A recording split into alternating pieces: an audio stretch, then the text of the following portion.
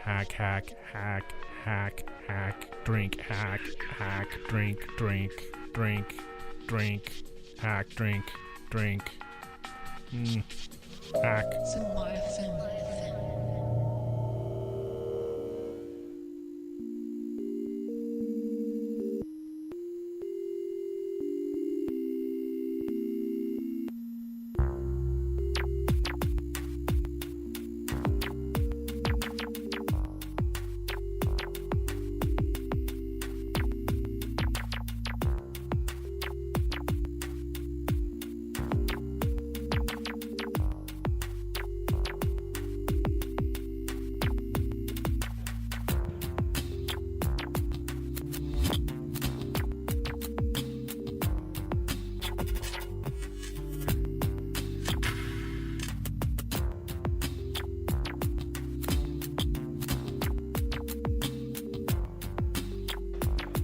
Check.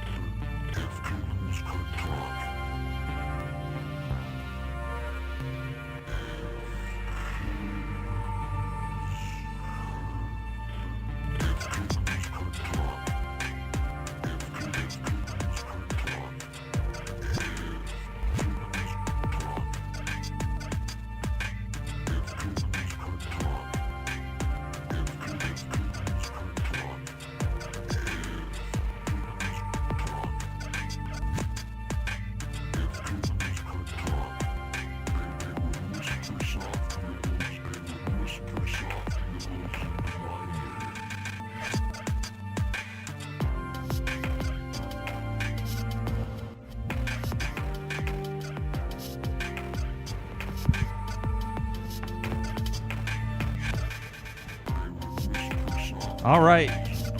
Are we ready for this? I think there's lots of us that are ready for this. All right, for those of you standing in the back because there's no more seats, that's planned. We would ask those of you that are in some of the seats, and there's some in the middle, get close and hang out with a friend so that other people can work in. We also have overflow for the first time because we can't fit everybody in this room, it seems, anymore. There's overflow on the third floor in the Chill Out Lounge. You can watch it from up there and things, but we're ready to get this thing going. So good morning, welcome to SAINTCON.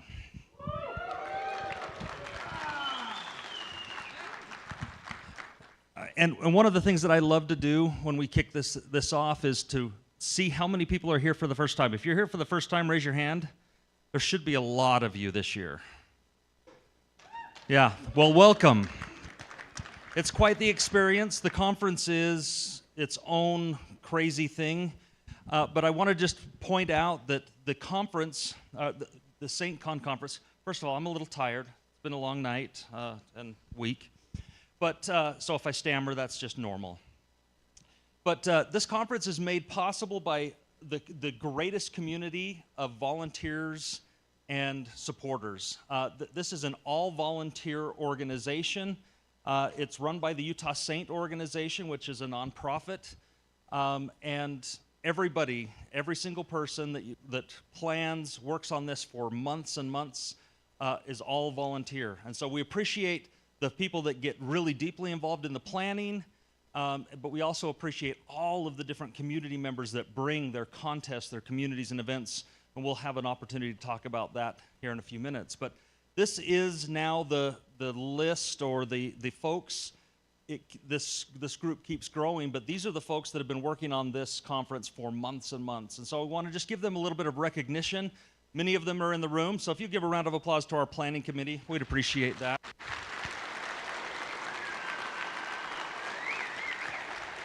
If you enjoy this conference, it's directly related to this group right here. We also couldn't do something like this without organization support, and so we've got two of our sponsors that we call our platinum level or our Uber level sponsors, CompuNet and Valcom. They've got the gigantic booths downstairs and a lot of fun things for you to interact with, but we wanted to recognize them as our premier sponsors this year.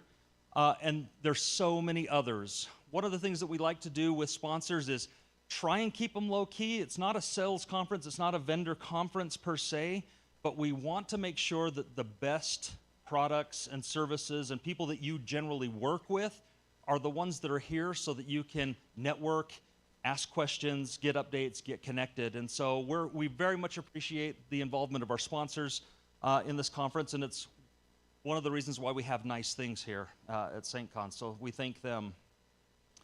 One of the ways that you can interact with them is this morning or last night when you registered, you got a little clip-on item that goes onto your badge that has a QR code. We hope that you'll screw that onto your badge and then interact. What you're doing when you let a vendor scan your QR code is you're consenting to give them your contact information. We'll hand it to them at the end of the conference. It was what you registered with, which is pretty limited in general, but we'll send that to them if you let them scan that. But we as a security and privacy conference want to make sure that that's an informed consent thing. So you're the one that chooses to give your contact information out. We don't give it to them on your behalf. So there you go, one of the things that we do. I'm not sure what that is. One of the other crazy things that we've done this year is we keep letting the conference grow.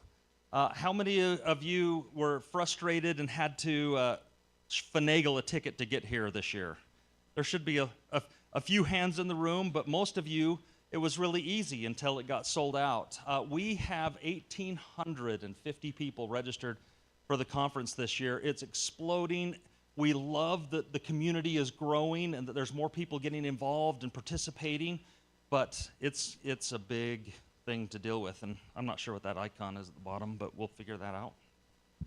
But I just wanted to take a minute. In fact, these folks probably aren't even in the room, but they're handling registration. This is Jolene and Seth, who run our registration system. They've done an amazing job of getting you all checked in a short period of time. There's an army of volunteers that have helped them, and we appreciate that. How many of you were here for trainings yesterday? Should be quite a few of you. It's something that we're continuing to expand and make sure that are available. And our goal here is to provide low-cost, local training on interesting or important topics that you can come in. You get to come a day early and spend all day training, but we appreciate Bryce and Chris and their efforts in providing those. And then we're going to come to the badge for just a minute. The badge this year, there's actually a whole badge team this year, and they have done something this year that is absolutely amazing. They've taken it to a different planetary level of things. With that comes a few challenges, and so there's a couple of things that you're going to have to figure out and experiment with. Your badges are the way to interact with each other to some degree at the conference and such. I would have had, I'm not sure what that is. I would have had Mike come up here, but literally that poor guy, we gave him the morning off. Not that we had to actually do that. Oh, is he? So he's down at Badge Life, which is great, but he's not up here to introduce the badge, so I have that wonderful opportunity. So a little bit more about the badge and some of the things that he wanted to make sure were communicated, and I'm just going to read them off. First of all, the badge game and the way that you're interacting with this year is you are joining a resistance. There's a comic book that was handed to you during registration that gives you a little bit of a backstory and some other things about what we're trying to accomplish here. The badge game will start after the keynote today or maybe a little bit later. It just kind of depends on a couple of things. We're still ironing out the last kinks there. But ClippyNet control towers are all over the conference. Maybe you've seen one or two. They're these big white monstrosity things.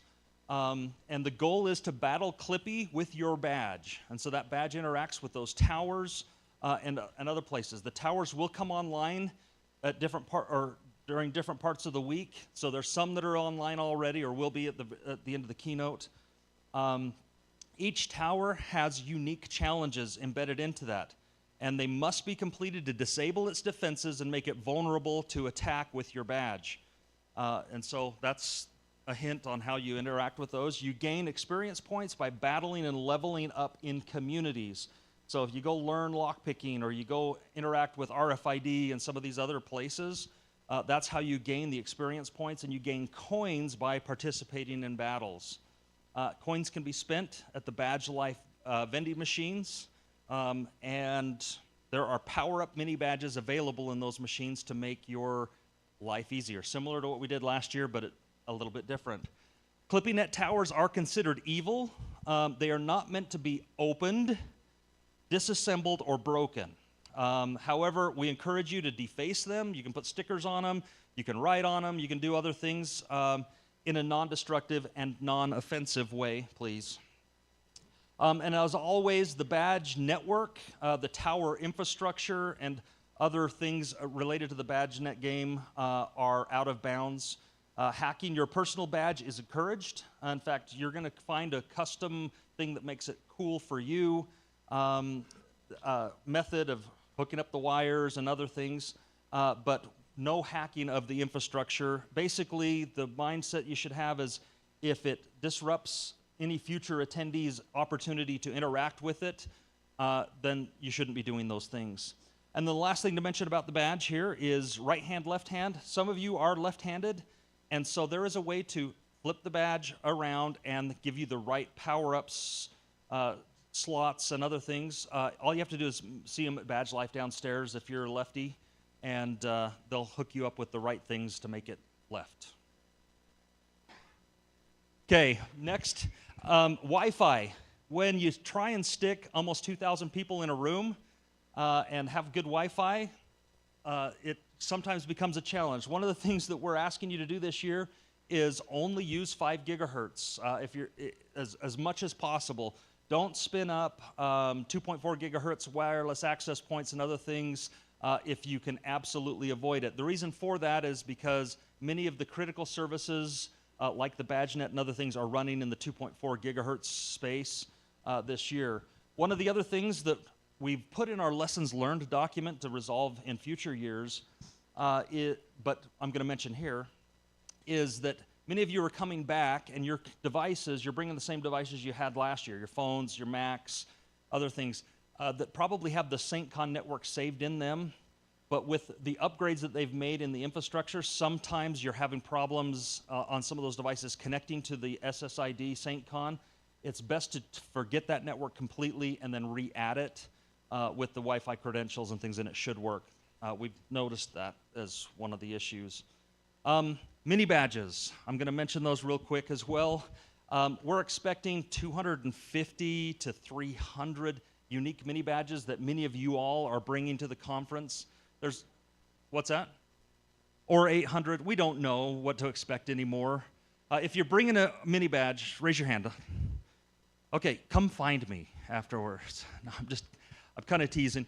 But mini badges are kind of a thing that we do here at SAINTCON. If you're new to SAINTCON, you're going to find out what mini badges are all about, and I encourage you to do so. But there is now a mini badge trading area downstairs to make it a little bit more convenient. For those of you that have mini badges you want to trade or hand out, I encourage you to put your name on a sign and a time when you're going to be there.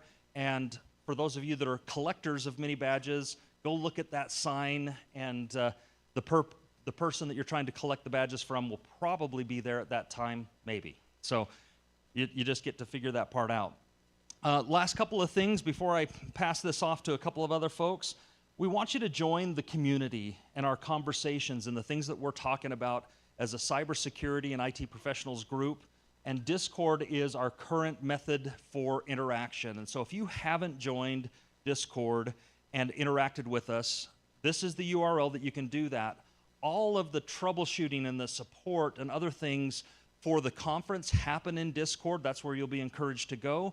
But at the same time, this community is very active and alive all year long. And this is where some of the best and brightest IT security professionals from around now the world are hanging out. And so you can ask questions and get information and help on certain things that you might be dealing with in your work situations or personally. So come and join that conversation and join our community there. It's vibrant.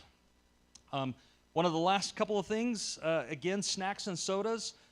For those of you that purchased food tickets, and well, for those of you that weren't able to because we ran out, logistically it's super hard to provide food to a conference this big, and so we only had a certain number of tickets. You should have a food pass that lets you eat food here. The rest of you, as much as we would love to facilitate everybody, it's just not feasible in a venue like this. But there are tons of restaurants down here on this main street that you can go across the street and grab something pretty quickly. But that's also why we have an hour and a half for lunch. We want to let you network a lot, but also give you ample opportunity to leave the venue for those of you that need to find food and get back and enjoy all of the things that we're doing. But as it pertains to snacks and sodas, you'll notice, for those of you, especially first-timers, that there are refrigerators full of sodas out there. We encourage you to drink what you need to drink in order to stay awake, alive, and hydrated, but don't pack up all of the sodas. We get charged for every single one of those, and we want to continue to make free sodas available at this conference forever. And so take what you need and what you'll drink, and we encourage you to do so. And then the snacks that are available in the afternoons for breaks are open for everybody. It's not just people with food tickets. And so next, what I'd love to do is invite our contest communities and events folks up to briefly talk about contests, communities, and events. So welcome Zodiac, Zevlag, and Odie.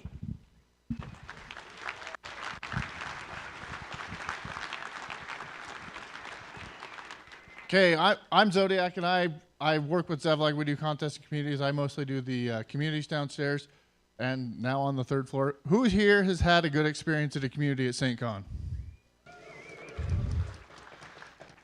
It's always, like, I do this because I love the crap out of the communities. They're tons of fun, you learn a ton, and the people that run them are amazing. This year, we're bringing back a whole bunch of them. We don't have time to do really long intros here, so I'm going to list off the names. If one of these names sounds interesting, go to the website. There's information, there's details. If you don't hear these and you're not sure, wander around downstairs, talk to people. Like I said, we've expanded on the third floor a little bit with some of the communities. But yeah, we've got AI community. Go and learn a little bit about some of your AI. We've got AppSec. Learn how to secure your apps by breaking theirs. Badge Life. This is kind of outside of my purview a little bit, but it says community in it, so they kind of put it under me at the side. They will do all things badge for you downstairs. We've got Blue Team community. Go downstairs and learn a little bit more about the blue. Everyone says red is sexy, but blue is cool too. Hardware hacking. Go downstairs. That's where all the soldering irons are. These mini badges Troy's talking about, you're going to want to go put those together. Healthcare hacking. Go and learn about some of the healthcare devices and how to help make those secure, but also how to pick them apart. Industrial devices, Internet of Things. This is go and learn how to break those. Yes, they chose idiot on purpose. Lockpick community, it's a staple of a lot of cons, and we have an awesome group here doing it with a lot of changes this year, so worth investing some time. RFID and NFC, put on by none other than Iceman and Woody. Yes, that Iceman. He is here, and he will teach you how to do whatever you want with RFID and NFC. He has flipper firmwares, apparently. Social engineering. This is a new one we're bringing in this year, put on by Snowfensive, same people that do DEF CON social engineering community. I'm going to do a little plug here for them. Today, they're doing a workshop that is free, that is OSINT and social engineering, how to do better with those. You do have to sign up, check the website, but then they will be doing calls on tomorrow afternoon and Thursday. And to do the calls, you have to attend the workshop today. So go to the website and sign up for that. Space community, learn a little bit about hacking satellites and other things. tamper evident. See if you can bypass some tamper protections and see if you can get through. There is a contest associated with that too. The Keep is going, and it's the coolest game you ever played to learn how to hack. Briefs is quick talks upstairs. Again, go to the website and sign up for that one there. That's quick lightning talks, or just go hang out and listen to some talks.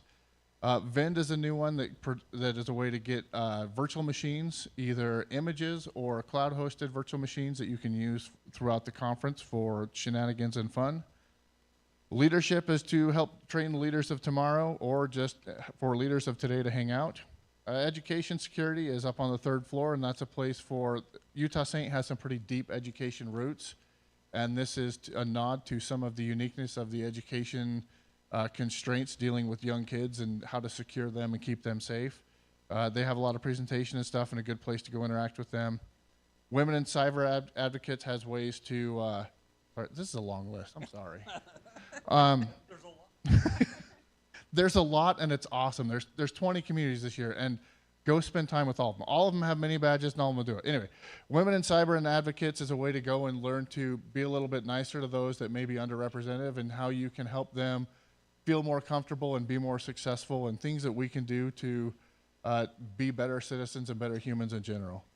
Ham Radio is go and learn about ham radio, and they're doing a lot of SDR, not just ham radio license, but all things SDR and a lot of things like that. That's going to be a pretty awesome one. It's new this year. They will be doing license exams if you want to do that. So if you are prepped and ready to go to get a new ham license, let's talk to them and get that going. Last one I've got is Home Labs community. All of us do this because we have passion, and that probably means we have things at home that are doing things they were not designed to do. But it's cool because we can track it and we can make it better, or we can play InfoSec, and that's what that's all about. So anyway, go look at the websites. That was a lot of just word salad, but it's cool stuff. Go to the website, get the information, and engage with these communities because they're awesome. And thank you for coming, and thanks for making the communities here awesome.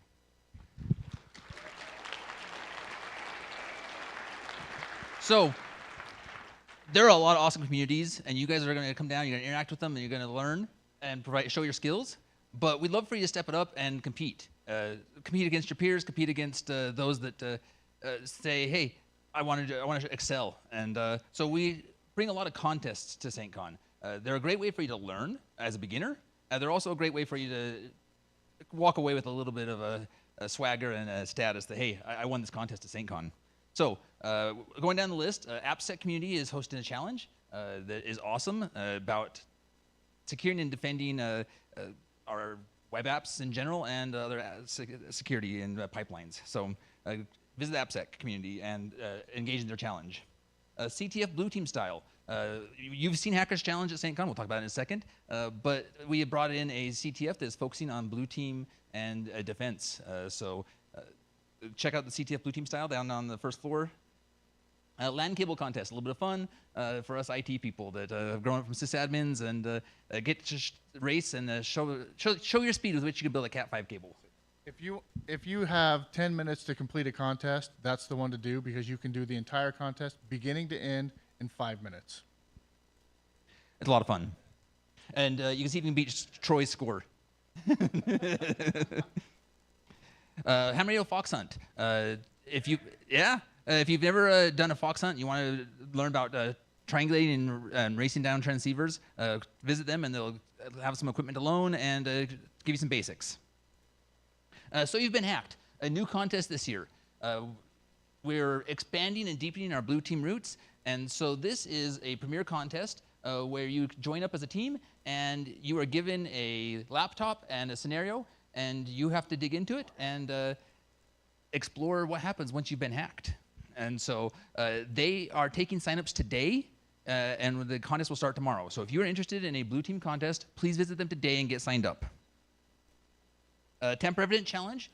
This is a long-standing contest we've had.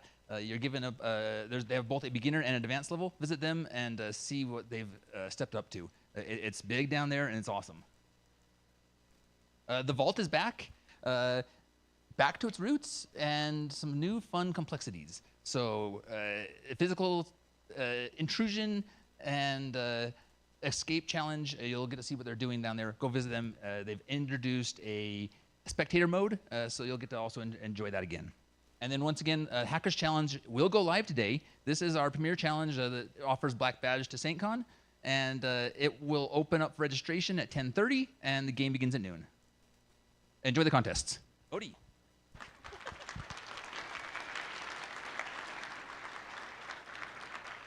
All right, last up we have events, another fun way to get engaged with the community here. We know that 8 hours in this conference center isn't enough, so events will help you span both things to do here during the day and things to do after hours. We kicked it off last night with a great LAN party over at the Hyatt. We will have additional events going on at the Hyatt after hours this week for Hack in the Box. We also have family night later this week, so definitely come check out some of those events. During the day, we've got some fan favorites returning. Job fair, come network if you're looking for a job, if you're looking to hire people. It's a great place. There's a great community here. Reach out, meet people, come check that out. We've got our tinfoil hat talks, maybe. I think I heard somebody say something. I'm not, did you guys know what it is? It's definitely a conspiracy, so check it out.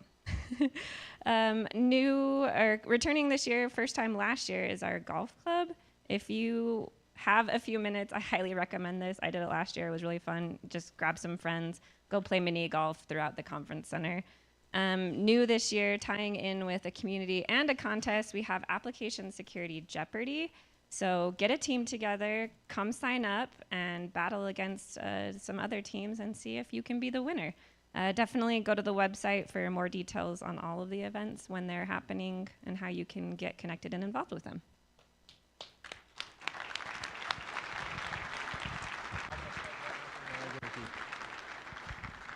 And I'm going to say, just to close out all the contest communities events, this exists for you, but this exists so that you can meet the person next to you.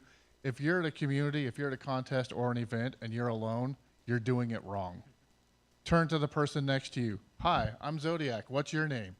And then start a friendship, because that's what makes SAINTCON awesome, is the friendships. So don't hesitate to reach out and turn to the person next to you and introduce yourself, talk to them, and get to know them. That's why all of this exists, for friendships. All right, thank you guys. Appreciate it.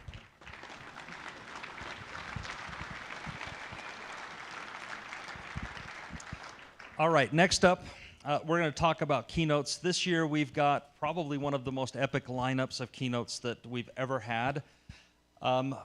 We've got this week Dave Kennedy, Jack Reisider, and Amanda Berlin coming to speak to us.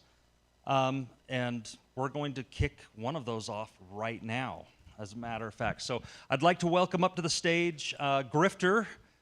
You all know Grifter. He's been a staple at SAINTCON forever. And Grifter will handle the introductions for our keynotes today. Thanks, man. Hi. Please bear with me while I spend a minute or two gushing about one of my friends and bring him up here. But I first met Dave Kennedy at Black Hat. For those who don't know who I am, I have a day job, but as a side hustle, for the last 22 years, I've run all the technical operations for the Black Hat security briefing. So I run the NOC there. And Dave is and was a trainer at Black Hat. And Dave is what I would classify as a pain in the ass. And so when I first met him, it was because we have a bat phone in the NOC that rings when something is wrong or they need help in a classroom somewhere, and it would ring and someone would say, it's Dave Kennedy's class, right? And we'd be like, okay, and we'd go down to the class, start, what is it this time? What do you need this time? He's like, well, this person's struggling, or the bandwidth is limited here, we're starting to get some latency here, I need this, or I need that.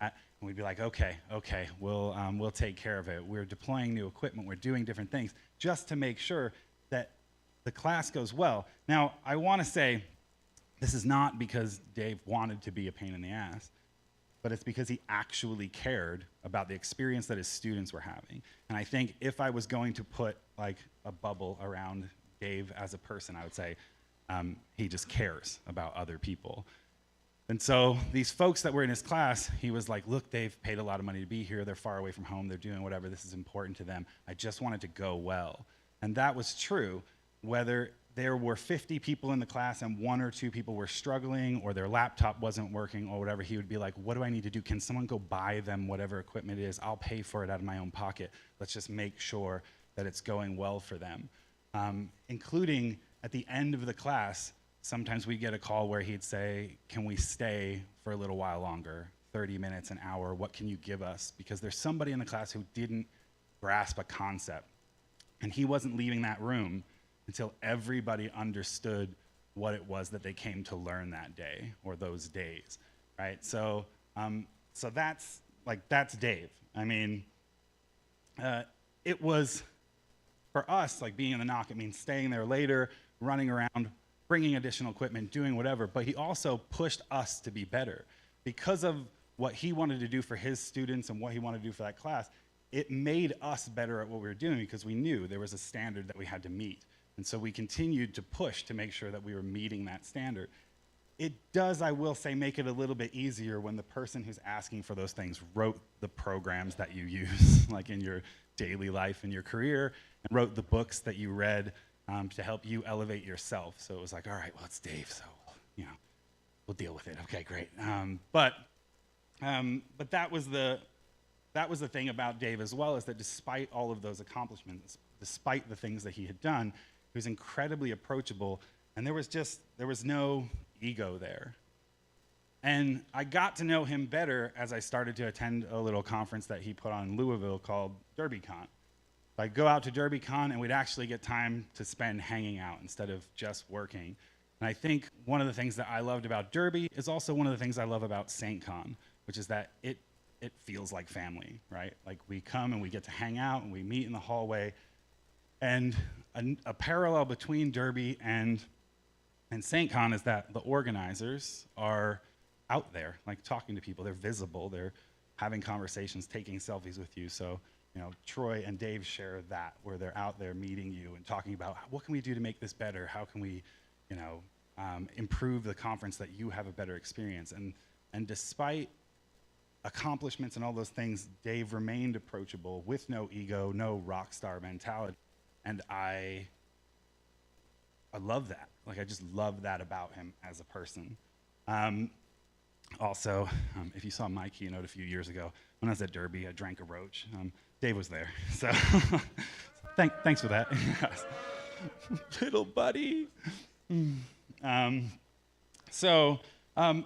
the thing about that conference as well was that it was focused similar to here. Again, it feels like this, where it was friends, family, coming together, giving back to each other, giving back to charity. And Derby was one of the first, the first conference to have a mental health village, right? To recognize that there were things outside of technology that we struggle with, right? That we struggle with our mental health.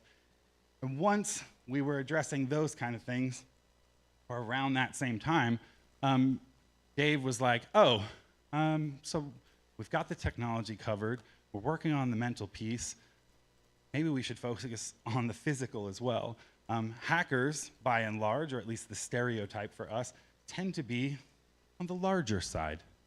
And so that improvement that was pushed for technical, for mental, then became a mission of Dave's to make us healthier. And he started saying, all right, well, I'll start with me. And spent time bettering himself and then sharing it, right? And that was different, like to see somebody that we respected and that was like, I'm not happy with how long I will live if I continue to live this way. And so I'm going to tell you what I'm doing to try to make myself better and how you can do it too. And share, again, that knowledge. The same thing he was doing with technology, he was now doing to try to make hackers healthier and to live better lives, like more fulfilled lives. So Dave was a really big guy, and he's still a really big guy, just in different ways. And so the only thing probably bigger than Dave's arms are his heart. So please welcome to the stage one of my close personal friends and a hacker among hackers, Dave Kennedy.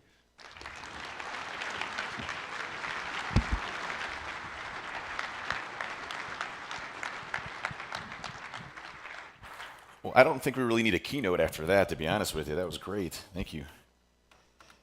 Those arms, is what you said?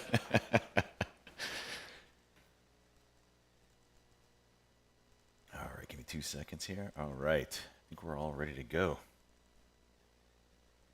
Look at that. All right, hey, first of all, I just want to say a special thanks to Grifter for coming up and talking. He's been a great friend throughout these years and always dealing with all the craziness that is Black Hat. And you know, it's interesting that today's talk is a bit unusual for me because it's not going to be a heavily technical one, although all my talks I always throw technical stuff in there, of course, because I can't not do that. But this talk to me is a special one because when I came into this industry, you know, nobody knew who Dave Kennedy is, and it's weird when people come to you like, "Oh, you're Dave Kennedy," because I don't see myself like that in any way, shape, or form.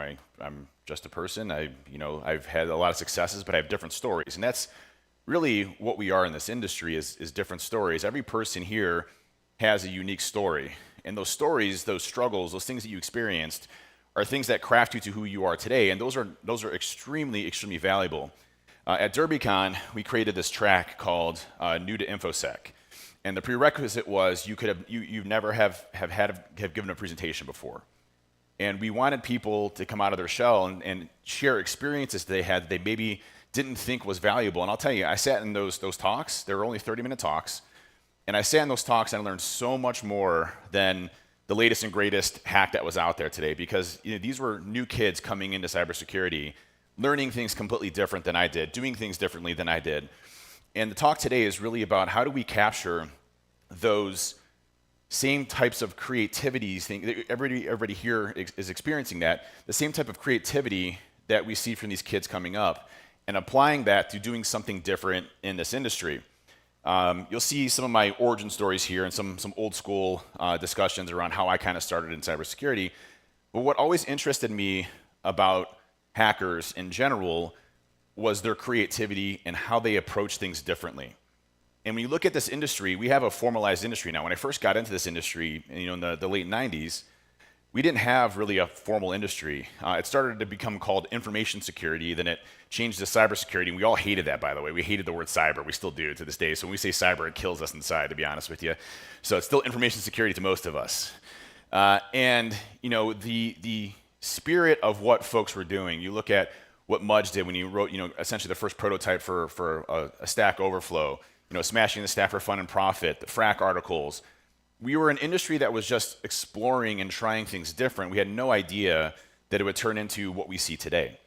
And I'm not saying me as part of that. I was, watching the Shmoo Group and Call to Dead Cows and all these folks coming out, with outfits and skulls and things like that. I'm like, what the hell is going on here? This is awesome.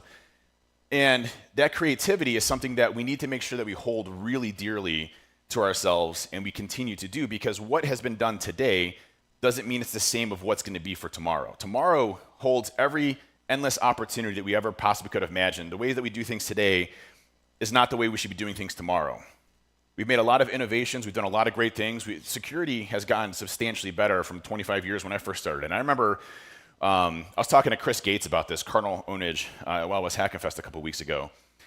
And we were talking about how when we used to go on engagements and do, let's just say, a penetration test or things like that, and everybody would always ask me, like, hey, how do you get so much done? How are you able to write the Social Engineer Toolkit or Magic Unicorn or the Pen Testers Framework or write a book, Metasploit, or be on the Backtrack development team or, Exploit DB team? You do all this stuff, and yet you still have a normal job. Well, back then, literally, you'd go on a penetration test, and the first day you'd break into everything, and you'd have like 2 weeks on site. So you'd spend the next 2 weeks like prototyping your next tool and testing it on a production environment. It was amazing. Hey, And I'll tell you a funny story. Me and one of my good friends that works at TrustedSec, Justin Elzy, we were doing an assessment for a country, an entire country, and their centralized IT infrastructure ran the entire government. I'm talking like hospitals and airplanes and energy production, you name it, like the IT infrastructure for everything for the specific country. And Justin and I we had already broken in everything, and I'm running a new tool. I'm testing it out. It was using a different way of doing like pass the hash at the time. And I was testing it, and all of a sudden, the entire country goes out, like total outage. And I look at Justin and I'm like, dude, none of this should have broken anything. Like, everything should be fine. And we see people start running back and forth or screaming. And it's a different language. And all you can hear is da-da-da-da-da, trusted sec. Da-da-da-da-da, trusted sec. They're screaming. And I'm like, oh, man, what's going on here? So we're sweating like, hey, we're never going to make it out of this country. Turns out one of the networking folks pushed a change out that encrypted all their network traffic, which shut down the whole country, and it wasn't us. But the prime minister was there. They're screaming. There's like security detail. There's people posted outside of our rooms. We're like terrified of this, right? But that was the excitement and fun because we were always doing something new. And I feel like today we get so many different distractions that really don't allow us to be as creative as we would before. And plus, security's gotten a lot better. You go into an organization, and if you want to do a penetration test, unless you're doing something like an assumed breach, you got to bypass, EDRs and endpoint security products and their monitoring detection programs and all of these different things that take a lot more time and effort than the first day going to break in and then writing tools for the rest of it. And so one of the things that this talk is really going to be about is focusing on the importance of creativity and making sure that we continue to have that hacker spirit with everything that we're doing. But before we start, I just want to thank SAINTCON for having me and all you folks here for being here, because this is really what it's all about. The community, people coming together, sharing their experiences, and being better. So Troy, everybody else that makes this possible, all the volunteers, let's give a round of applause really quick for them.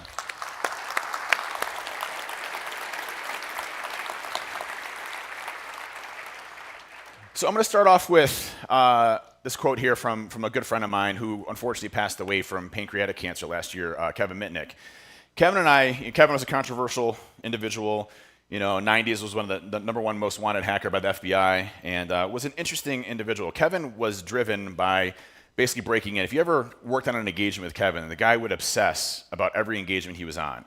And up until his last days, he came over to my house a week before he passed because he was at a hospital locally in Pittsburgh, and was asking me from my latest cracking list that I had for my GPUs. So I had an external hard drive I gave to him literally a week before he passed. So up until his last minutes, all he could think about was hacking and cybersecurity. And this is what this industry to me is about. When I first wrote the tool, the Social Engineer Toolkit, it was a fun tool that I kept building up on and continued to grow and continued to be used for doing assessments and things like that. I got an email from Kevin Mitnick, and he's like, "Hey man, just want to say nice job working on this tool. It's really cool." And I'm like, well, wait a minute. Is this like Kevin Mitnick? Like the Kevin Mitnick that I knew from the 90s and growing up as a kid? And I responded back. I'm like, hey, thanks, man, ... Is this really you? And he's like, yeah, here's my phone number. Give me a call. And I was like, what? Okay. So I called up Kevin Mitnick, and from there we became really good friends. Similar interests, similar passions. And, I remember one time I was working on an engagement with Kevin, and it was 2 o'clock in the morning, and I was so close to getting access to a machine that it was like a race. We're like basically going after each other to see who's better than one another. And it was like 2 o'clock in the morning. I'd been up for like 27 hours, and I was like, all right, I'm going to bed. So I go to bed, and like an hour later, I get a text message from Kevin like, hey, I got in. I'm like, come on. He was always one of those great guys. But what had changed from 25 years ago to today is that the importance of our roles in cybersecurity today is vastly different than it was 25 years ago. Not that it wasn't important 25 years ago, but technology is literally innovating everything that we do today. Everything from implantable devices to our next generation of products and lines, medical facilities, research, you name it. Cybersecurity is embedded into literally every aspect of civilization. If technology goes away today, there is no civilization. Financial information, banks, energy, everything is automated, everything is technological, and we play such a critical role in making sure that all of this stuff works as anticipated. And so when we look at today, I want to flash back a little bit just to what really got me excited about cybersecurity. And I'm going to talk about, and then I'm going to give you folks what has made me successful in cybersecurity, hopefully that you can do the same thing. And again, everybody's story is different, but people have different origin stories as we go along. For me, I grew up in I had great parents, great family, but lower class. The place that I lived in was a net median income under 30,000 or less, well below the poverty line. A place called Bedford High School, and I recently built a K-12 cybersecurity program, which I'll talk a little bit about here in a few for Bedford. But what's interesting is I moved from place to place to place because my parents would find a new job, move to that location. And so I never really had a school that I had a lot of friends with. I was bullied a lot, whatever, it happens. And I found my home in computers. And we had these amazing things like multi-user dimensions and text-based games. Those were the best for me. Those were just so much fun. Being able to go online and just have a handle, and I didn't have to be somebody at school. In fact, I failed out of high school because I was always at home. I literally called the teacher, pretend to be my dad, and then say, hey, he's staying home from school. And then my dad finally found out I had 34 absences or something like that, and I got in trouble. But it was worth it. And then he beat my ass in the snow. That's another story. In his robe. He got a robe on, and then he beat my ass. It was cold out. Anyways. So for me, computers were what I found my life in, right? My hobbies, my interests, everything else started coming into there, and I really started to enjoy what the future held, because the future was bright with technology. And I saw this movie, Back to the Future, which I know there's a debate on which one's better. No one likes Back to the Future 3 the most. That's a weird. If you're weird, you're weird if you do. But Back to the Future 1 and 2 is always a debate. Everybody's like, oh, 1 traditional. But 2 for me was the promise of the future, right? Technology, flying cars, hoverboards, which we still don't have today, which is ridiculous. For crying out loud, somebody can please admit hoverboards. We were promised hoverboards. But Back to the Future 2 for me was a promise of the future. And I actually own, that's my DeLorean, by the way. I own a converted Back to the Future DeLorean that shoots fog out and stuff. And it's all programmable, so you can do the time circuit programming. And then once it hits 80 miles per hour, the whole car lights up, the flux lights up, and then it has missing plutonium sounds. If you're ever in Cleveland, more than welcome to take a peek. I'll drive you around in it. I'm actually putting a LS3 supercharged engine in it right now. So, and hit 88 miles per hour. If you don't know anything about DeLoreans, they're horrible cars, horrible cars, the worst cars ever built, but they look really cool, obviously. My car, when I'd be driving down the road, I would be thinking I was going to die, going 50 miles an hour, let alone 88. In fact, in the movie, the speedometer didn't actually go to 88 miles per hour. They had to put a fake one in there, and then they put a Porsche engine in because the engines were so crappy back then, there was no way it was ever going to hit 88 miles per hour. And fun fact about Back to the Future is that it was never supposed to be a DeLorean. It was actually going to be a refrigerator. So Doc Brown was going to build a time machine out of a refrigerator, but then the producers were like, hey, we don't want kids going into refrigerators and trying to go back in time and then dying in the refrigerator. So they're like, hey, we're just going to make it a DeLorean. That's better. So anyways, I learned a lot with Back to the Future. And, I'm a big kid. I actually own the original almanac that Michael J. Fox used in the movie. And I actually have the original hoverboard that was used in the movie as well. Which is pretty cool. So if you ever come to Trusted Sack, we have a Back to the Future museum there that you can come and see, and I'll let you hold the hoverboard. So it's actually really heavy. It's like plywood, and that's the one where he ripped off the little thing from the little girl. It's like, little girl, can I borrow this? And then that was the hoverboard that I was able to snag. So I started getting interested in technology, and I saw this awesome movie called Hackers. And I understand people are like, hey, that movie's totally fake. Yeah, of course it's fake. Okay, yes, they didn't, there wasn't the Gibsons and things like that with magical floating, viruses and stuff like that. But at the end of the day, the culture of Hackers was there, in my opinion, right? Hack the Planet. If you notice, Trusted Sack's logo looks very similar to the the Hackers theme for Dave Murphy specifically. And for me, Hack the Planet has always been a motto of free and open information and people collaboratively and sharing information together to do things that are better. And so once I hit Hackers, I'm like, well, the first thing I need to do is figure out how to be a hacker. So I go and I join IRC, right? That was a bad mistake at first. I'm 16 years old, and this kid's I'm looking for the source code for a multi-user dimension. I wanted to build my own MUD. And so I'm in one of the IRC chat rooms, and I'm like, hey, does anybody have the source code for this MUD? I'd like to be able to play with it and mess with it and start to teach myself some C, C++. And the guy's like, hey, yeah, here, download this telarena.exe. Sounds good. I'm like, all right, cool. And I go and I download this telarena.exe, and all of a sudden my CD-ROM drive's popping up and everything. And the guy's like, hey, messing with you, everything's good.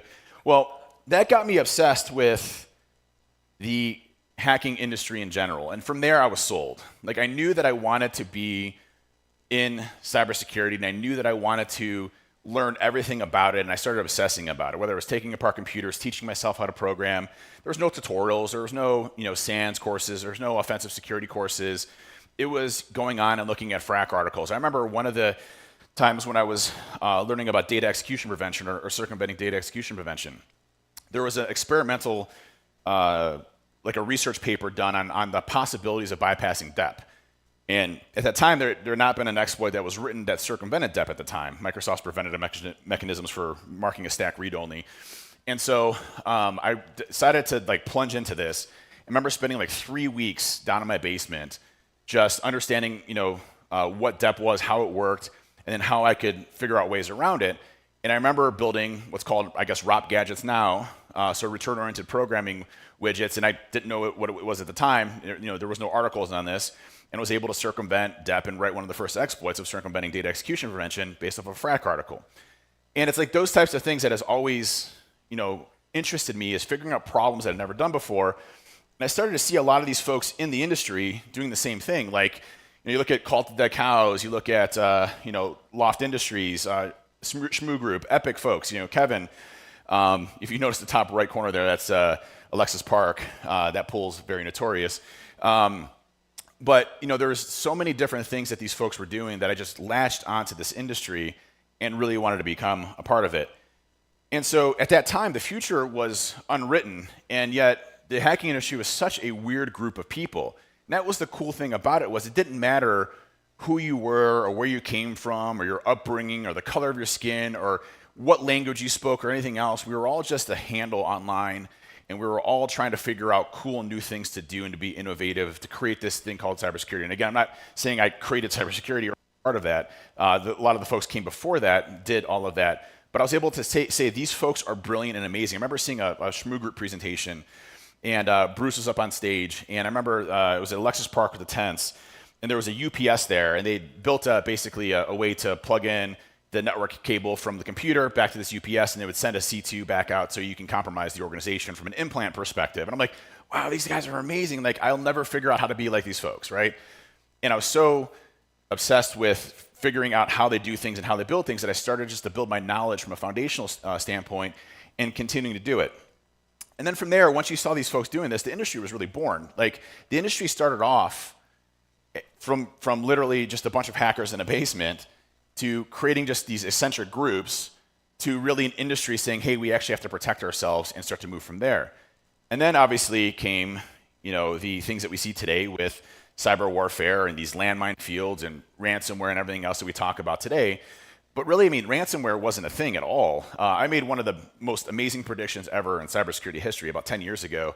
I said ransomware was just going to be a fad. It would go away. And I was so right. Man, awesome. Whew, man, I messed up in that one. But I didn't realize the amount of money that was available to do this, right? The investment in weaponization and tooling, the ability to build an infrastructure out, to offer out to the masses so you have, one or two really skilled folks that can sell it to less sophisticated groups that could then create kind of an army of people going out and doing these types of things. So I didn't see the investments that these different groups were going to make into themselves to then become bigger and bigger. We had some interesting groups. You had LulzSec and a few others come out at the time that were mostly for like the lulls and breaking things out. Do you remember the Lapsus group that came out a few years ago? A bunch of 16-year-old kids out of the UK, like took out LG and Uber and a bunch of others. Like the Uber one's one of my favorite examples of like cybersecurity fails in general. And I'm not saying Uber doesn't have a great security program, by the way. It's just literally anybody could fall to this exact same type of attack. But these kids, these 16-year-old kids, bought like credentials from an Uber contractor that had been phished for like $17 online. And then they started spamming the guy for the VPN concentrator, and they had push notifications. And the guy kept hitting deny, but 17 times later, he had allow. And allowed these 16-year-old kids into Uber's environment because they, because of push notifications and how it's designed. So you look at how cybersecurity has evolved, and what I find really interesting is that we've shifted away from the day-to-day trying to patch every single system. It's important, but we focus more on what the attackers actually do and the patterns of attack that they actually exhibit and try to build defenses against it.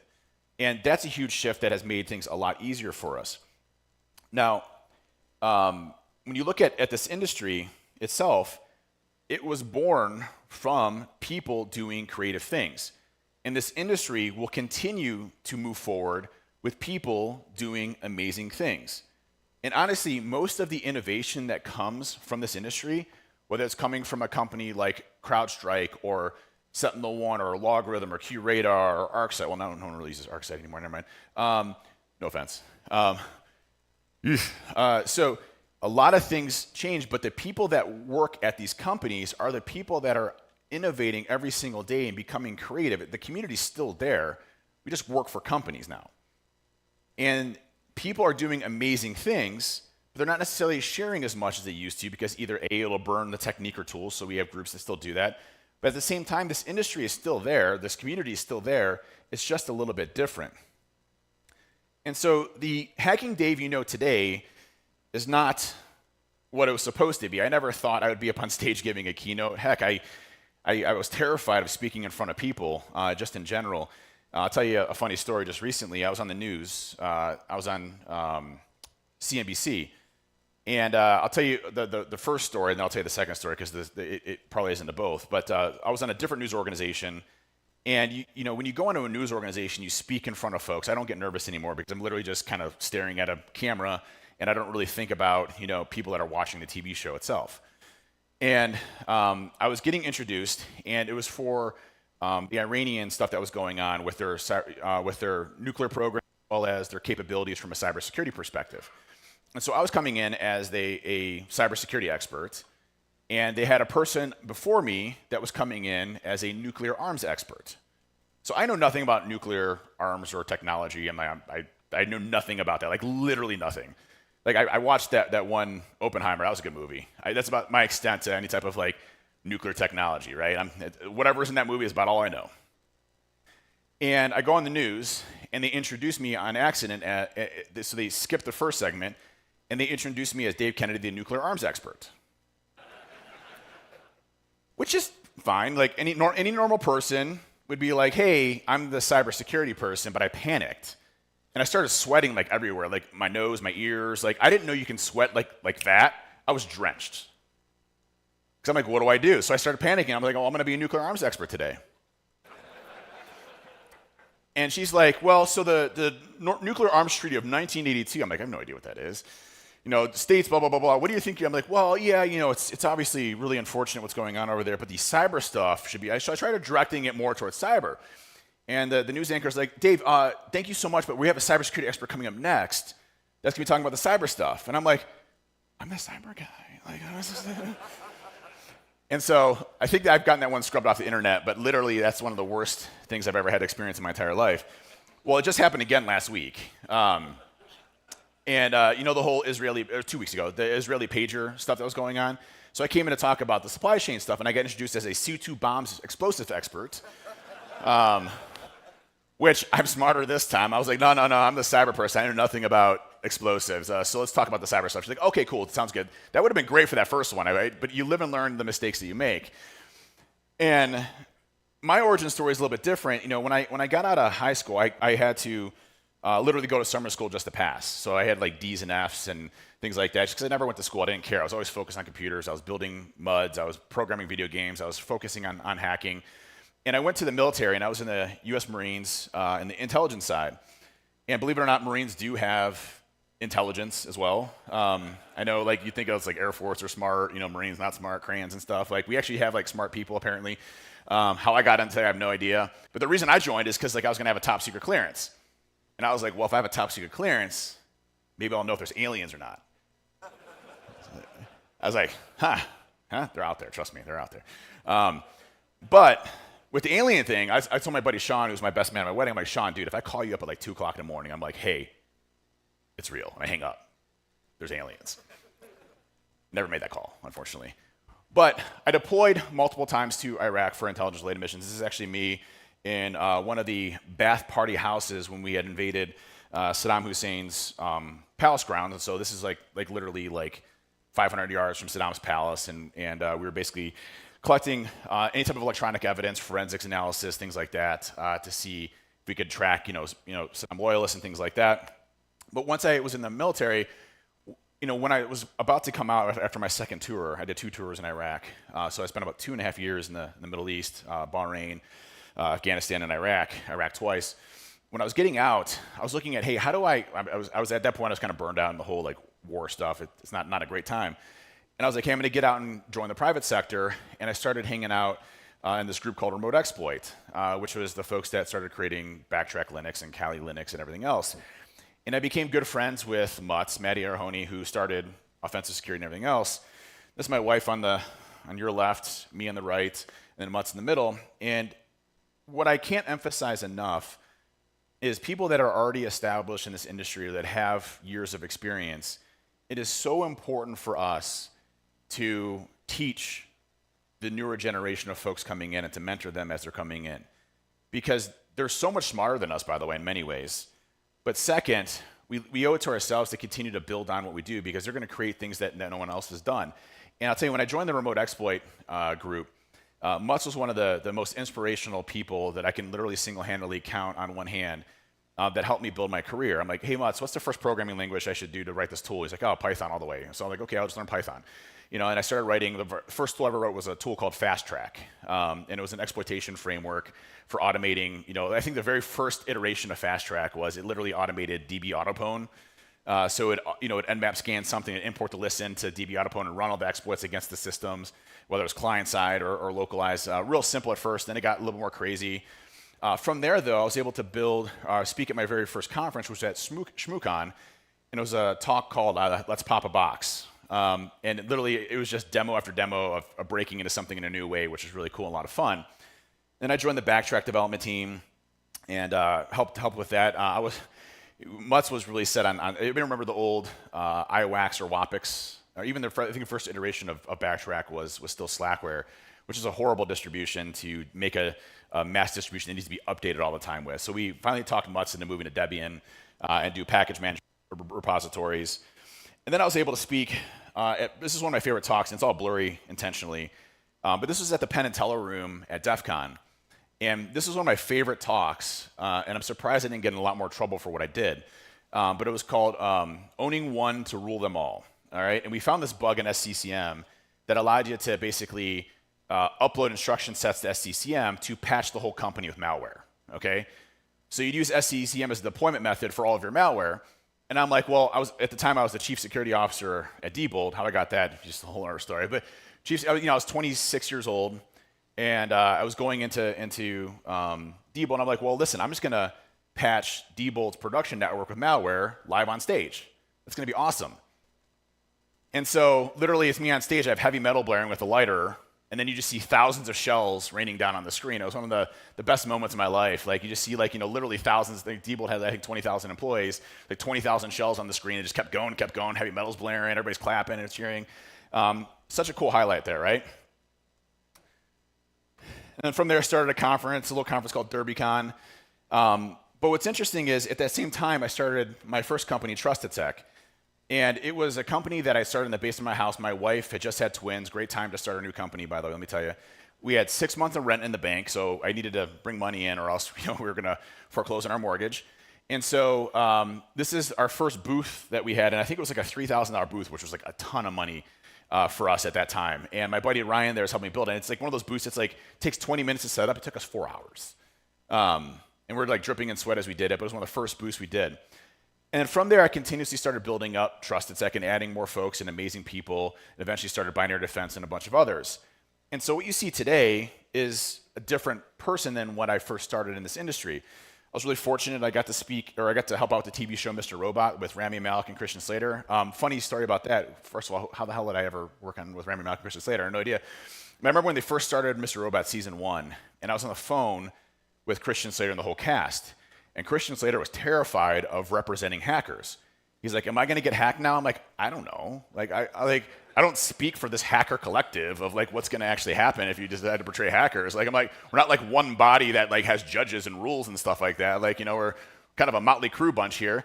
And he's like, well, can you provide me some sort of like hacker shield to protect me? I'm like, man, you watch way too many movies. Seriously, like there's no hacker shield I can help you out with here. So that was fun to be able to work on the stunts and skits there. I was actually in a Chris Brown rap video, which was really fun. Believe it or not, no idea again how I got that. Testified in front of Congress and a bunch of others, and the story goes from there. The truth of the matter is, though, that anybody here can be anything that they want to in this industry. If you're just starting off in cybersecurity, my biggest advice to you is making cybersecurity your hobby. And I don't mean sitting there and working 20 hours a day or anything like that. I'm not saying that. You need a good balance. What I'm saying is if you find that you have a niche for cybersecurity, making your hobby, success comes with that. Like I would be on airplanes programming because I wanted to figure out something cool or new, or because I remember one time I was working on something and it was buggy, man. I couldn't get it to work. It was like inline process memory injection for PowerShell or something. I couldn't get it to work. There was no blog post or anything like that. It was something new that I was doing. And I spent like 2 weeks on it. I couldn't get to work. And I woke up at 2 o'clock in the morning and had the answer. And I wrote the answer down on a piece of paper, and the next day I coded it out. Like that was my hobby and things that I enjoyed doing to really continuously try something innovative and new that hadn't been done before. And I got a really cool title. Jeff Snover, who wrote PowerShell, the father of PowerShell, I guess, he considers me the father of PowerShell security, which is a cool title to have, by the way. But I didn't think about it from the perspective of PowerShell is going to become this massive programming language in all the operating systems. We just had a Microsoft rep that came in and was like, hey, we're looking at this new scripting language that we're going to be adding into Windows. I'm like, oh, that sounds cool. Let's figure out how we can break it. And that turned into the first PowerShell security talk called PowerShell OMFG. And that started the whole kickstarting of what we see now from a PowerShell exploitation framework. So let's fast forward to today and why we're here today. And what's interesting is we've progressed a lot, but we've stalled a bit. And what I mean by that is when you look at what we had to defend against 10 or 15 years ago, it was a lot of 0 days. It was heavily sophisticated attacks that we would consider today. Now, if you get hit by a 0 day today, automatically it's going to be associated usually to an APT group like North Korea or China or Iran or whomever, right? Because they're far and few in between. The security mechanisms have gotten better. But when we see breaches today, it's not coming from usually a 0 day or something highly sophisticated. It's coming from the same types of attacks that have been around for 10 or 15 years. We just missed it. And so when I say we've gotten better in many ways, we've also gotten weaker in many ways. We've stalled in our innovation of how we look at unusual behavior in our organizations. And what I mean by that is, we rely very heavily off of commoditized tools and products. We usually go and we try to purchase technology to fix specific gaps in our security programs. Is security an easy thing? Absolutely not. Does anybody here feel like they don't have enough meetings in their life? We all get nailed with meetings every single day. We feel like we're not progressing in anything because we're always putting out fires or some new security initiative. And security programs in general take a long time to implement because you have to touch every aspect of a business. And I'm sure everybody's business here is perfect. You're running everything up to date. You don't have any legacy systems. Everything's perfectly segmented. You don't have any problems with patch management or ownership in those different weird tiers like APIs and third-party applications and things like that. I'm sure everybody's perfect security program. You have a great governance program. Everybody loves cybersecurity. IT and security work together perfectly. Everything's great, right? However, those things take a long time to actively go and implement, right? You look at vulnerability management, probably one of the most complex security programs that we have because we have to figure out who owns everything from a technology standpoint. We have to figure out how we're going to patch it. Then we have to figure out exceptions and who's going to own the risk, which is how are you going to give a business person risk? Long story. But we have all of these complexities that we have to deal with. So we build these long programs that take 3 to 5 years. So anybody have a three-year roadmap, cybersecurity roadmap? Is it done in 3 years? No, it's just 3 years for the next 3 years, and then 3 years for the next 3 years, and 3 years for the next 3 years, and 3 years for the next 3 years. So you're always doing a bunch of stuff in cybersecurity. And while we're trying to fix our security problems, we're not understanding the organization and business and the behaviors that our companies exhibit, and so we really struggle. So the question I have today, and this is the reason why I pose this question, is I'm going to show you a video that I did on CNBC recently. It's about the MGM, Caesars, Ticketmaster breaches that were on there. And the news anchor asked me, David, MGM has a cybersecurity program, don't they? Yeah. Caesars, they have a cybersecurity program, don't they? Yeah. Ticketmaster has a cybersecurity program, don't they? Yeah. She asked me, well, is cybersecurity working? I was like, whoa, that's a good question. Is it actually working? Is what we're doing actually working? And it took me a second. I mean, yes, I think it's working. I'm not saying out of 2,000 people here, cybersecurity is not working. But it takes a step back to say, could we be doing things better, right? So my question for today is cybersecurity actually working? And I'm going to show you just a quick, it's like 2 minutes just of a CNBC video that did. Now, funny story on this is that I'm never wearing pants. I feel like they're uncomfortable while you're on TV. So just know I'm not wearing pants right now. attack. Indeed, in recent months, a barrage of cyber attacks have plagued companies, with hackers breaking into the digital vaults of United Health Group, the auction house Christie's, and MGM in Vegas. In each case, the hackers demand big ransoms or threaten to inflict bigger damage. And on Thursday, as we mentioned, a notorious hacker group called Shiny Hunters claims it breached the data of 560 million Ticketmaster users globally in a recent cyber attack, according to multiple reports. Joining us to talk about that and what's going on more broadly, Dave Kennedy, co-founder and chief hacking officer of Binary Defense. Dave, it's good to see you again. And do they just keep getting bigger? What's going on here? Well, I think you're seeing a lot of success with these ransomware groups. You know, you look a few years ago and they were maybe getting 100,000, 200,000 type of payouts, and they've moved to much larger organizations like you saw United, MGM, Caesars, and the payouts are astronomical. LV, one of the largest groups reportedly out of Russia, is estimated to have over $300 million in ransomware payments alone. So they're making a ton of money going after larger organizations, and that money then is then put into more sophisticated attacks. So they build better weapons to attack these organizations and companies. They're more efficient in what they do. They get affiliates that help them go after these big companies. So it's just scaling. It's essentially a whole nother business revenue model, you know, for these organized crime groups, and they're going after some of the largest companies in the world now because they're having that much success. If you were consulting, as I assume you do, to some of these big companies, and a company, let's say United Health, is subject to an attack, or Ticketmaster or whomever, and they face ransomware, what would you tell them to do? Pay it? You know, it's such a tough decision when you're in these organizations. I mean, some of them, you know, if they don't pay it, they're completely going out of business. I mean, I've been in meetings before where I've had the CEO break down, cry because they have to pay a ransom because their business is literally going to go out of business if they don't.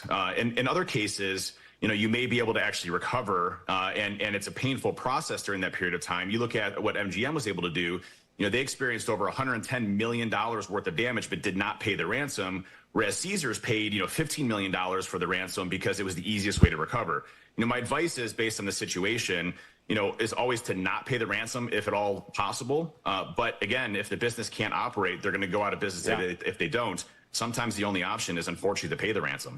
Does this mean that cybersecurity is not working? What do we know about the cyber defenses that each of these companies have had in place prior to the event? You know, listen, these companies have full-fledged cybersecurity programs, but the issue that you run into is scale. You know, the larger you are as an organization, the larger your attack surface becomes. You know, more ports and protocols and things, and more services that you use from third parties, cloud providers, which creates these opportunities for these attacks to be successful. It really only takes, you know, one user, for example. If you look at the case of MGM, you know, they're able to use essentially AI voice modulation to remove Russian accents, you know, call up the help desk and then, you know, impersonate somebody. These are, you know, sophisticated attacks, yet very difficult to protect against. It's not that cybersecurity isn't working. It's just the scale of these organizations and companies and how they're kind of modeling how they look at their organization's growth and capacity. Technology, you know, increases complexity within an organization. If they don't have a solid security program based on its foundations, you know, it gets very difficult and challenging for these organizations to really scale their cybersecurity programs, let alone their technology footprint. So is cybersecurity working? Now, I go back to the CISA report that was released this year. Let me read the CISA report, the 2024 CISA report on Microsoft. It's good. It's actually really good reading. I was actually going to use it for like nighttime, like go to sleep early, but I was like, oh man, this is like this. I got popcorn instead. What was interesting is CISA didn't hold back, and they talked about Microsoft's security program. This is not a knock. Microsoft has some of the most brilliant security folks, and they're the largest folks out there from an attack surface perspective. But what I found interesting about this is that CISA basically said Microsoft doesn't have fundamental security controls to protect its customers, and it's far behind its competitors, including Amazon and Google, and that its security program is based on its customers notifying them of a security breach. Wow. If you haven't read that, by the way, it's nightmare juice, right? Because most of our infrastructure is obviously Microsoft. And that report, what was interesting about it is it was talking about a breach that happened in 2023 where allegedly Chinese hackers broke into Microsoft's infrastructure, were able to get access to essentially the root certificates, and then access any Microsoft tenant, period, anyone they wanted to. I think there was 57 of them that were accessed, very specific and opportunistic off of who they were targeting, but let alone a zero-day targeting Microsoft. And the reason they discovered it is one of their customers had a good security program and said, hey, I think you guys are breached. They're like, oh, yeah, we're breached. Okay, let's find out what's going on. Thank you. Appreciate it. Thanks for the heads up. Awesome. Then they released a blog post saying, hey, we found out how the root cause of this happened. CISA said, no. You still don't know the root cause of why this happened. That blog's not right. And so they had to retract that blog. And still to this day, we don't know exactly how they got access to the root certificates of Microsoft. We still don't know. Might have gotten them out? Who knows? We're good. So even companies like Microsoft are having trouble scaling. I'm just going to give you an example here. We recently released a new Microsoft ADCS attack, and the disclosure process was a little bit botched on accident. By the way, I apologize for that. Someone leaked it out ahead of time. We were working with Microsoft to get it fixed, and then another company that we were partnering with or working with to get out to some of the tools released it early, which Microsoft's like, hey, never mind. Okay, I guess we're going to patch it eventually. But anyways, what was interesting about this one of our consultants, Justin Bollinger, found a way to be able to provision basically on almost every single instance of Microsoft's internal ADCS servers, provision any type of root certificate for anybody you want to, a user account, a machine account, whatever you wanted to. And what was interesting about this is that we were using it for 6 months on red team engagements undetected, no problem, right? And we obviously didn't have to disclose it. We did. We were working through the disclosure process. We were going through it. But the fragility of our security programs are based off of things that we hope that we know are there. Our TTPs, our tactics, techniques, and procedures, are previously breached data that we're hoping the attackers are using. And we don't focus on the things that make it difficult for attackers to actually succeed. And what I mean by that is user behavior analytics and looking at how organizations work. If you like the law bin stuff, the living off the land binaries and scripts, the first thing I would do going into an organization is I would take all my law bins. I would say if regular user is executing a law bin, then trigger an oh shit alarm. And yes, you're going to have some differences there, some false positives. Okay, whitelist those out, and then look for deviations of patterns of behavior there. Any execution period of that process being created from a regular user account. Easy peasy, done in like 2 days. Understanding your environment of, hey, this user does this normally, this user does this normally, these accounts normally access these systems, these accounts don't. Those are the things that make it much more difficult for attackers to get in. And that's the creativity that we have to think about. When I look at going into an organization and I go into an organization, they have a default EDR product in there, I know I'm going to be successful. But if I go into an organization and they've built detections that are based off of their own environment, that are unique to them, it's a minefield for me on the offense. I have no idea if I step to the right, if I'm going to hit a landmine. And those are the creative things that we can do that don't require long-term security programs, do they? To push out a detection should take minutes, hours, a day, not a week, not 2 weeks, not 5 weeks. We shouldn't have to go through a change control board or a change advisory board or anything else to go through and push these specific detections out. These are things that we should move very fast. And so one of our greatest strengths in this industry is our creativity in doing something different that hasn't been done before. And when you look at the creativity that we have, some of the biggest customers that we've gone against, the reason why we get detected is because of the creativity of an individual person. There was an assessment that we were doing recently, and it was an organization, a financial institution, and we have an internal C2 that still to this day is not detected called Scoutmaster. We have an R&D team that builds this out, and Scoutmaster uses a undocumented deserialization technique to get remote code execution onto a system. And the customer was less caring about the method we got for initial access, more so were they able to detect us when we're actually in their environment. And so we found a 0-day, one of the third-party applications. We were probing one of the sales folks and did a pretext. We were able to kind of map out what software they had on there. We found a 0-day, used that to compromise this individual, got remote code execution onto the system. Now we're on the network, right? We had circumvented all of their detections. We had circumvented all of their preventative mechanisms. Now we were there. We were this awesome hacking group. We're all celebrating in the chat room, right? We're the best. Red team, yeah. Blue team sucks. No offense. I'm a blue team as well, so I'm both. I just switch hats. At this time, blue team sucked. But literally 7 minutes later, our shell died. Well, that's weird. Well, maybe we have a bug in our program, so we're taking a look at it, seeing what's going on. Nope, everything's good. Just not calling back. Get a call from the customer, hey, are you folks on this machine here? We're like, what? 7 minutes? How did you, how is that even possible? What did you do to detect us? You have some crazy hook that does this and just, no. We just literally we just mapped out users based on their job position, whether they're technical or non-technical. And if we see technical commands being executed on non-technical computers, then we flag that as a high severity and we investigate what's actually happening on there. And we found you folks on that. And I'm like, really? That's it?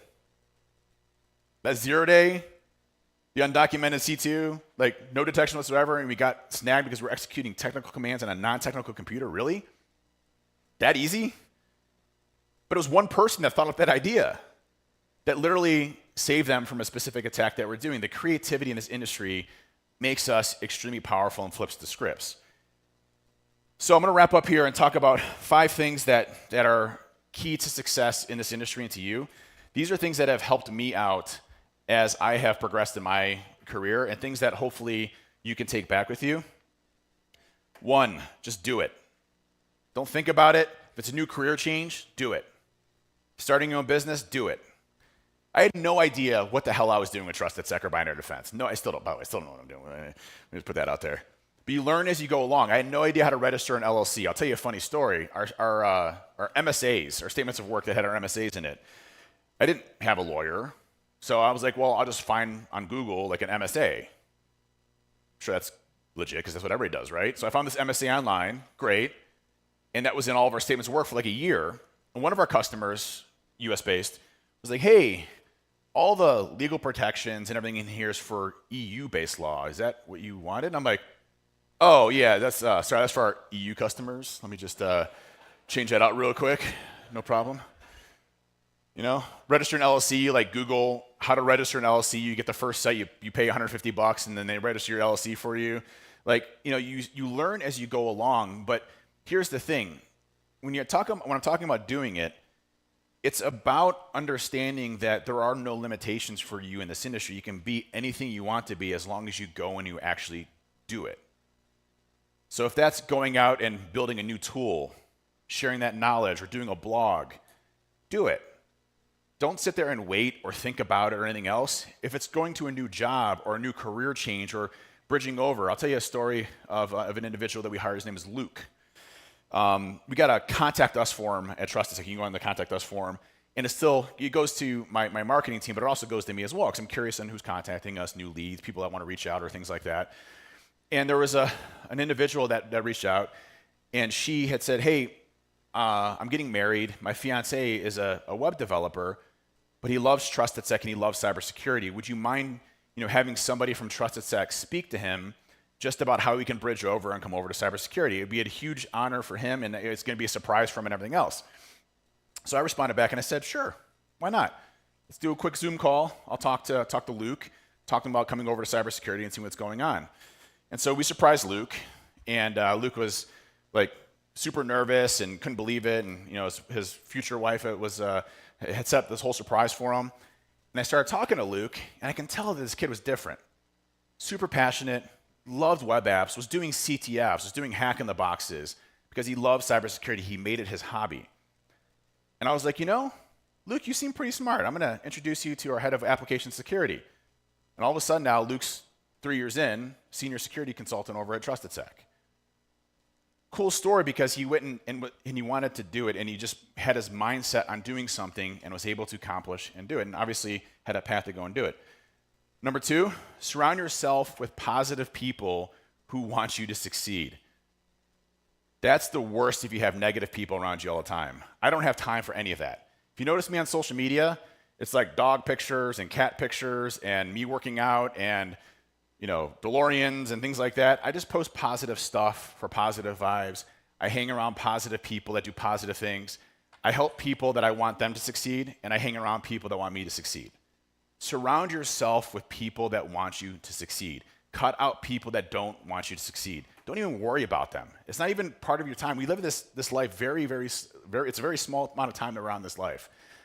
Help and work out people that want to make you succeed as well. Learn from other people. Being humble, one of the most amazing things that can happen. I'm a huge advocate and believer that good karma creates good karma. If you're a positive force, you're positively charged, you will help other people, and that will in turn come back to you as well. But helping other people and learning from other people, I learned from so many folks. I mean, there was a talk that was at Black Hat recently, and it was on, was it I think Sammy did it on basically using lasers to inject keystrokes into keyboards. Man, that was such if you haven't seen it, what an inspiring video. He's like, hey, man, I don't know enough about this. I need to learn physics, so I'm gonna go learn physics. So then he goes and he learns physics. And he's like, well, now I know physics, but I need to know like commercial grade, medical grade glass to be able to shove the atoms to go and do this. I'm like, really? Like, you just like, hey, I need to learn atoms in physics. Like, that's crazy, right? But that's so cool because he wanted to learn, but he learned from other people to build his knowledge to do something unique that had never been done before. Amazing. That's what this industry is about. Always doing the right thing, always working together, always helping others, and sharing your experiences. Your experiences in this room, every single person here has a unique experience and nobody else has. Doesn't matter what that is, but it's unique, it's different. Your path in your career trajectory, whether you've been in this industry for 20 years, 40 years, 60 years, 5 years, just getting in, is completely different. Share those experiences with others. It is valuable. If there is something that was very difficult for you to do or overcome, you can literally share that experience so the next person that has to go through that doesn't have that same difficulty. And that's how you build relationships, friends, and help others. Last but not least, do epic shit. You aren't normal. I don't want to be normal. None of us here are normal, right? We're all in this industry trying to figure out, and we all have a mission to make the world a safer place. I mean, I think that at the end of the day, our mission in this industry is to make the world a safer place. If that's our mission, and we need to be different because everything that's been done before isn't necessarily working all the time, we have to get better at what we do. Everybody here can do that. People can change this industry for the better every single day by giving the time, the effort, and sharing their experiences to what they do. And before I get off the stage, I want to leave you with one thing that I did recently about making the world a better place. So just this last year, we launched Bedford High School's K-12 cybersecurity program. So 10th grade to 12th grade cybersecurity. It's for a non-for-profit, and they're working with different schools now. So Bedford was the first one. Now we're in 10 different states and over 55 schools. Providing cybersecurity curriculum to be able to train that. Now we're trying to get into the government side to get GRTC as well, so that when they go into like SAINTCON and things like that, our Cyber Command, they can have a good level of knowledge here. But Bedford High School, these kids, didn't have a STEM program, no chance of getting into technology. Again, net median income well under the poverty line when it comes to neighborhood, very bad neighborhood, metal detectors everywhere. They canceled school one year, not because of COVID, because there's so much gang violence. They went to work from home, because there were so many like potential altercations, shootings, things like that were happening in this neighborhood. And this is where I grew up at. It's a great area. Actually do love it. And I go there and I teach the kids every month, talking about cybersecurity or things that are going on. And these kids are absolutely brilliant. They're just not given the opportunity to go and do it. So I wanted to share this video really quick with you on something that we just launched at Trusted Sec.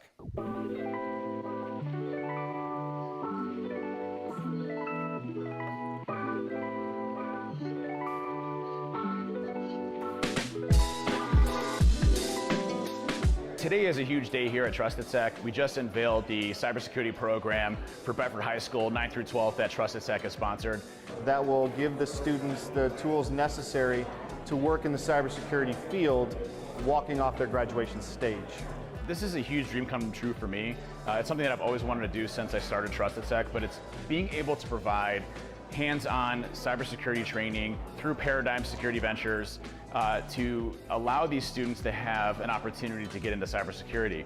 And our intent here is to hire them directly from high school, no college needed, right into cybersecurity internships paid, both at Trusted Sec and Binary Defense, to give these kids an opportunity that they would never had before.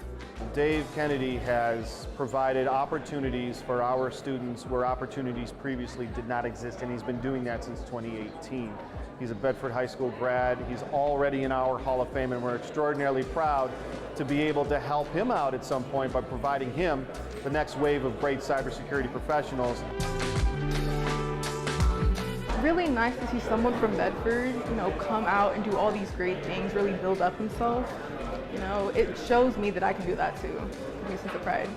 I will tell you guys, this is great. Like the connections, like how he talks to the students, how much he cares. Like you can just go up to him and talk to him, and it's like everything's so chill.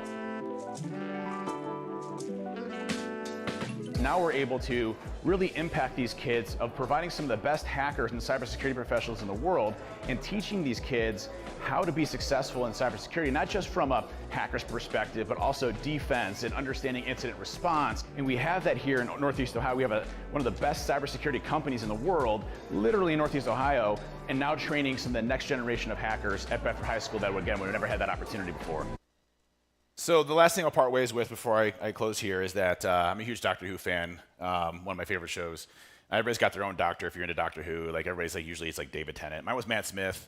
I thought he was one of the best doctors, but thank you. Got like one clap, that's perfect. No one else is like, what the hell is Doctor Who? It's like from like the 60s or 50s. Anyways, time machines, things like that. Again, when I started in this industry, it was the beginning chapters of my story, right? And that story was completely unwritten. But I had so many folks around me that were positive, that wanted to see me succeed. I wanted to help others and make this industry drive it forward. Every single person here can do the same. And I'll quote Doctor Who at the end. We're all stories in the end. Just make it a good one. Thank you all very much, SAINTCON. Appreciate it.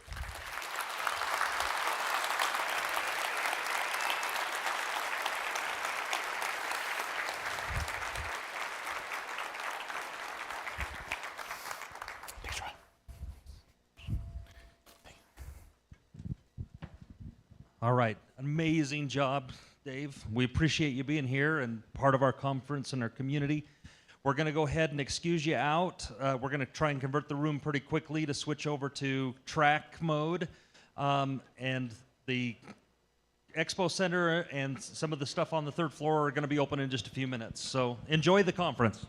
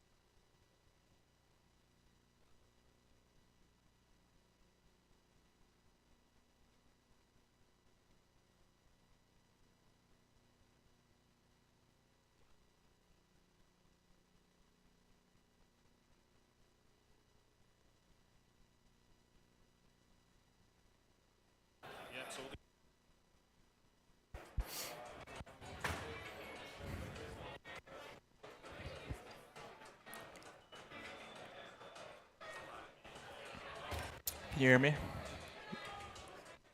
Okay, I'll just keep talking at myself right now. We're doing a little bit of mic test.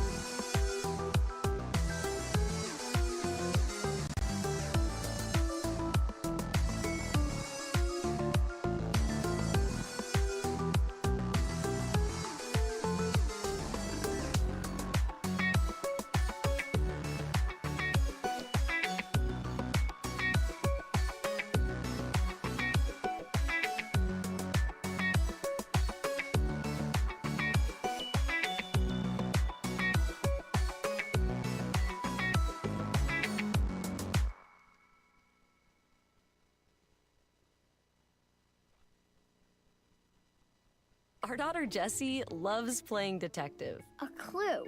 But since we discovered she has sensitive skin, we've been playing detective too. We thought the problem was our puppy. But it was actually our old detergent. Aha. So we switched to Tide Free and Gentle. Tide cleans better than the leading competitive free detergent, and it doesn't leave behind irritating residues. Plus, Tide Free and Gentle has no dyes or perfumes, so it's gentle on her skin. Case closed. If it's got to be clean, it's got to be Tide Free and Gentle.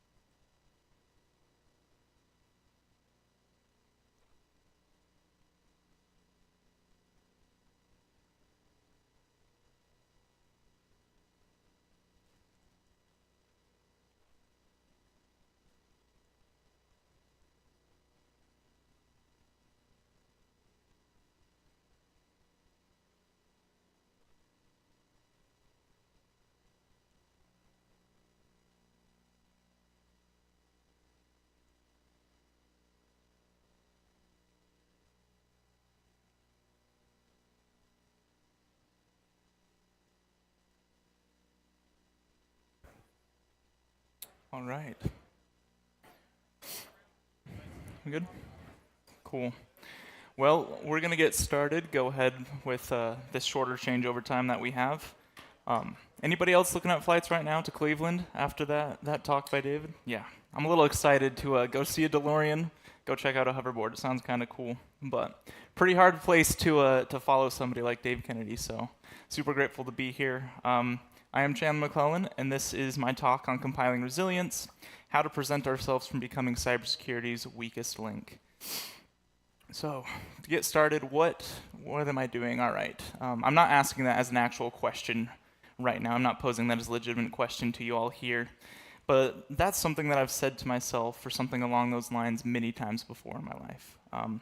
If you think about it, how many times have you sat down in a meeting and tried to kind of figure out what's going on, why you're there, what's supposed to be there? Maybe you have to pull up your calendar or pull up some notes and kind of figure out why are you sitting there in that room? And for me, my memory, sometimes I draw a blank. And I found myself doing that a lot this past spring, if I'm being honest. The awkward part was when I would sit down in those meetings and I couldn't even think of what was going on, why was I there, why I was in their room. There was a lot of people staring at me, expecting me to say something, kind of like everyone right now is staring at me at this moment. And it was because I was the one that was supposed to be leading those meetings oftentimes, but my brain, it just wouldn't work. And it's an experience that I wasn't really comfortable with. I didn't really know what was going on, but day after day I'd remember going to meetings or different events and I couldn't get my brain to work. I couldn't function. It happened over and over again, and frankly, it kind of worried me. I'd always been pretty sharp, always had a really good memory. So struggling like this, it was weird. I was embarrassed, and frankly, I was burning out, and I didn't know how to accept that. So, how did I stick myself in that situation? It wasn't lack of sleep. I tried getting good sleep for a couple of weeks. It didn't change anything. I was still mentally dragging, and even though, I felt great physically. So, class-wise, I was a little busy. I took 21 credits last spring, so little busy with that. I'm pretty used to a heavy course load, but there was a lot of demand there. Outside of class, I was busy helping out with the student organization for cybersecurity at USU, running that, and that took a good chunk of my time every week, preparing, planning, execution, everything that goes into that. And I was organizing competitions, putting on conferences, I was competing nationally in different things. So generally, I found myself on campus from 8 a.m. to 10 or 11 p.m. every single day. It was a little exhausting professionally. I'd wrapped up a 7-month internship, was finally getting back out there. Many of you probably relate to the experience of searching for a job. The endless grind, applying, tailoring your resume, apply again. If it goes well, you go through interviews and technical interviews. So professionally, I was pretty swamped at the same time. I was still writing CFPs, still speaking at conferences. And then to put the cherry on top of everything, I still had, rent, tuition, food, bills to pay. So I had to work. I was doing 3 jobs, or a handful of jobs. I TA 3 graduate courses at the university, and I was doing some contract work for real estate homes, for a real estate home market here in Utah. So I was pretty swamped. It was a busy spring semester.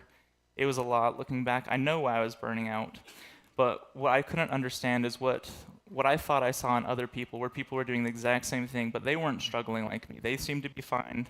They were carrying on like they weren't being. So for me, I started to realize that burnout, it was catching up to me. It was after years of just this prolonged stress that I was failing to function in even just day-to-day tasks. So burnout, it's more than just exhaustion. It's kind of a critical cognitive break that affects everyone, especially those in cybersecurity. So, to finish up introductions on myself before I get ahead of myself. I'm a rising senior at USU.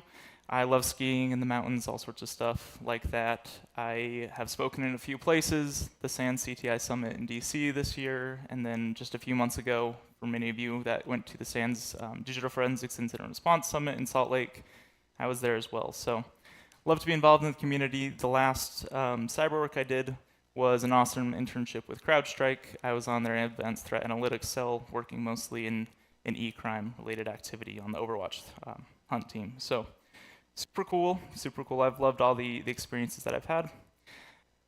All right, this is a really, really long title for a U.S. Department of Defense study that was conducted that I'll be referencing a lot throughout this PowerPoint. So when you see quotes, stuff like that, a lot of the research that I pulled from comes from these people. It's a cool study.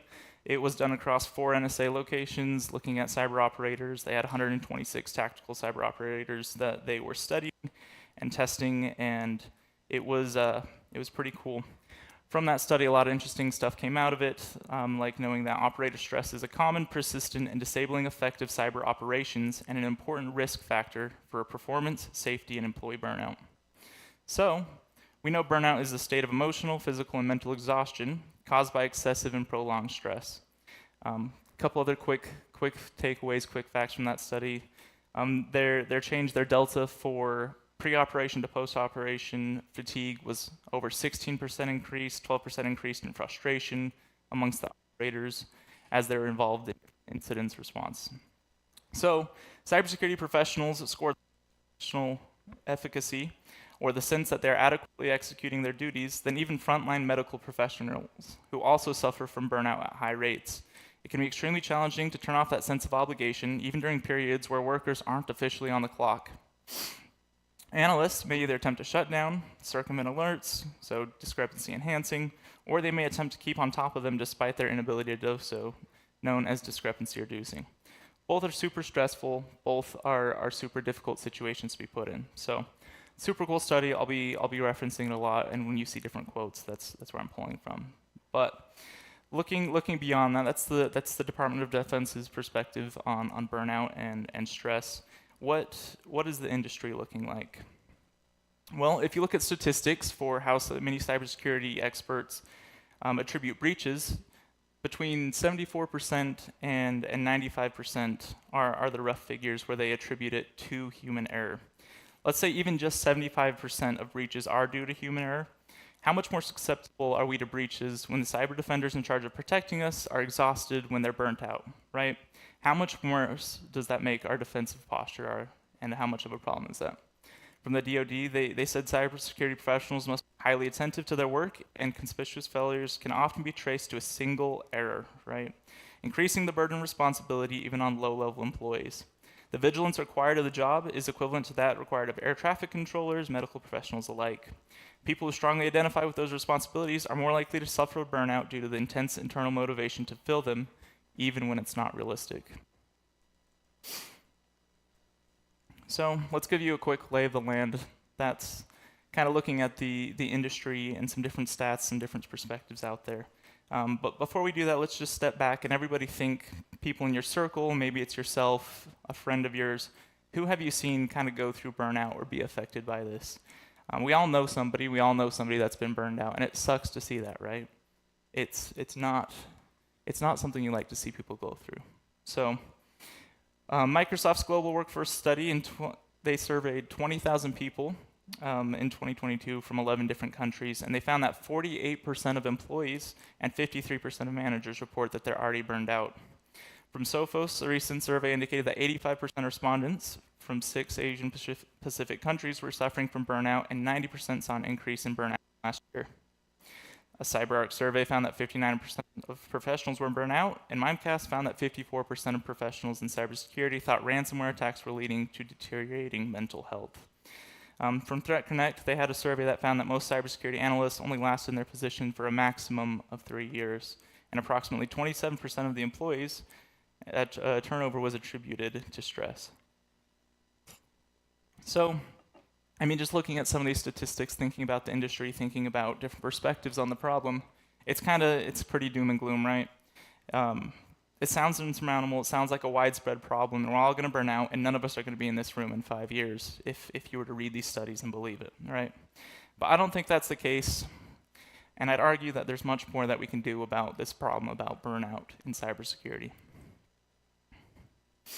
So, first, we have to address what is the problem. Like, what is burnout in cybersecurity? What does it look like? By raise of hands, who's ever heard this before? Humans are the weakest link in cybersecurity, right? Wow, every hand in the room just went up. We have all heard that before.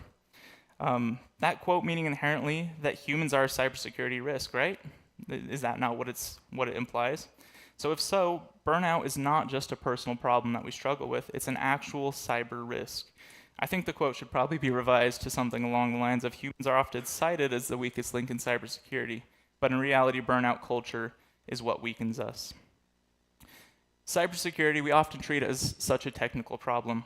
The human factors are a significant part of that equation, but when we go to conferences, when we go to meetings, trainings, or events, there's such a large focus on mitigating and protecting against the technical things.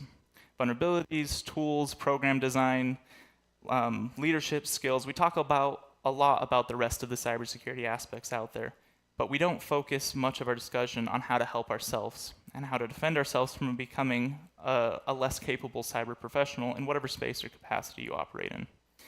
Human errors like misclicks, right, overlooked warnings, bad password practices, they lead to breaches. But everyone in this room doesn't make those silly mistakes, right? We're all professionals. We all know how to not get phished.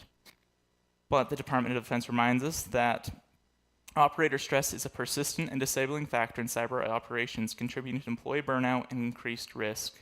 We ourselves become a problem when we are burned out. So stress and burnout in cybersecurity, it's not a technical problem. It's not a bug to be fixed. It's not a vulnerability to patch. It's an innately human problem.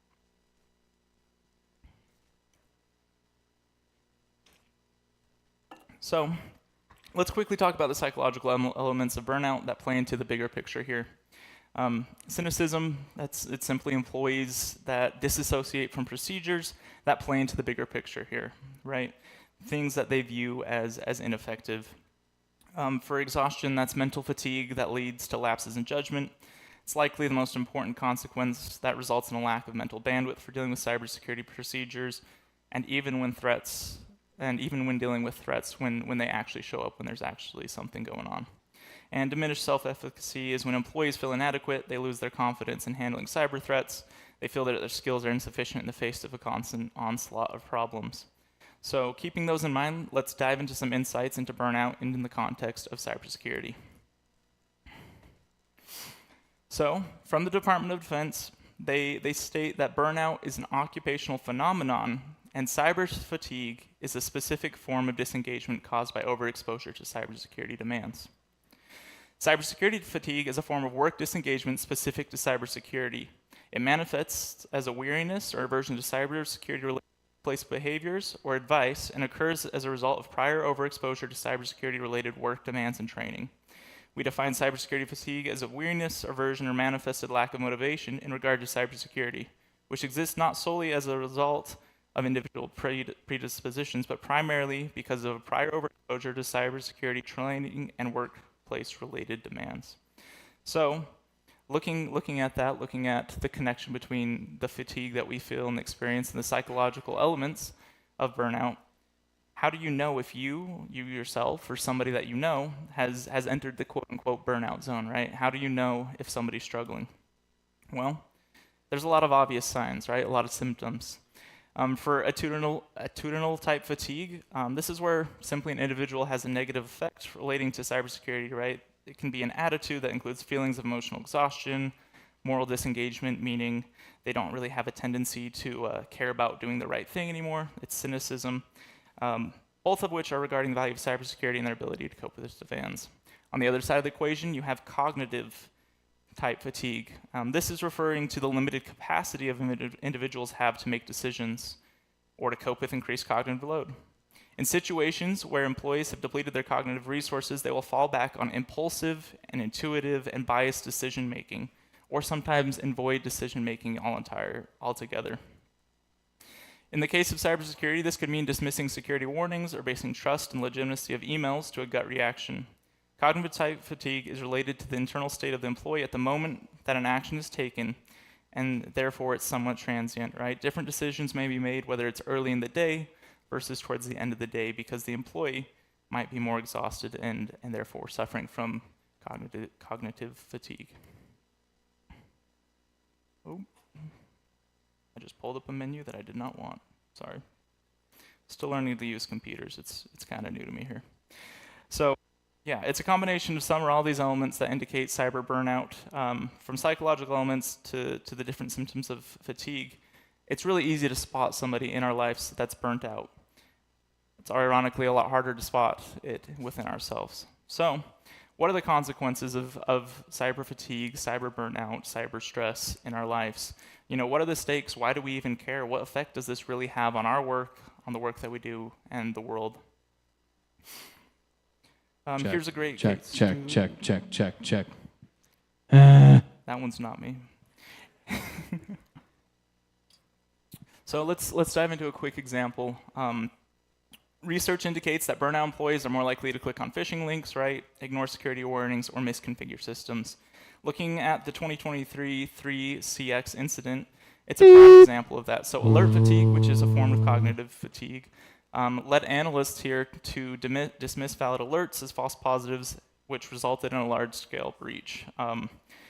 The incident was a significant supply chain attack that compromised the widely used 3XC voice over IP software, which provides communication services to businesses. The attack involved threat actors infecting software and malware, which then distributed to customers via legitimate software updates. Once installed, the malware allowed attackers to establish command and control over compromised systems. Oh, just in case, sorry. I thought you wanted to switch. So while users did report receiving warnings from Sentinel-1 as early as March 22nd, both users and the 3CX support team kind of assumed that detection was a false positive, possibly due to experiencing, quote, numerous false alarms in the past. Kind of a big deal. About a week later, CrowdStrike hunters were the first to determine that detection was malicious activity coming from the app, and it was not a false positive, which kind of led to the disclosure and the breach. And it was a big impact and discussion about the breach. They said that, quote, most likely the initial lack of urgency around the issue was influenced by desensitization to alerts. So it was a huge problem for this company, and it affected all of the downstream companies that they were tied to. And it was a hugely avoidable problem for them to deal with. In the aftermath of the breach, 3XC had to recommend to all of its customers that they uninstall their application and software from all machines, all Windows and Mac computers that had it on it. They also recommended that they go out and get antivirus or EDR solutioning to start looking for the latest signatures for malware in their environments and in their networks. So big impact that they suffered from there, and we can see that burnout creates a reactive security environment where constant firefighting takes precedence over strategic planning, increased risk, and it wasn't that the analysts in this situation were not capable, that they could not do their job. Rather, they were fatigued and burnout. It caused them to make the wrong call repeatedly. All right.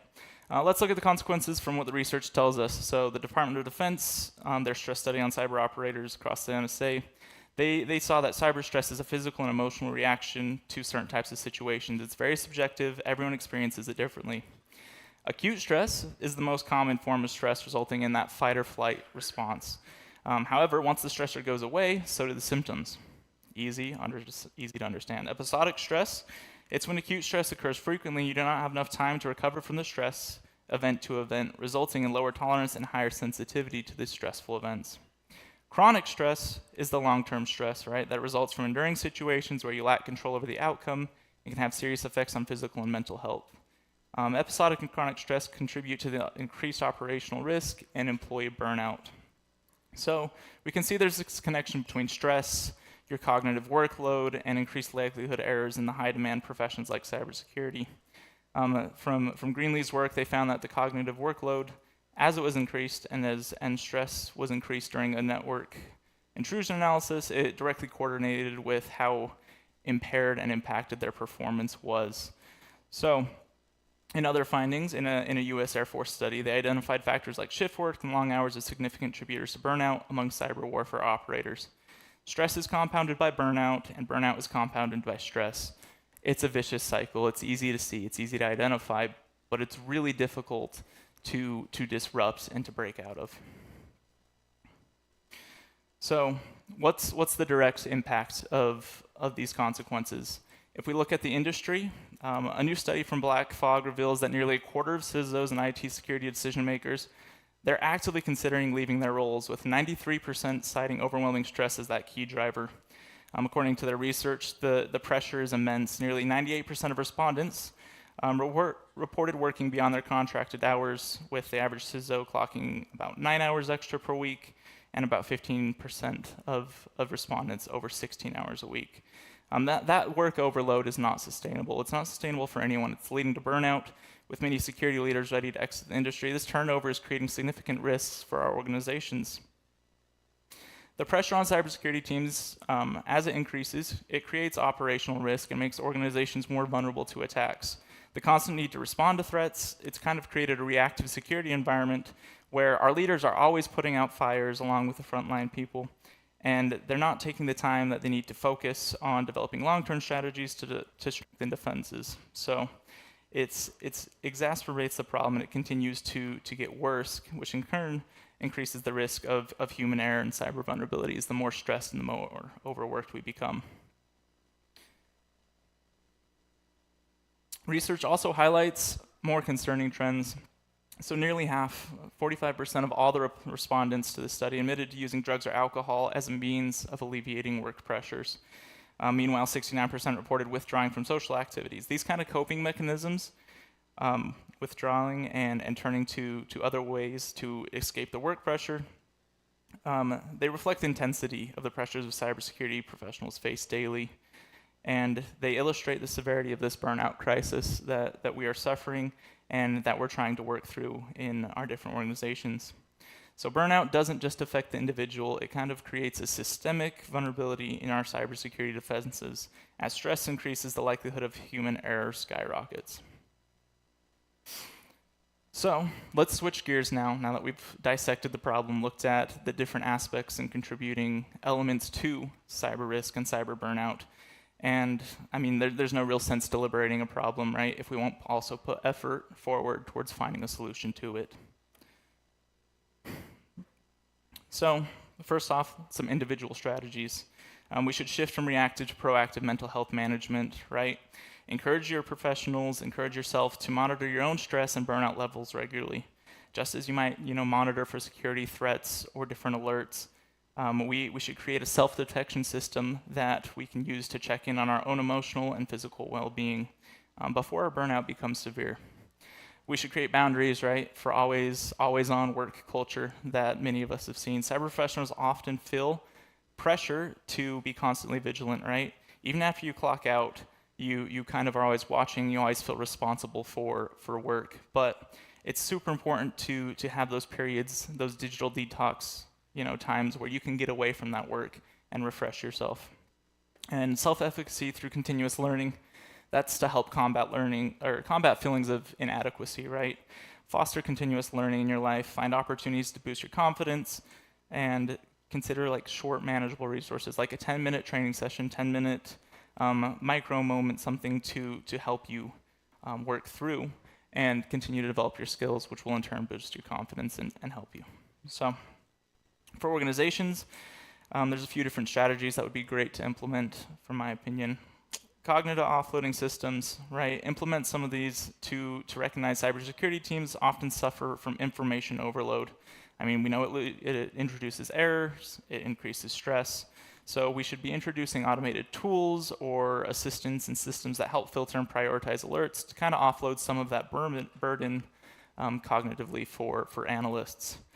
Promoting a culture of psychological safety, that's simple for leadership to just build an environment where employees feel safe to discuss their mental health, right? Without fear of being judged, without backlash, where they can kind of come forward and be honest with themselves and with others how they're performing and how they're doing. I mean, anonymous check-in channels, other feedback like that can be a good way to implement that. For work management tools, simply it's just introduce resources, planning tools that allow for workload balancing, helping to make sure that nobody in your organization or nobody on the team is overwhelmed and overworked, kind of share the load equally. From Dr. Blythe's perspective, he said that it's important to ensure that employees have enough resources and support to handle their workload. Psychological burnout occurs because the job demands are too high. This can be too much workload, too much risk, stress, or just the simple demands of the day-to-day job, mixed with too few of job resources. Turning to leadership strategies, for leaders, there's a lot of strategies. There's a handful of things that they can do to make top-down impacts in their organization that have rippling effects. Burnout prevention initiatives, so leadership, they can create programs that actually target burnout prevention, wellness programs, resiliency building, and implement that in peer support networks throughout their organization. As far as addressing the other side for cognitive fatigue and attitudinal fatigue, there's a lot you can do. You can encourage or connect your employees with resources for recovery exercises during dirty work periods, or engage in creative problem-solving tasks, help divert their mental energy and refocus in between their kind of onslaught of problems that they're working through. Also, encourage them, right? Keep positivity in the workplace. Keep a good attitude about the work that you're doing. As a leader, it reflects in those that you're leading. And emotional support systems, anything that you can implement that helps support them and provides unity to your team will prevent somebody from feeling isolated and alone and overburdened, and like they don't have anyone that they can turn to help them with that load. So what is the goal, right? What's the goal of mitigation and control for cyber burnout? It's ultimately to create a cybersecurity culture within your workplace that's centered on humans, right? Because burnout is an innately human problem that we're dealing with. Organizations, they need to foster collaboration, create a supportive environment where everyone feels valued in their role and knows that their contributions to the team are important. There's also programs like CyberMinds. It's an Australian initiative that they demonstrate the importance of mental health for cybersecurity professionals, and it's designed with input from other cybersecurity professionals who experience the same problems and are working to remediate them and work on them. So finally, if you see or hear a competitor doing well in taking care of their staff, they're mitigating churn and burnout well on their team, and they just seem to have a really strong workforce, reach out to them, right? Ask them what they're doing, talk to them, and see how you can differently take care of those underneath your leadership, underneath your stewardship, and help them be better prepared and more successful employees, right? We're all going to win together in this community. And if somebody's doing great, if they're having a lot of positivity and wins, replicate it. Follow what they're doing and implement it. So the cybersecurity burnout crisis, it's not just a personal thing. It's not just a leadership issue. It's truly a threat to the entire organization. By addressing burnout, businesses protect their security teams. They strengthen their defenses. So I encourage you to take action, evaluate yourself, evaluate those around you, and then act accordingly. A few final thoughts in closing. The health of our talent, or your talent in this case, but our talent here together, is as much of a risk management issue as it is a human resources issue. By investing the right resources and creating a culture of support, organizations can ensure that their CISOs and security teams are equipped not just to survive, but to thrive.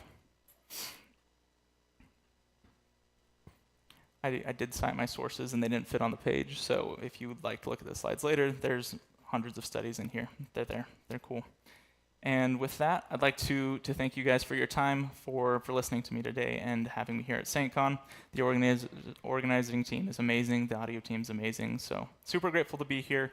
I know we're kind of running behind on time, so probably Q&A a different time unless the other speakers here.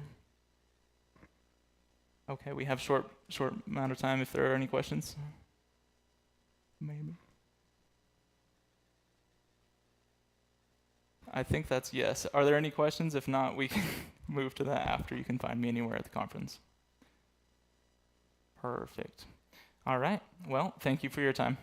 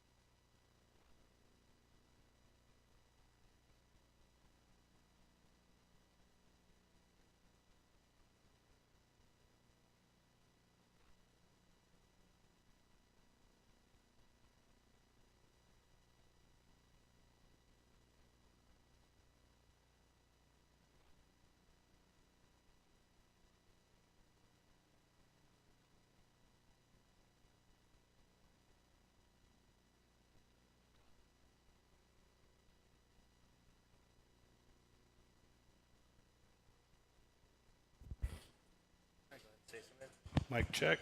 Hello, hello.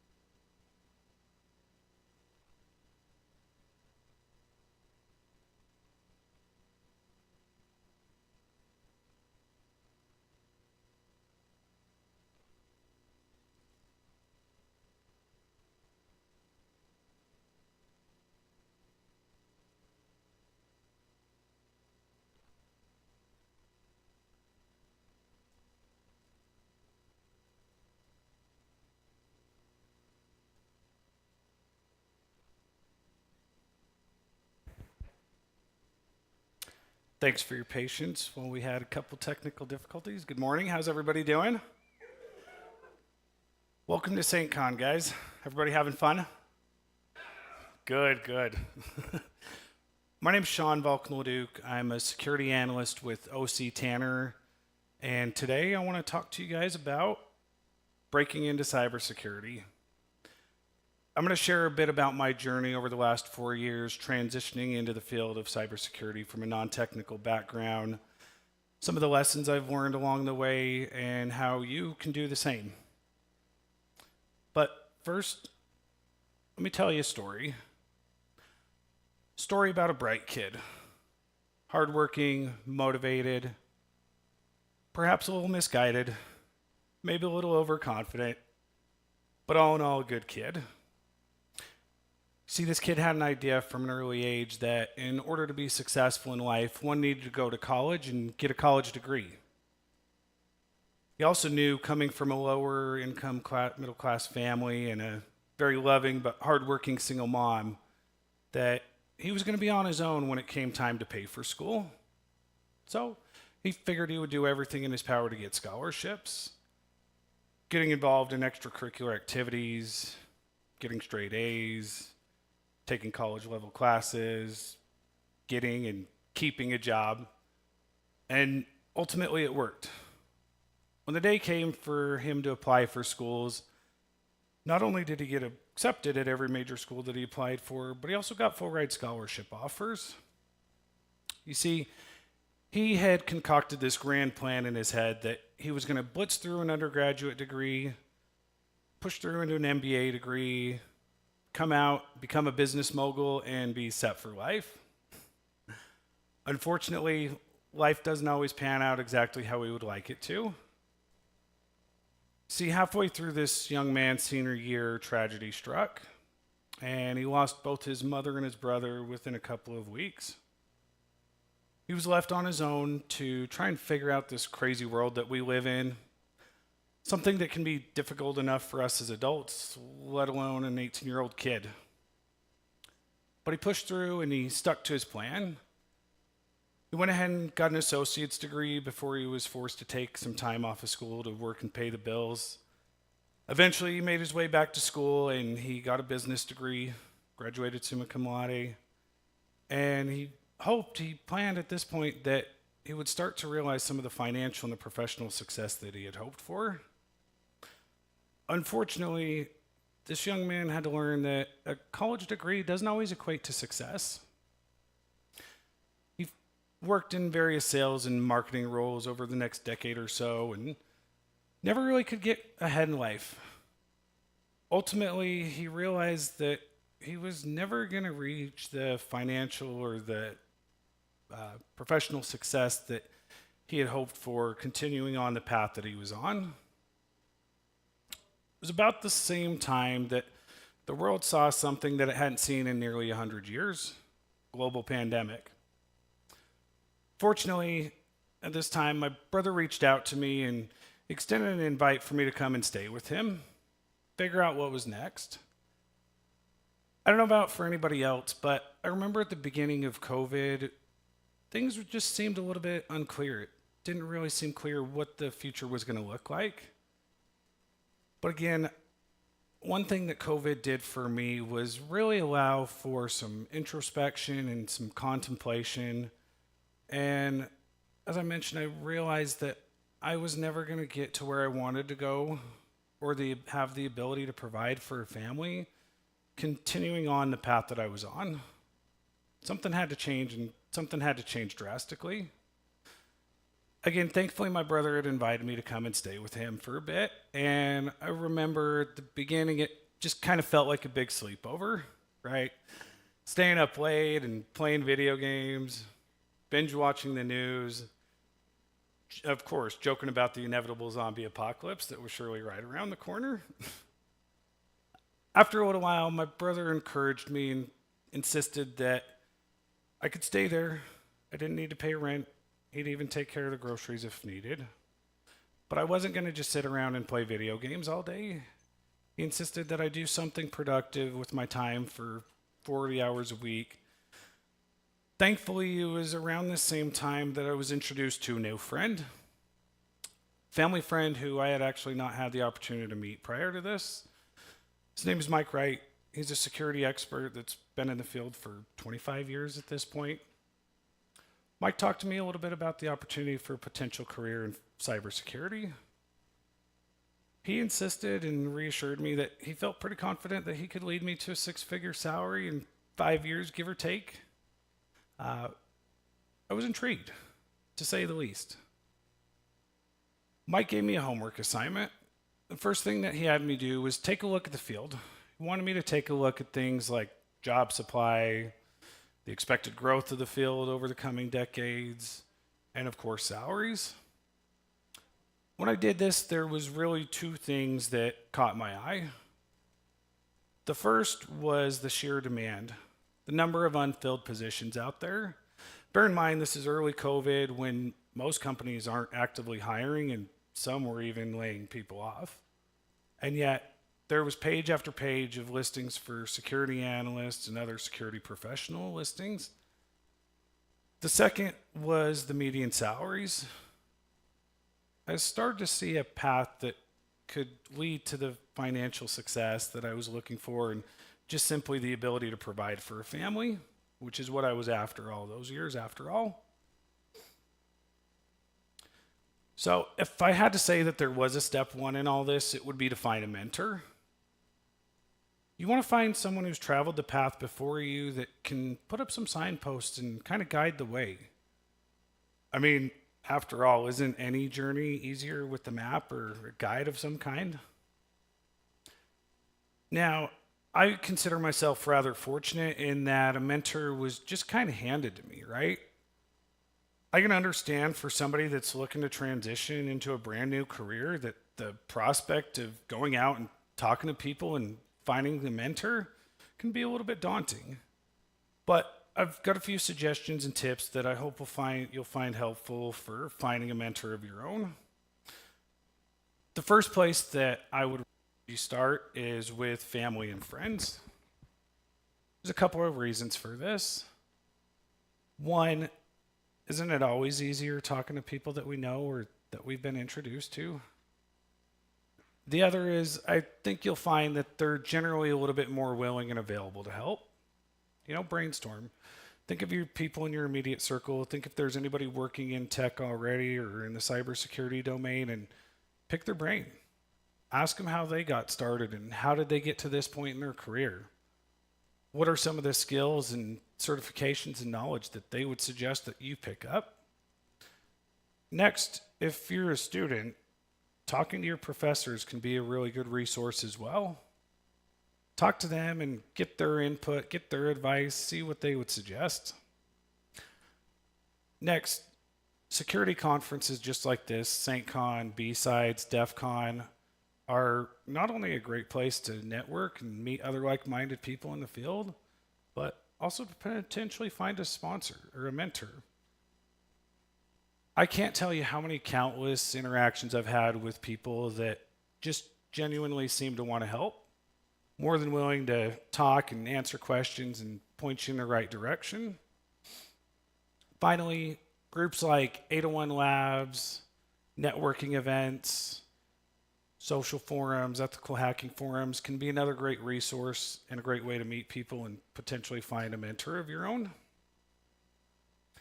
So the second thing that Mike talked to me about was gaining some relevant certification skills and knowledge. The first thing that Mike had me do was get a membership to Pluralsight and study for and acquire my Security Plus certification. I was able to do this relatively quickly. Took me maybe a couple of months, but this gave me some solid fundamentals and basic concepts of IT in general and the security field. When I first started talking to Mike, he kind of pointed out that there's really 3 key domains that I was going to need to get acquainted with. The first, general cybersecurity practices and principles. Second was networking. And third was coding. Now, I had already previously taken a look at some coding languages, and it just seemed like a foreign language, just seemed to go right over my head. Networking, on the other hand, seemed to be a little bit more interesting to me, seemed to make a little bit more sense. So I moved on to studying for my CCNA exam, and thankfully, Mike is he's an instructor for large enterprise group-led classes, and he had a garage full of just old routers and switches. I mean, these things probably came out of the 1990s, right? I think ultimately he really just wanted to get rid of them and get them into my hands. But he gave me a bunch of routers and switches, and I set about building my own home lab. I remember there were points where I wanted to pull my hair out and it just seemed overwhelming, but I stuck to it and I persisted, and eventually I was able to build a home lab. And I still remember the pride and the joy I felt when I got my first little bit of traffic routed through my own home network. One thing that I want to point out in terms of this is not just a one and done. This is going to be a lifelong effort. Just because you gain one certification, just because you learn one skill set, doesn't mean that you're done. We live in an ever-evolving landscape with consistently developing technology, consistently changing technology, and so this is going to be a lifelong effort. Since this time, I've been able to go on and get my CISA Plus, my AWS Foundational certification, and most recently, my Cisco CyberOps certification. The last thing I want to say in terms of certifications is, from my experience, there tends to be a pretty big disconnect between studying for and preparing to take a certification exam and passing that exam and the relevant on-the-job skills that you're going to use in day-to-day life. So just be aware of that and be prepared for that as you go along this journey. This brings me to step 3, get a job. Now, from my experience, especially for anybody that's transitioning from a non-technical background, this very well may be the hardest part of this entire process. And not even necessarily from a technical perspective as much as from a mindset perspective. The reason I say that is, especially if you don't have prior experience, you're probably going to get told no. Probably a lot. A couple of things that I want to point out. Just remember, first off, that no only means not right now. I certainly understand that it can be frustrating to send out application after application just to get told no or just to get no response at all. But be polite and be persistent and don't take anything personally. While you're going through this process and submitting applications, I'd really encourage you to put some genuine effort into each one, right? Research the company, find out what makes them unique, find out why you're a good fit for that company. Make a custom cover letter and try to distinguish yourself from the competition. Give them a reason that they should reach out to you. Finally, while you're going through this process and you're looking for your first full-time role, take advantage of any opportunity to gain any experience whatsoever. I remember as I was going through this process that I got a call from a temp agency for a potential contract assignment. There was actually a large healthcare provider that had experienced a massive ransomware attack, completely took their systems offline. As a result, they had a need to bring in a large number of external contractors, and just the simple fact that I had acquired my Security Plus was reason enough that they wanted to bring me on board. When I got this opportunity, I took full advantage of it. I stayed as late as they possibly would allow me to, jumped on any new aspects of the remediation efforts as possible, and it paid off. What was initially supposed to be a 2-week contract actually got extended out to 8 weeks, and they brought me on board to continue some of the continued recovery efforts and just bringing things back to normal operations.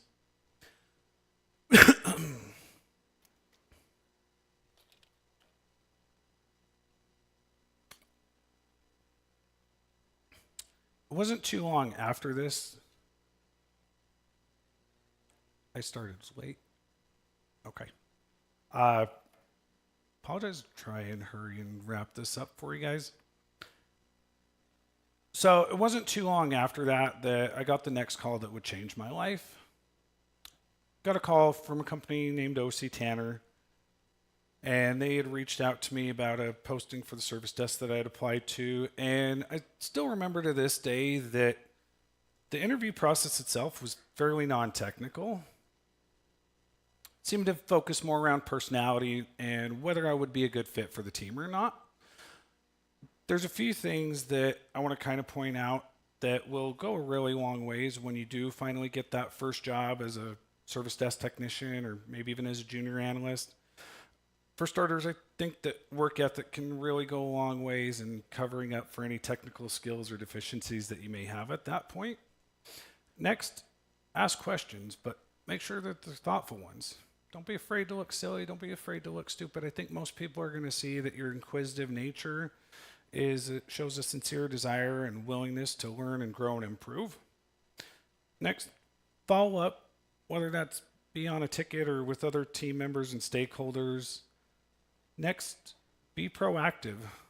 Look for additional opportunities to develop and learn new skills. And lastly, make good use of your free time. Step 5, rinse and repeat. After I'd been with the service desk team for about a year, knowing that we had a mentor program at OC Tanner, I reached out to the InfoSec manager and asked him if he would be willing to work with me on the side. Thankfully, he was more than happy to help, and we started meeting on a regular basis. Gave me some small, simple projects like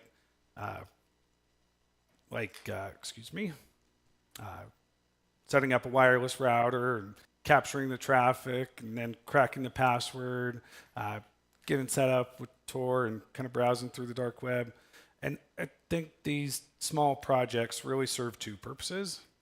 One was to build some confidence in myself and gain additional skills. And two, for him, it allowed him to build trust in me that I could handle any challenges and tasks that he would set forth me in the future. Luck strikes again. A little while later, we suddenly had a couple of openings on our InfoSec team, and I immediately jumped at the opportunity to apply for the team. The interview process went well, and shortly after, I found myself joining the information security team. Finally, it felt like all the hard work that I had put in was really starting to pay off. To date, I continue to develop new skills and knowledge and gain additional exposure to new facets of the field.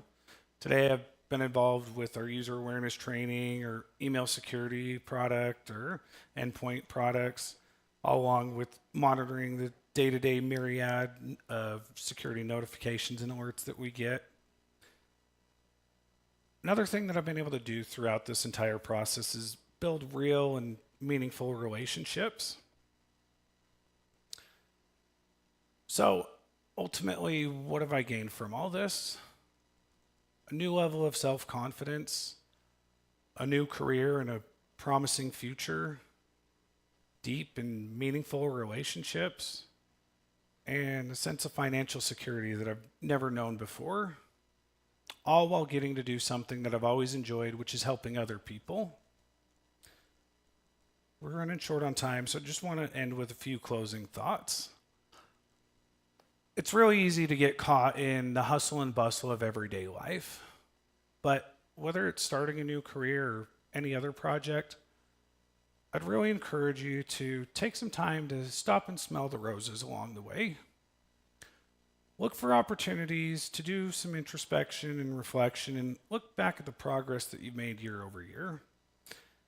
SAINTCON for me serves a really special purpose and holds a really special place in my heart. It was 3 years ago that I came to my first SAINTCON, and I remember having this feeling of awe of like I've finally arrived, right? With that, there was also some feelings of ineptitude and a little bit of imposter syndrome, and talking to so many incredibly talented and smart people, it was like, do I really belong here, right? Circle around to last year when I came to my second SAINTCON, and whether it was the fact that I was able to build my first badge successfully or understanding a bit more of the talks, I started to feel like I belonged a little bit more. Started to feel like maybe, just maybe, I had an opportunity to make it in this field after all. Circle around to this year, my third SAINTCON, and here I am sharing with you guys a little bit about my journey and hopefully providing some valuable insights to you. For anybody who may be in a career or thinking about transitioning into cybersecurity, I encourage you to just go do it. Please don't sue me, but just do it. We live in an ever-evolving threat landscape, and there's an ever-increasing demand for skilled and qualified security professionals. We need you. For anybody who may be a little bit more established in the field, I'd encourage you to take a look back and really think about what this field and what this career has done, not just for you, but for your families as well. Look for opportunities to help others and mentor others, whether that be someone with no experience whatsoever or simply a junior colleague. Or know the difference and the impact that you can have in somebody's life. Finally, still to this day, I get the opportunity to meet and talk to my mentor on a weekly basis. I make a point of consistently letting him know how much I appreciate his guidance and his assistance on this journey. And his response is always the same, that he himself has gained so much from us working together, and the level of pride that he takes in seeing that I've been willing to put in the hard work to establish myself in this field, and the rewards that he gets from seeing the way in which I've changed and shaped my future. I want to thank you guys for your time. My name is Sean Vulcan-Leduc. I'm a security analyst with OC Tanner. Here's my LinkedIn profile. If you want to take a look, feel free to reach out to me. Happy to connect. Lastly, I want to give a quick shout out and a thank you to all those who have helped me along the way. Thank you to everyone at OC Tanner. First, for giving me a shot at the service desk, and second, for giving me a shot with the InfoSec team. Lastly, thank you to Mike Wright, who's mentored me along this journey. As I mentioned, Mike does small business consulting, and he also does enterprise-level instructor-led group classes. If you have any business needs for either of those things, go ahead and check out his website, excellenttraining.com. But again, thank you for your time, and I'll go ahead and open it up for questions.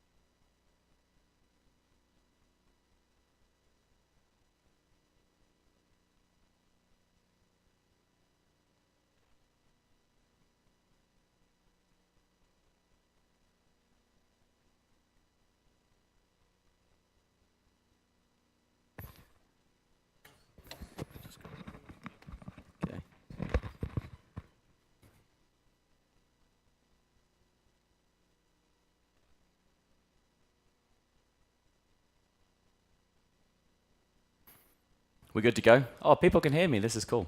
3 things I'm not going to apologize for. Number 1 is that I'm not American. If you can't understand me, this is the language that you learned as a child. So any problems? I'm not sorry. Second, anyone's ever heard me speak before anywhere, here or anywhere else in the world? I always bring chocolates. One is open at the end, and no one's come and get when they can, but when they're gone, they're gone. The second is a combination of whoever asks the best question annoys me the most, argues with me the most. I don't really know how to look at it, but in some kind of context.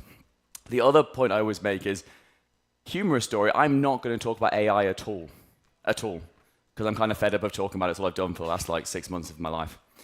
But ironically, I work for a company called Anecdotes.ai. We named the company that in 2020, not that old, when AI wasn't really a thing. And ironically, we don't do much with AI. So who knows, maybe it was good marketing in the future thought. I am the field CISO there, and I do a lot of go-to-market strategy. I will not product pitch. You have one where I told you what it is, and you'll have one later when I actually talk about it a little bit for 30 seconds. If I overstep the line, raise your hand and tell me to shut up, and I will. I'm going to do things the opposite way around. I'm going to start with questions. My title is pretty simple. I think SOC 2 is good. Yes, it is meant to be controversial and incendiary and meant to cause people to want to argue. That is the point. Anyone got any questions to kick off before I move on? I don't want to disagree straight off the bat. I have limited visibility thanks to just how bright those lights are. I don't, is the honest truth. But we'll get into that a little bit more as we go. I think SOC 2 is better than nothing, in the same way that like being punched in the stomach is better than being punched in the face. But we'll get into that a little bit more deeply. I like to storytell, that's kind of my style. I'm not very factual. If you came for interesting factual content, feel free to get up and leave. If you came to be mildly entertained before lunch, mildly entertained, then please stay. If I'm not entertaining, then again, please leave. In the kind of Gladiator 2 coming, like if you are not entertained, feel free to give me the thumb. And I don't know if they have like a kind of kill switch, literally, but we'll find out. So you can't see from being this close up. I have a scar on my head, which I gained 2 weeks ago. I have a garage next to my house and a gym in the garage. Myself and my wife go in the gym quite a lot. We left, I think it's about 2 weeks ago today, in fact, and I realized I'd forgotten my baseball cap. So I went back to go into the garage, and my wife hit the button, which brings the garage door down. The next thing I knew, I was on the floor and there was blood everywhere. It was bad. I ended up at A&E. For those who don't know, the British healthcare system, the NHS, is flawed is a polite word for it. Your average wait time in like an emergency room is about 7 hours. So I ended up in a minor injuries unit, and what they did is they found some glue, and effectively what looks like little bits of sticky tape, and that put it back together. Mainly they wanted to stitch it, but I didn't let them because I was due to go cycling at the weekend in Mallorca, and they told me if I had stitches in, I couldn't wear a helmet. So, why am I telling you about this? Partly because I thought the picture was kind of cool, but more importantly, there's some lessons learned here. Firstly, never trust your wife or spouse. Part B of that, especially not if she's aware of the life assurance policy that you have. Then definitely never trust her. She swears it was an accident. She claims it wasn't her fault, but whatever. Risk management. If you do nothing, this is what happens. If you don't consider risk at all, you end up, oh, I got to cancel the meetings today. Good point. Some glue and glorified duct tape solves the problem. You just need to start with something. It doesn't need to be the gold standard. They want to stitch it. I didn't want them to. Why? End goal in mind. Next point. I wanted to go cycling. I didn't really care about the stitches in my head. I was thinking ahead of time. Right, do what fixes the problem now. Worry about the future later. This will all become relevant. I'm tying this all back to SOC 2 somehow. Just bear with me. Automation is the solution unless the automation leaves you unconscious with blood everywhere. All my images are generated by ChatGPT. Turns out it can do pretty much anything, but you have to interrogate it quite a lot. Why am I starting with this? Because no, I do not believe that SOC 2 is the best security framework out there. Right? I'm not an idiot, and please don't think I am. NIST is far superior. Knocks it out. I don't know why there's a floating beach ball with chains, but I couldn't seem to remove that no matter what prompts I did. No idea. But SOC 2 is a foundation. You need to start with something to be able to build from. And as far as I'm concerned, it's the simplest, the quickest, the easiest, the dirtiest one to kind of get your hands dirty with and to build from there. Breaches are fun for hackers and nobody else. I've been in several incidents in my life. I don't know if it's a British time zone thing. I've worked in the US while living in the UK for a long time. And I've now been in 4 incidents in my most recent career time span, and they've all happened between the hours of 2 and 5 a.m. UK time. And the only response, we'll come back to my wife, she'll probably watch this on YouTube, so I'll get in trouble later, but it's later, so it's fine. The only thing I ever get is not, oh, that sounds terrible, dear. Like, that's awful that you've not slept for 24 hours. It's that I woke the kids up at 3 a.m. That's all I ever hear about. But yeah, breaches are fun. It's whack-a-mole, right? I like the idea that we have this kind of dam in the wall and you plug it, you've seen the images where you're trying to stop the water flowing out. I think whack-a-mole is more of a fun analogy. The modern CISO, the modern security leader, has so many problems to try and fix, and those moles are getting faster and faster, and honestly, it's physically impossible. Like, I look at most data breaches that happen, And a lot of eyes that are more junior or more technical or whatever kind of world you come from go, oh, they should have done this, they should have done that, and they should have done this. I was actually just podcasting about a couple of hours ago about the Snowflake breach and how many people have said, well, this is what Snowflake should have done, should have done, should have done. I've sat in those shoes. Like, it's very easy to say that retrospectively. The reality is that we've now inherited so much complexity in security. When you look at kind of GRC, when you look at VRM, when you look at the wider AppSec spectrum, it's now got so hard to manage that it's very hard for us to actually hit all those moles at the same time. They're increasing constantly. So data breaches have gone up by 78%. That was last year. This year it's due to go up by an even higher margin on top of that 78% rise. And the average cost of a data breach, which helpfully and luckily is major Fortune 100 companies, is at $4.4 million, which is a lot of money. What's wrong with the image? Anybody? There's something fundamentally wrong. Yes. Thank you. People with intellect. This is wonderful. You can't be SOC 2 certified. It's physically impossible. Short kind of mute point, if you want to understand the difference between an attestation and certification. A certification requires a body who certifies your through an external audit and said, yes, you have met the requirements of said certification. Here is a certificate, hence the certification part, and you hold that and you keep it. Examples being ISO 27001 for the Europeans that came out of Switzerland. SOC 2 is not one of those. Yes, you have audits. Yes, you have a report. Yes, there are gaps, but it's an attestation. No one has ever been SOC 2 Type 2 certified. This is not relevant to my presentation at all. I just want people to stop saying it. So I'm hoping that people will take this away and go back and maybe feed into their companies, and we'll all be in a better place. I like this image. It's one of my favorites. SOC 2 should be the bouncer to at least show people that you give a damn. Now, I bring this into context because I don't think bouncers do very much. Like, yes, they're threatening, but like they don't really stop that much. If you want to break into a building, you're still going to break into a building. Like, if you want to go and wreak havoc in the nightclub, you'll turn up with like 20 guys on mopeds carrying crowbars. Like, it doesn't matter that there's a bouncer there who happens to go to the gym 6 times a week. Bouncers show that you really actually give a damn. It's a deterrent. And SOC 2 is similar. It shows, and we'll come on to trust later, but it shows at least at a base standard, you give a damn about security. You thought about something and said, yeah, we should probably do some baseline controls. Yeah, that would be a good idea, you know, MDM, access, AppSec. It sounds like good things, and you did something about it. I don't know why I put this slide up, but I figured I would to highlight the fact that SOC 2 is not very old. It's really recent, actually, in terms of its current context, in terms of a security standpoint. There's things that far, far predate it in terms of how security was regulated and governed. But the only real important point I've got from there is it's in 2011, and it says changes have been made, but I'd still argue minimal changes have been made. I still find myself explaining to auditors the fact that key rotation protocols aren't relevant in 2024 because I use AWS and I don't care because AWS does it for me. And time sync protocols died when physical servers stopped being used. The reality is twofold of why I highlight this. Firstly is the fact that it hasn't moved very far.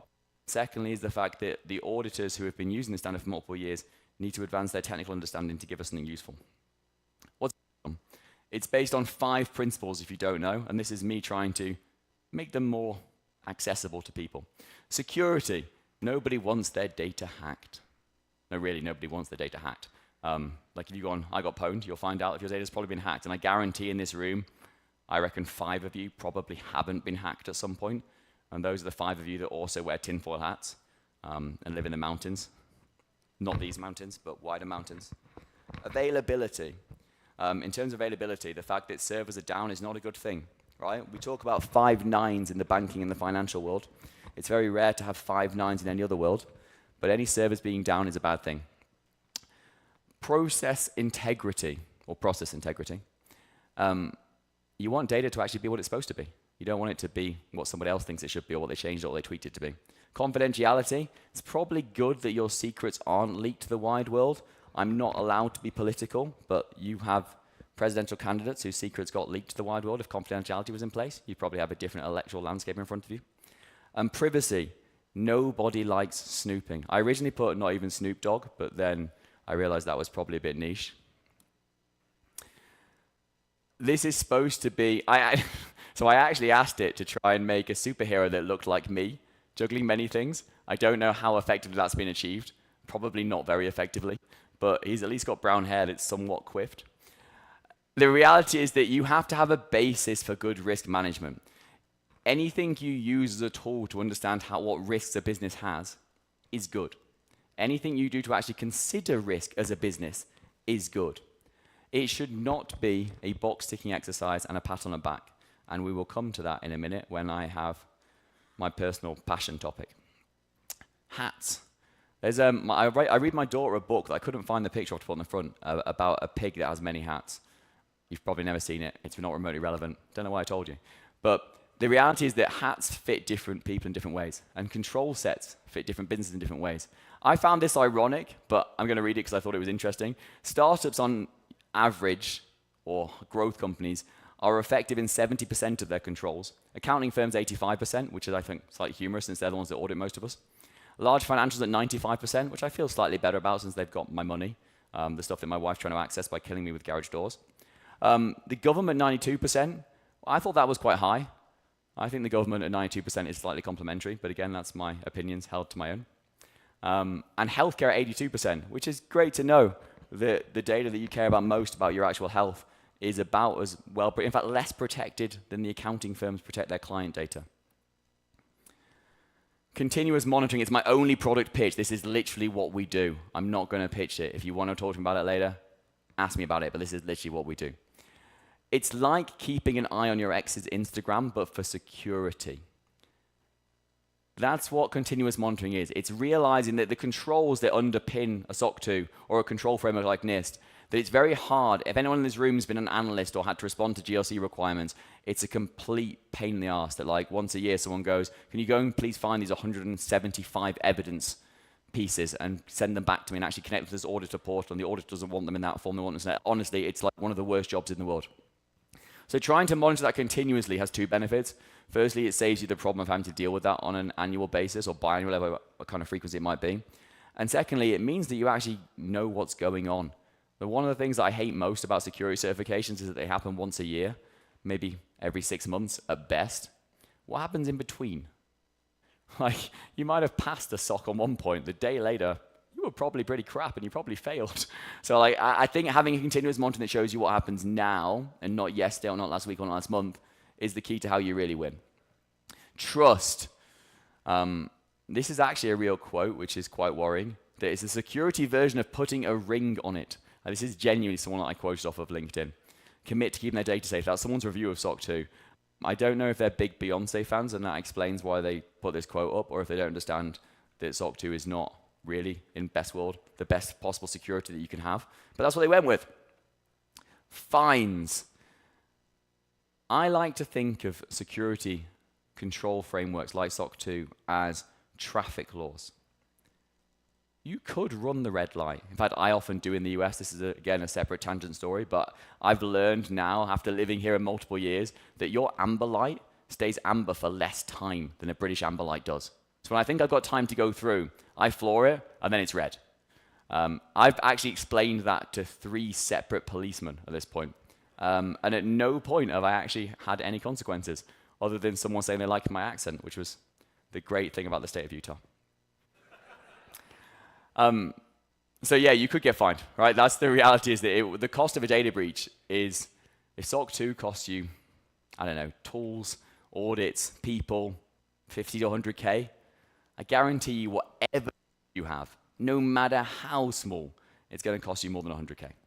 And the real simple fact here of why I say SOC 2 is good security is it's the foundation. It is literally the easiest thing you can do in security.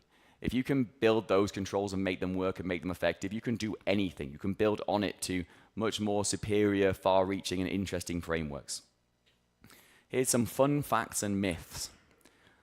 SOC 2 only applies to large companies or enterprises. That's complete nonsense. In fact, it's more prevalent inside of small businesses, people who are startups or have 100-person enterprises and 100-person entities. It is just tick box compliance. Well, that's sort of true, because people review it in that way, and they're simply like, control, yes, control, no. How many people are Drada and Vanta customers? Before I offend anybody. No hands. No, I don't believe that's true in this room. Matt Hillary's not been doing enough work, CISO of Drada. He lives in the state. But that's the definition of like, basically your control works and they'll show you a tick box. That's where the word tick box comes from. It's effectively a green tick that says control is effective. But it's more complicated than that. Like SOC 2 should be built on the fact that you actually understand that those controls are not just there to say, yes, I do them, but they underpin actual cultural changes and actual approaches, actual processes, actual technologies that secure and underpin the security of the business. SOC 2 is expensive. It's not, but you know what is expensive? Like getting a data breach or losing your job. Pretty expensive, so I stick with those. I have coined a phrase on LinkedIn, which is SOC in a box. I think I might have stolen it from someone else first, but apparently I'm being quoted with being the person who said it first. Assurance for me is about meaningful learnings as a business. SOC in a box is this analogy that you can buy a tool and get an auditor who will give you a SOC 2 certificate for like 10 grand, 20 grand max. That really scares me. Like, how many hours can an audit firm afford to do work if they're going to only charge $1,000 and still make profit? The reality is, if you want meaningful assurance, it takes an audit firm to understand your technology, to understand your company, to understand your team, to understand your processes and procedures. It means you actually have to put effort in there. Like, SOC in a box is probably killing our industry. I'm not slagging off any products, but if you have a product combo with an auditor that gets you a SOC 2 for under 20 grand, really rethink what they're going to tell you, because all they want to do is make sure they pass the audit. I don't want to be in that place. Yes, my CEO wants his SOC 2, and he wants me to have to sell to his customers, but I need to know what's broken so that I know what I'm going to fix, because I'd rather be arguing with the CEO about the cost of a SOC 2 than I would be like a Tim Brown or a Joey Sullivan arguing with Congress about whether they did things right or not. So I think, for me, that's kind of the one point. Key takeaways. See, I've managed to wrap up and nearly finish on time. It doesn't really matter if you choose SOC 2 or not. What matters is that you do something. Choose a baseline control set. Whether it's ISO, SOC, go straight to NIST. I don't really care. Choose a baseline control set and make sure that those controls are in place and effective and monitored and continuously monitored. It gets a bad rep because people do it very badly. Like I said, if you want to use it as cheap and quickly as possible, knock yourself out, but don't come to me when it all falls apart. If you want to use it as the baseline for starting enterprise level security, that's good. And NIST is always better, just in case you think I am an idiot, which is possible.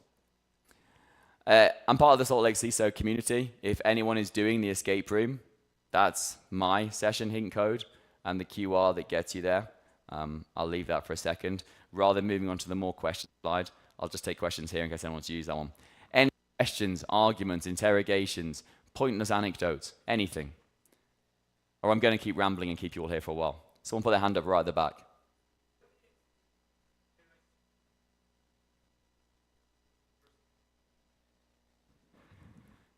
Yes, think of it as being like a stepped program. SOC 2 is considered the gold standard. The problem that I can't really see to see a reaction, but the problem that you've got with the AICPA, and this is a separate tangent. Does anyone work for like the AICPA before I say anything? No. Is anyone a lawyer? Also no. Good, excellent. So the problem is that you kind of like you have high trust for HIPAA stuff. You've got the AICPA kind of have a monopoly on this, and they will then try and find more ways possible to fit their product range certifications and therefore the sales that they make into multiple companies. So they try and gear a framework to every entity, right? So if you can do SOC 2, great. If you can't do SOC 1, if you can't do SOC, if like whatever they want to go to, they will find a way to kind of shoehorn it into your business model to try and make themselves money. That's my very cynical view of security certifying bodies. And, oh yeah, question down there.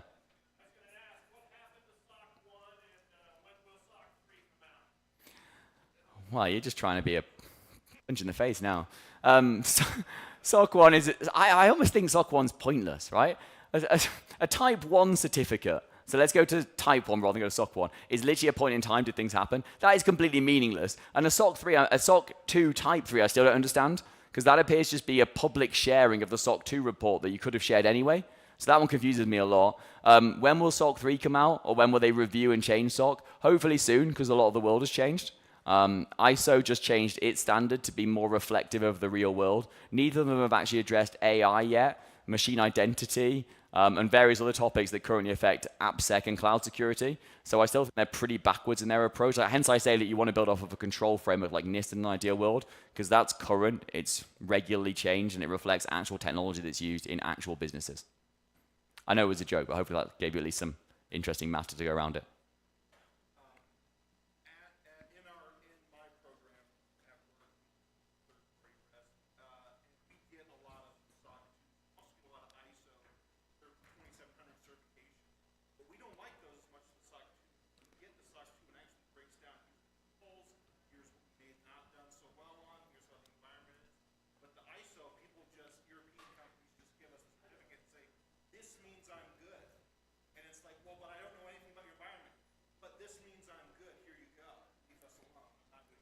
That sounds like a prejudice against Europeans, but whatever. You know you can ask for the audit that supports the certification, right? Who do you work for? Are you, oh yeah, I was going to say, are you bigger? Yes, you're big enough. You're big enough to say, give us the ISO or we're not doing business with you. That's the reality. If you're a small fish, that's slightly hard. If you're a big fish, you just say, I don't give a damn. Give me your full audit report or we're not concluding the process.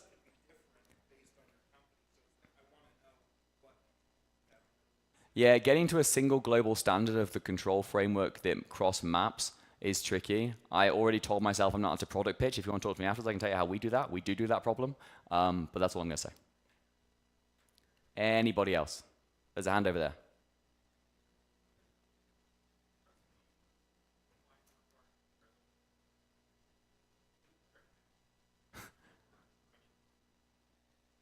I love when anyone in America says that NIST sounds vague. Do you know what GDPR says for securing systems? Anybody know what the technical security controls in GDPR are? Adequate and sufficient. It's like one of the shortest articles in the entire of the framework. It says make sure your technical and logical controls are adequate and sufficient. In that case, NIST is like a dictionary. But no, I do agree that there's some vagueness in there. They do it intentionally so that there's multiple ways to solve the same problem. But I think if you take any specific NIST control, I said I wasn't going to talk about AI, right? This is different. It's one of the very few security uses right now that's good in GPT, is if you give it a NIST control and say, give me some possible viable solutions and tools or vendors who can help in this control requirement, it will give you great answers. That's my genuine recommendation. Any more? No? Going once?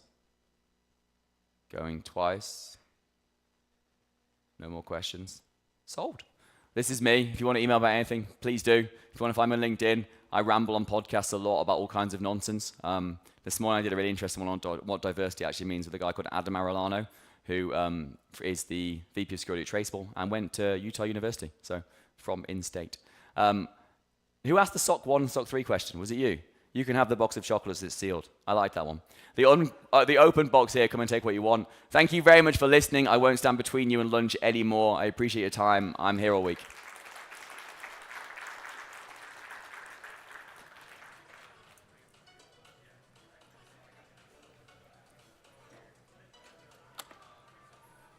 Hi.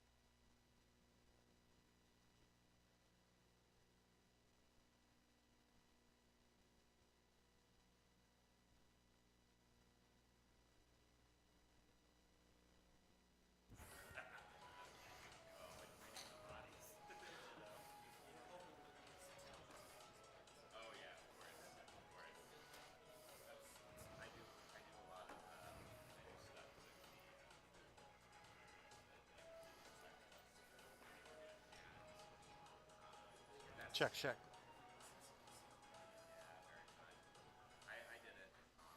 Check, check, check.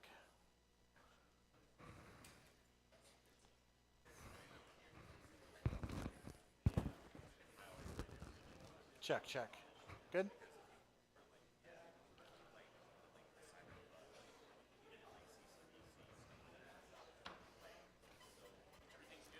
Ready to go? No, but that's okay. I can hear it a little bit. I'll go ahead and start. Thank you.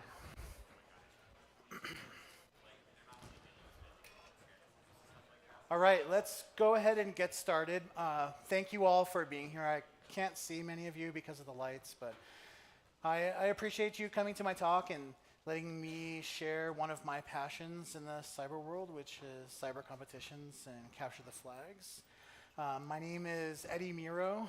I live here in Utah County, up in Lehigh. I've been here going on 3 years. A lot of you I probably worked with at Arctic Wolf, and now I work for a company called Cyber Skyline.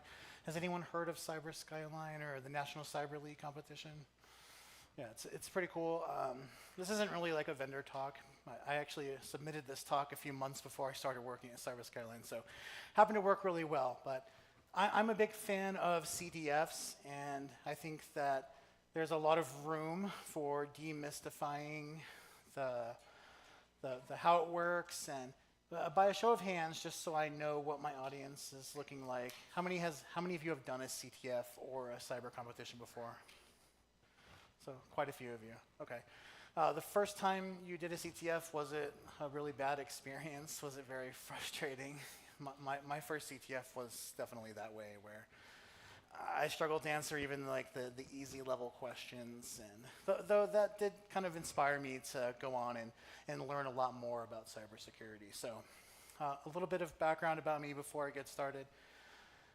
I've been in the cyber/hacking world for a while now.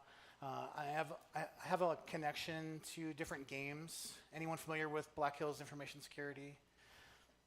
The tabletop game, Backdoors and Breaches. I built the tabletop simulator mod for that, if you've ever seen them do a live stream. And I used to coach National Cyber League when I was a teacher. And then my wife and I also run an official DEF CON contest called Octopus Game.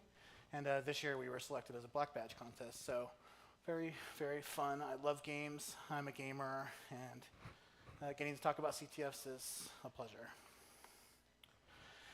If you have any questions, feel free to yell them out. I don't mind being interrupted. So just putting that out there. So in this talk, I'm going to talk about what a CTF is. A lot of you raised your hand and have done CTFs or cyber competitions before, but there are actually different types that you may not know about. So we'll talk about what a CTF is and define it for those of you who are new to the field. Talk about some of the general skills that you'll need to get started. You don't need to be like super elite hacker to do a CTF. It's a great way to get your feet wet. I should have put this in the slides, and if you scan that QR code right there, it will take you to the slides. Now, there is a CTF embedded within this talk about CTFs. You might want those slides if you're going to play along. Highly recommend that. I do have like a Google Titan security key that I'm going to give the winner at the end. I'll explain that more later. But anyways, why you should care about CTFs is a good question. A lot of you might not be into cyber competitions, and that's totally fair. There's multiple ways to get into our field and to build your skills. But for those of you who are new and you're looking for ways to kind of put things on your resume and build some experience, recruiters actually like that we're involved in the community. They like that we're passionate about cybersecurity. They like when we do CTFs and other competitions like that. So if you need a reason to be interested in CTFs, that could be it. I'm going to go through a few of the major categories that you'll see and talk about some of the tools and the techniques to solve the challenges. Now, there are dozens of categories and domains that you can find in a CTF, so I'm only going to cover a handful of them today. I'll introduce the mini CTF, and then these are the different categories that I'm going to talk about. Obviously, the first one is cryptography, and this includes classical or historical cryptography, ciphers and codes, and a lot of the fun stuff that a lot of us are really into when we nerd out with puzzles. And then also some more modern cryptography, PKI, that kind of stuff. RSA is a really common thing that you need to know about. Steganography, has anyone heard of steganography before? Hope so. So we'll talk about what that is, how we can hide things within other things in plain sight. Talk about open source intelligence, that's a common category. Reverse engineering, so I'm not like a hardcore developer or coder. I know basic Python, so there are some CTFs that are very code heavy and it's all about reverse engineering. Not all of them are like that, keep that in mind. There's always usually a miscellaneous category which covers basic skills and trivia, just kind of a fun category. And then I'll briefly talk about the other categories that you can expect to see, some ways to prepare, and then some common resources that will be helpful to you. All right. So for those of you who don't know, CTF stands for Capture the Flag. These are solo or team-based events, and you solve challenges, usually cybersecurity-related challenges. And you find flags, and you earn points, and you compete with other teams. There are multiple types of CTF formats out there. One of the common ones is what we call Jeopardy style. So if you've ever done National Cyber League or Pico CTF, it will be a platform that you access. It has different categories. They're usually labeled easy, medium, hard. They have different point values, and you can pick and choose which challenges that you solve. Another common format is the attack defense format. So the DEF CON CTF, which is always a black badge contest, or CCDC. Anyone in college do CCDC? Okay, it's pretty dope. So you'll set up machines that you have to defend. So imagine you sit down in an environment and you have to start patching machines to close vulnerabilities before the attacking team is able to get in and set up persistence or just shut down your machine. And a lot of those competitions, you're being scored based on uptime. And then we have boot to root. So VulnHub is kind of one of the OG platforms in this space, and it's just a repository of vulnerable VMs that you can load in your lab, and the goal is to hack into it and get root privileges and find a root flag. TryHackMe and HackTheBox are also common platforms that are really popular right now. Let me just show you. Fuck this all up right now by trying to. All right. That's the CTF. Okay. So this is the Cyber Skyline is the platform that enables the National Cyber League. And this is our gymnasium for this fall game. So this is, my company builds this platform and all these challenges. And this is a really good example of a Jeopardy style CTF. So you can see we have different modules for different categories: open source intelligence, cryptography, password cracking, forensics. If I access one of these, you can see here, I have all these different challenges listed from easy to hard. And then this platform is cool because it gives you the files. If you need a terminal to connect to like a Docker image that's running or some other cool thing that's happening in the back end, it's all runs through the browser. It's very accessible and fun. Okay. Let's see if I can get this going.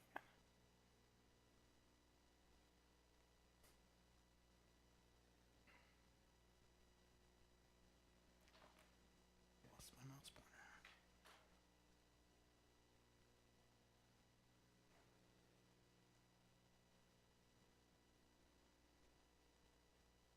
All right. Sorry. Believe it or not, I actually speak at a lot of things. All right. So if you want to get started and you have no experience, these are some of the baseline skill sets that I think you need to understand. Though you can really get started at any time and just pick and choose the challenges that you feel strong and confident in, especially if you're on a team where you can kind of split up the skill sets. That's a really nice way to do it. But if you're solo and you're going in for the first time, just basic Linux command line. It's going to probably be really important for you to run something like Kali or Parrot or some other security-related distro. Just want to make my notes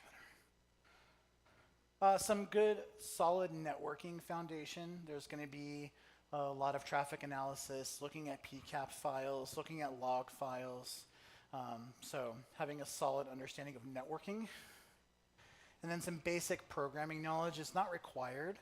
If you're doing a more general Jeopardy-style CTF, it's not going to be all code or reverse engineering related. So if you're like me and you're not strong in those skill sets, there'll be plenty for you to do, and then someone else on your team who is stronger in that domain can look at those. But understanding basic Python and Bash scripting is really helpful to automate a lot of things. There are a lot of challenges that just kind of test your perseverance and your willingness to not give up. So some basic scripting knowledge is very helpful. And then problem solving and creative thinking.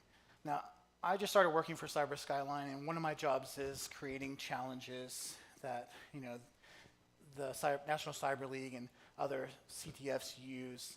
And we really have to work hard to create challenges that are really outside of the box.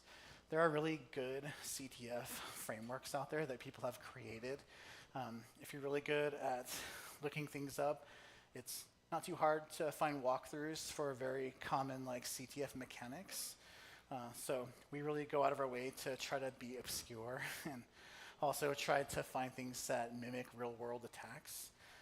So a few things that you can practice though.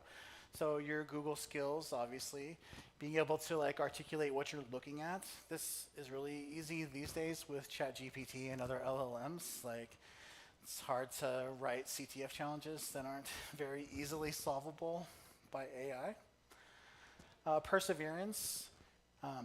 When you participate in a CTF like the National Cyber League that has a very short time frame to complete a lot of challenges in, a lot of top players who rank very highly will spend 2-3 days straight working on challenges. So being able to persevere, being able to manage your time effectively is really important. Common thing that I see from new players is that you'll log into the platform, you'll pick a category, you'll pick a challenge, and you'll look at it, and you'll get stuck on it, and you'll like tunnel vision, and you'll spend hours and hours just like banging your head against the wall. And then you get to the end of the CTF, and you could have scored a bunch of really easy points on other categories. You just left that challenge and then come back to it. This also happens if you're taking certification tests. I used to be a community college instructor, and a lot of my students would get CompTIA certs, and some of my best advice is to go through all of the questions and answer the easy ones first and come back and spend time later on ones that you don't understand because you're just leaving points on the table. All right. So I'm going to talk about some of my favorite CTF categories. The first one is cryptography, then steganography, OSINT, and reverse engineering. Now, the way I built this slide deck is that each one of the categories I talk about is going to come with a corresponding challenge. This QR code, as opposed to the one that led to the slides, leads to my Miro Lab site, and there's a submission form that expects 6 things from you. One of them is a way to contact you, or a name, Discord name probably, and then 5 flags for each of the 5 challenges. You can see the flag format is just SAINT-CON, and then there's 4 numbers, so it's really basic. This is a common thing for CTFs, is that each one will have a particular flag format, which makes it really easy to know that you got the right answer and it's not something that's guessy. So if you access this and you want to play along, you should. Okay. The first category that we'll talk about is cryptography. So what it is it's a broad term. Like I said, it can incorporate historical or classical cryptography. which would be like the Caesar cipher, which is what we call a substitution cipher. So you take an alphabet and you do, in the case of a Caesar cipher, you shift the letters by a particular number. That's the encryption algorithm. So if I have, the word, Caesar, and I shift by +1, then it's DBFTBS, right? And that's one of the oldest and simplest ways to encrypt data or to make it more private. Unfortunately, the Caesar cipher and all other substitution ciphers are vulnerable to something called frequency analysis. Has anyone heard that term before? It's actually really interesting. Like if you take a book, and it varies from language to language. I think that's my fault because it's in my pocket. If you take a book, it doesn't matter which one, generally speaking, and you counted every letter in it, and then you sorted them, and you found out how many A's and B's and C's and D's. It's something that's fairly consistent across languages.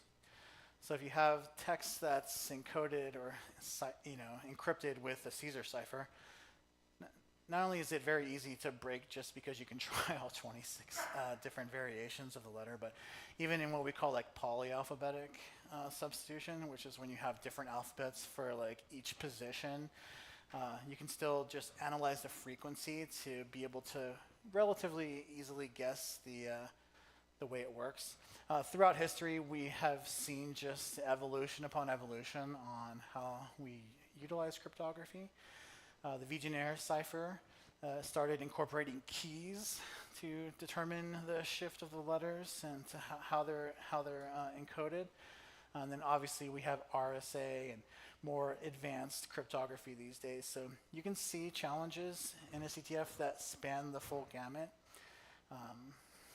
The fun ones for me are the really exotic or obscure or historical codes and ciphers. I grew up loving like spy movies and that type of like tradecraft. So anytime I can do weird codes and ciphers, I'm a big fan. Tools that you should know about. Number one is CyberChef. Everyone who's done a CTF should know about CyberChef. If not, I recommend that you add it to your toolkit. It was written by the, what do they call the British special, you know what I'm talking about. So it's like the CIA, but in Great Britain or in England. So it's a really cool toolkit. It has a lot of built-in functionality. You can take ciphertext and throw it in, and just they have like a recipe called Magic, and it just runs through common algorithms, and it really makes the process a lot easier. CryptTool is a way to incorporate this via code. And then a couple of sites that I really like are decode.fr and Rumkin.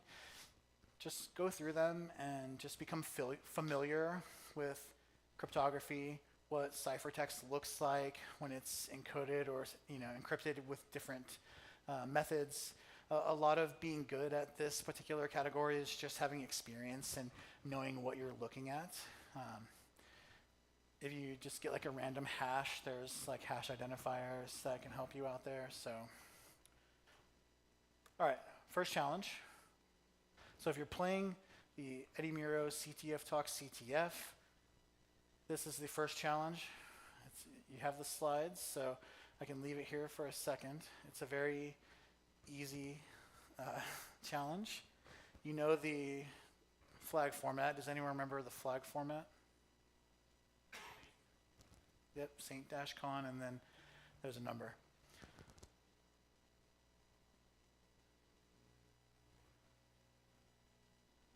All right. Next category is steganography. This is one of my favorite domains in CTFs.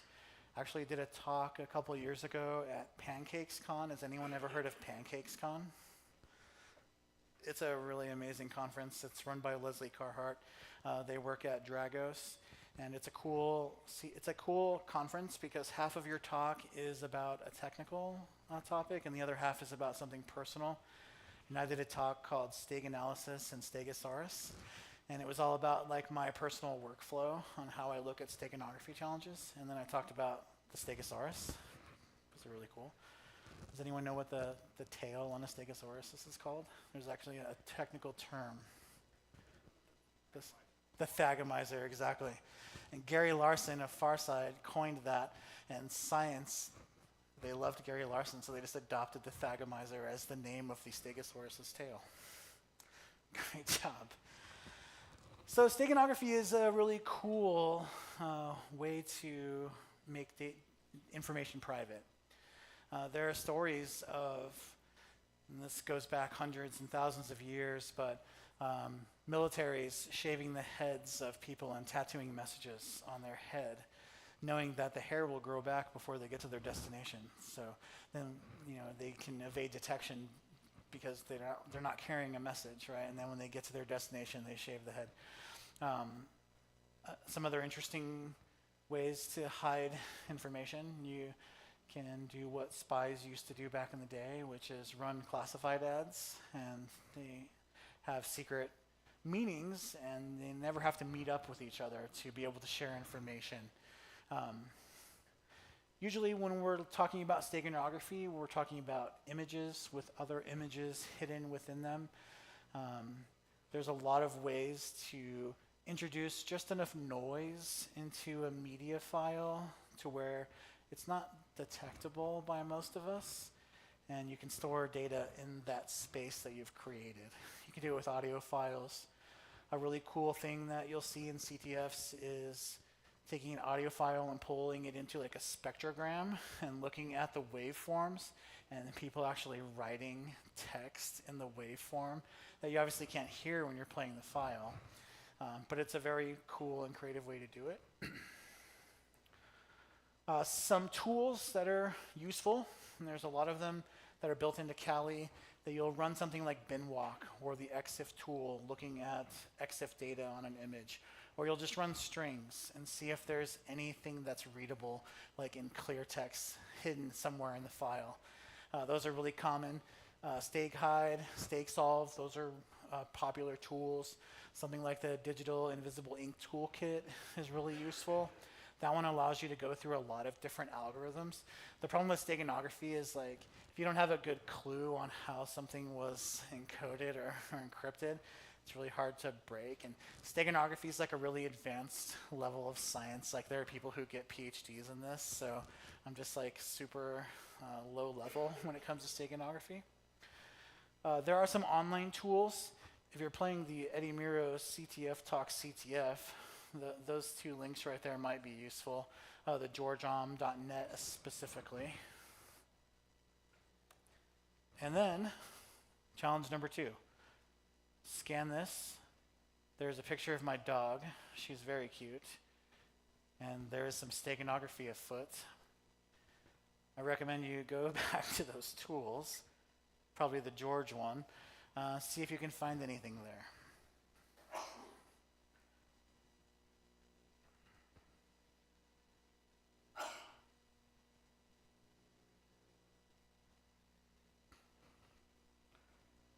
All right.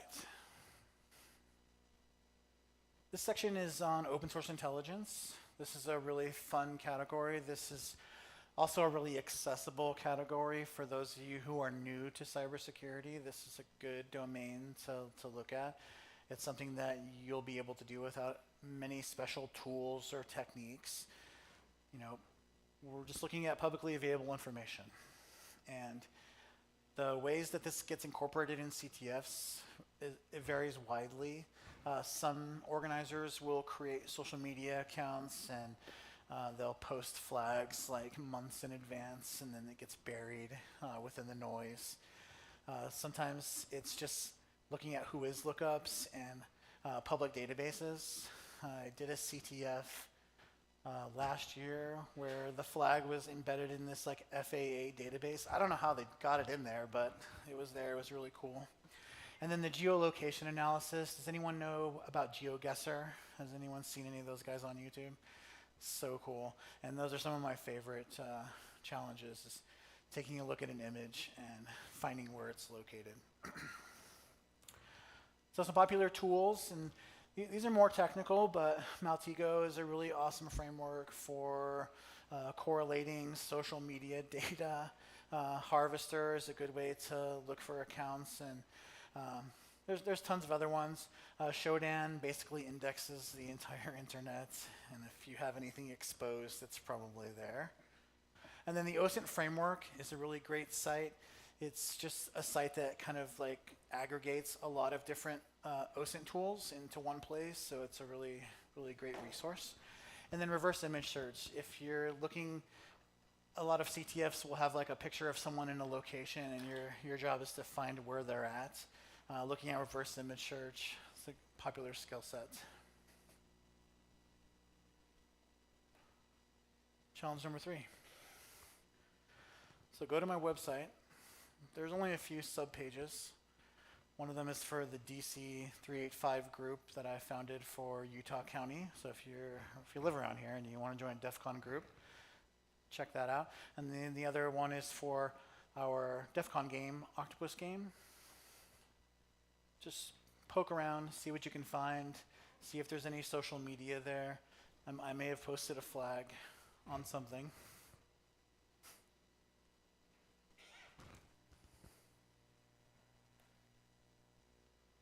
Okay, one of my least favorite categories is reverse engineering. Anything that requires a high level of programming or coding knowledge is just not my strength. Though with ChatGPT, it's been able to explain a lot of things to me, like the idiot that I am, and it's actually helped me out a ton. So looking at a program, looking at the code, tools like Ghidra and IdaPro, ways to, sometimes if it's an easy level reversing challenge, just pulling it into one of these reversing tools or looking at a hex dump could get you the flag. But for more advanced problems, generally outside the scope of what I know how to do. But that didn't stop me from creating a challenge for you. So there's a Python program at the QR code here. I did obfuscate some things. So, but if you solve that, it will output a flag for you.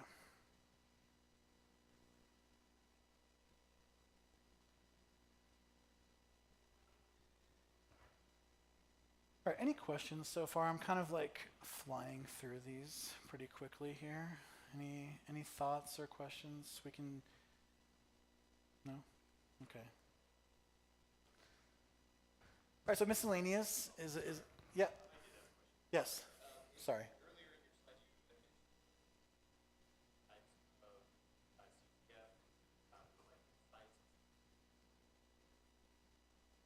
Yeah.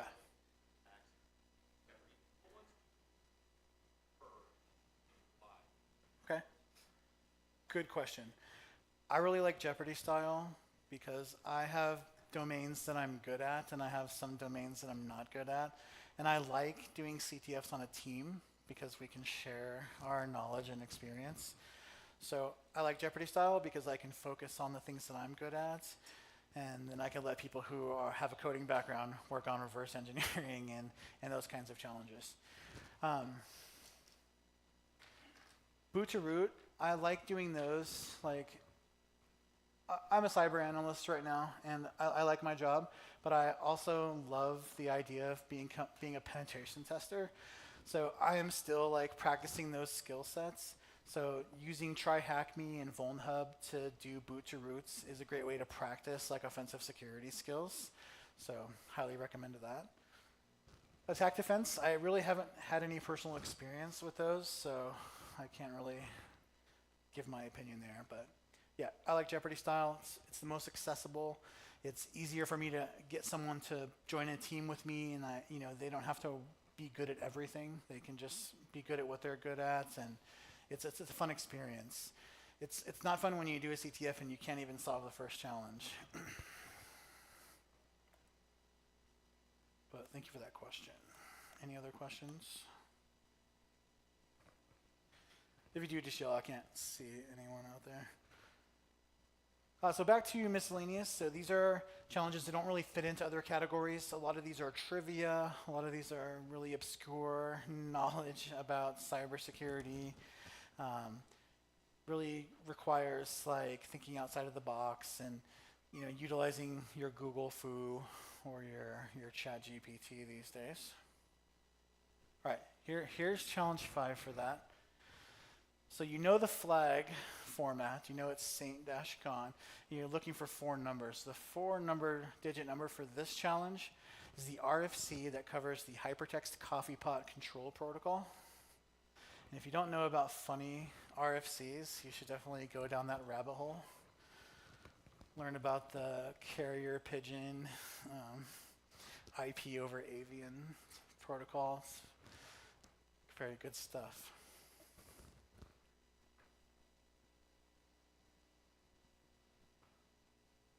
And I don't remember why I put a, oh, I see why, I remember why.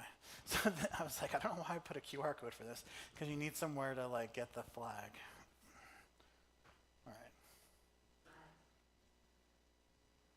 Here are some of the other categories that I'm not going to really go over too much in this talk, but I wanted to make sure that you were aware of them. The first is binary exploitation. So you'll get a binary, you'll have to break it down and reverse it, and then exploit it or abuse it in some way. That's called as pwn. There are some really good tools for doing this kind of work. There's also really awesome competitions like pwn to own. Has anyone heard of that before? Like, people make like huge money doing that, and like Tesla had a car there, and if you were able to pwn the Tesla, then you got to keep the car, and like it's a very cool way to play cyber games. Next would be forensics. So a lot of times you'll get a file. You'll have to look at some of the metadata there. It could be more advanced, where you get a disk image and you need to pull it into a tool like Autopsy or one of the other forensic tools to do like a really deep analysis on it. Web exploitation, so looking at like the OWASP top 10 sort of stuff. Good ways to practice web exploitation for CTFs is using something like the OWASP Juice Shop or the vulnerable web application. Networking and packet challenges. Generally, you're going to get a PCAP file. You're going to have to see what data was exfiltrated. Yeah, lots of different ways to do networking challenges. Some events will have hardware challenges. So hooking up a JTAG, like actually connecting to and hacking the device physically, and I think they have some of those challenges downstairs. Log analysis is another common category. So you're going to get a big log file. You may just get raw data that you have to like parse yourself. I did a challenge recently where I was given raw data. I was given the spec for it, so I knew like which bits were what, and then I had to write a Python script to parse it out for me and then put it in a form that was readable, that then I could grep the information I needed out of to answer the question. It's really frustrating, and it takes a lot of time, but it's a great way to learn those skills. And then physical security challenges. Some CTFs will have a physical security challenge. A few years ago, the B-Side San Francisco CTF had like a lock that you could pick, and if you picked it, then it printed out a flag.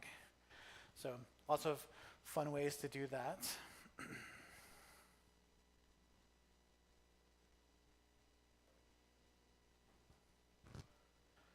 All right.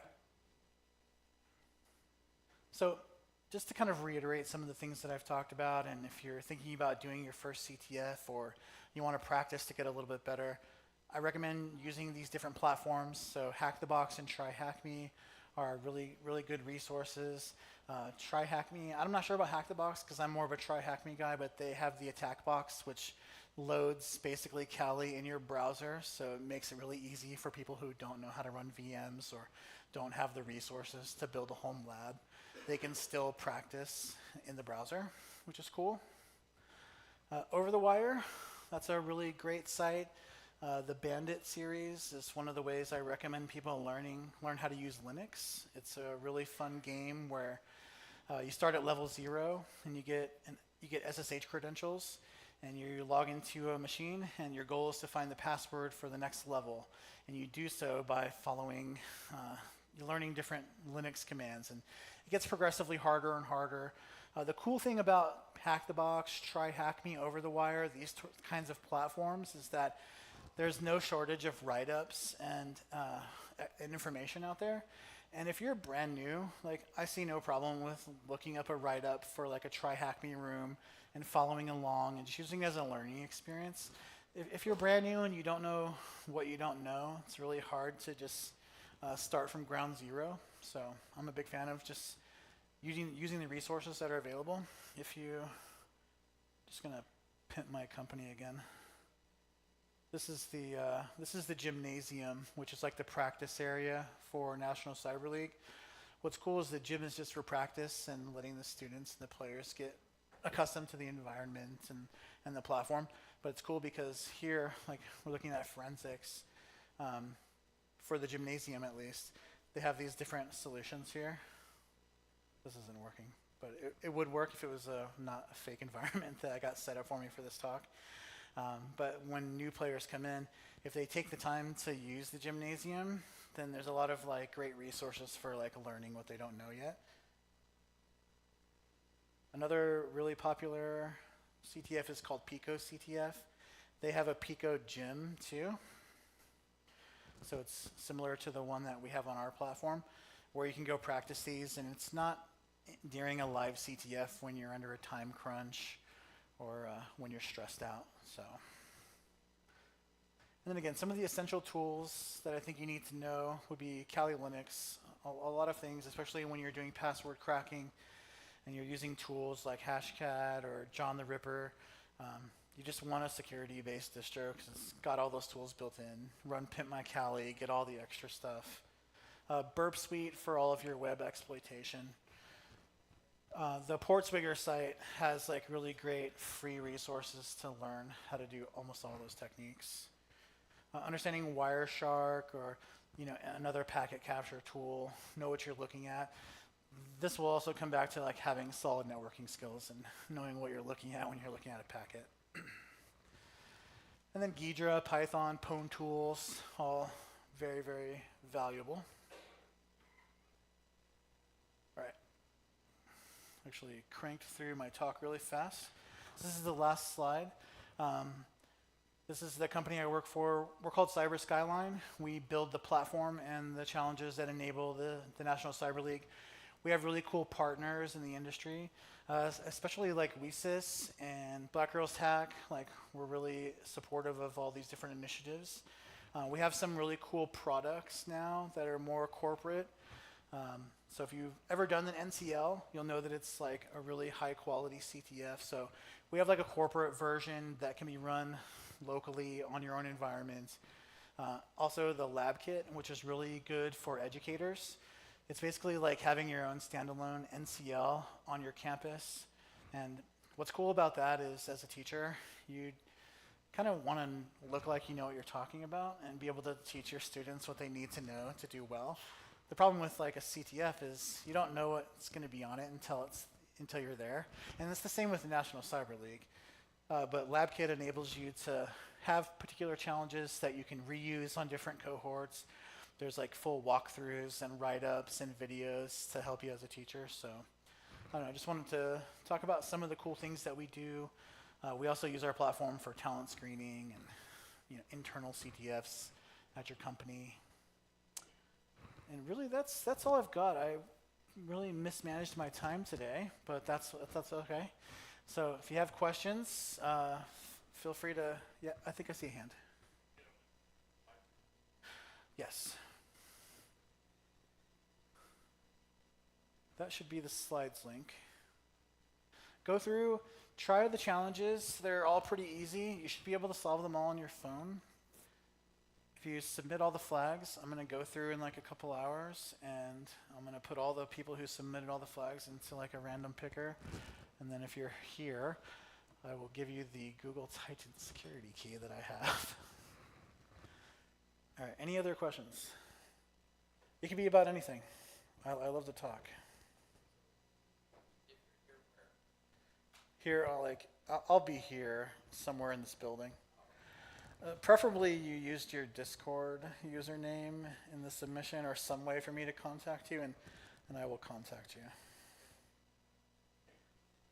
All right, you have 30 more minutes with me. Or no, about 20 minutes. So if we want to talk about other stuff, yes? Like the players that are on it? I mean, can it just be Dave Kennedy only? Because like, his talk was amazing, and like, you know, a lot of us, especially those of us who come from an educational world, and we really want to help people get into cybersecurity. It's a really tough field to get into. And a big question that we get from people who are new is like, well, how do I get experience to get hired, to have a job, to get experience? And there's like a lot of good ways to do it. And I'm like a big fan of like the cyber community. I go to a lot of conferences. I'm a DEF CON goon. I run a DEF CON contest. I speak at every place that will let me speak.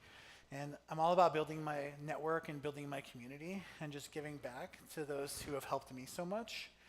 And that's a great thing to do. And putting that you're a conference volunteer is awesome to put on your resume. And doing a cyber competition, doing a CTF, that looks good on your resume. And hiring managers do like that stuff, and it shows that you're passionate. And so that's some of my best advice is like get involved with the cyber community. Like Dave said, make it your hobby. Do stuff like CTFs, build a home lab, like find a project that you want to work on, and just like be about cybersecurity. And I don't know.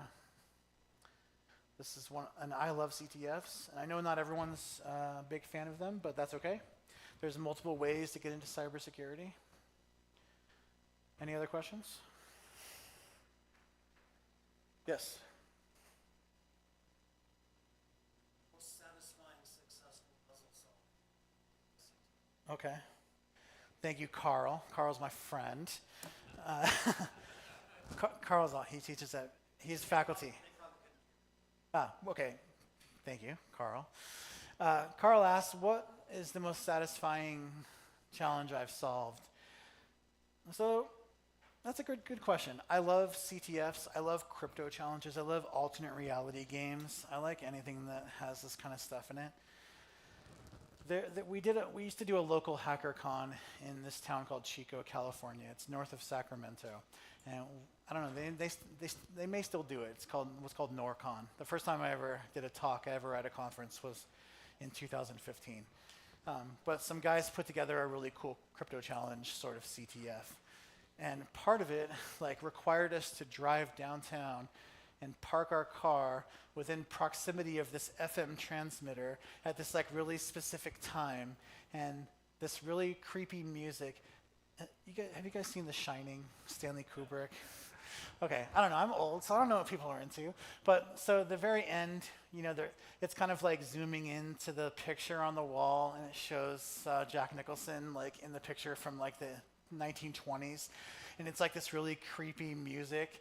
Well, that's like started playing on the radio, and then we were like recording it with our phones, and we're trying to be really quiet, and then just like these numbers, and it's like this really creepy like voice.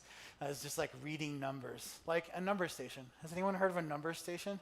Like these are things that exist in the world that, yeah, like intelligence agencies will like transmit these like random number sequences, which I'm sure correspond to like some one-time pad. It's like very strong encryption, right? But that's, so yeah, finding those numbers, taking them back, figuring out like the math that was required to use the numbers for the key to decrypt the flag was very satisfying. So, any other questions? There's some really cool CTFs that are out there, especially at DEF CON. The Cube Challenge, that if you guys, anyone go to B-Sides Cache Valley a couple months ago? Grifter did his talk there, and he talked about the Cube Challenge, which is like the most insane like alternate reality CTF, where it's like you're hacking into these devices, and then it causes like a projection on a wall, and like you have to like be there at a specific time to see it, and there's like locks that you have to pick to go into like these different devices to find keys that you need to solve other challenges. Like, it's so awesome and creative, and there are people in our community like Lost Boy, and they just make the most like beautifully creative CTF challenges, and it's, to me, it's like a very artistic way to express like what we're all like obsessed with technically. So I don't know, a little nerdy way to look at it, but it's fun for me. Anyone else? If you're going to be at B-Sides Red Rocks next month, I'm doing a talk there about social engineering. So check that out if you're interested. Carl has seen me speak about social engineering. Yes.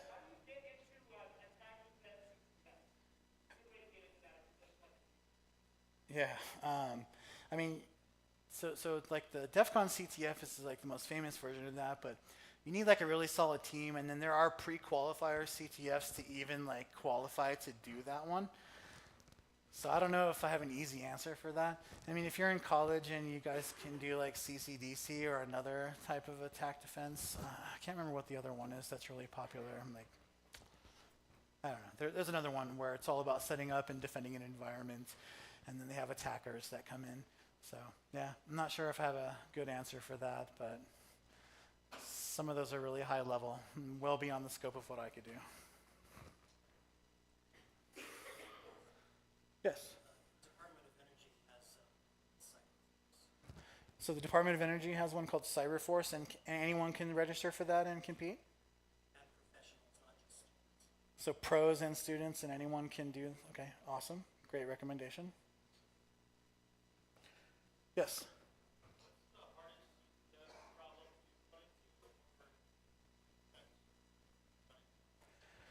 Yeah, I mean, like that's a really subjective question, because if you throw like binary exploitation or reversing at me, like that's the hardest challenge I've ever looked at, because I don't even know where to start with those kinds of challenges. So it really depends on the skill set that you have. Like if you're an engineer, you're going to look at the same challenges that are impossible for me and it's going to be easy for you.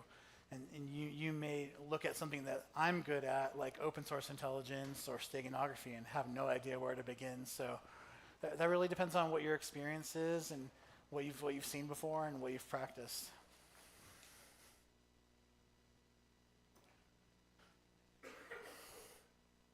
All right, I'm just going to go ahead and end it here. If you come see me afterwards, I have a bunch of Cyber Skyline and NCL stickers. I want to give them all away, so come find me. And if you have any other questions, just, you can always connect with me on LinkedIn. I'm very active on there, and I appreciate y'all listening to me ramble. Sorry I got through it so quickly. I anticipated we would stay on the challenges longer, and it just it seemed awkward just standing here. So anyways, we got through it together. I appreciate you all. Have a great con.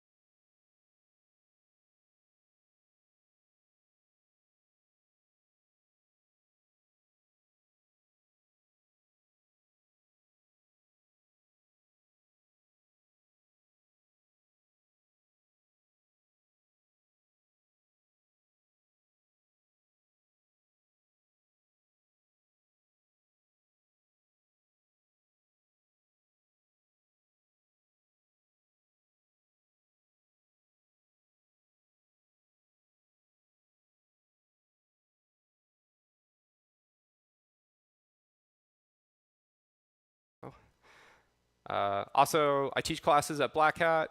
I teach a class at Black Hat on red teaming against AWS, Azure, and GCP targets, as well as I'm the president of the nonprofit that runs the B-Sides Salt Lake City event, the B-Sides Cache event in Logan, and the B-Sides Red Rocks event that's going to be coming up in Cedar City next month.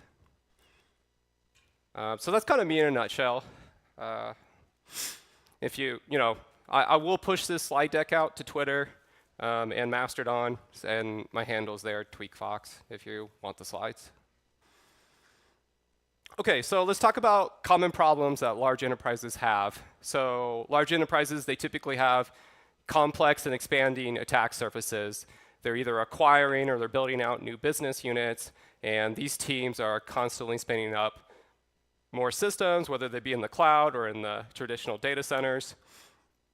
And really, there's a number of services out there to help you kind of secure that, but trying to scale to a really large size, application security and threat mitigation techniques, that can be difficult. So the hypothesis here is really if you can build something that moves really fast to keep up with the business, then you may be able to get the business awareness of their IT assets. When a typical company turns on an attack surface management tool, they discover about 35% more assets than they knew previously existed. And frequently on red teaming engagements, the way that we'll get access is not via the assets that you know about, but the ones that have been hanging out there for years that everyone forgot about. So, all right, so what's the methodology that we're going to implement to try to scale as the enterprise scales? Well, we want to be modular, right? Kind of like that philosophy of like a Unix binary where it does one thing and does it well, and also chains together with other tools. And we want it to be scalable, right? So anything that we're building kind of needs to meet at least those two requirements. And here's kind of a simple solution. I'm going to try to keep this higher level. There'll be some technical stuff, but just want everyone to be able to follow along. But we could build kind of like a script, and then we could just run it on a cron job, and we could build that so it runs with a cloud service or even just locally on our laptops. And then we could have it stored to something that has large storage capacities like Amazon S3 and things like that. And if we build it with infrastructure as code type principles, then we should be able to spin up more of them as we need and should be able to scale out the operations pretty seamlessly. Each of the cloud providers have their own infrastructure as code templating language to spin up resources, as well as there's frameworks like Terraform that support multiple clouds to help you do that.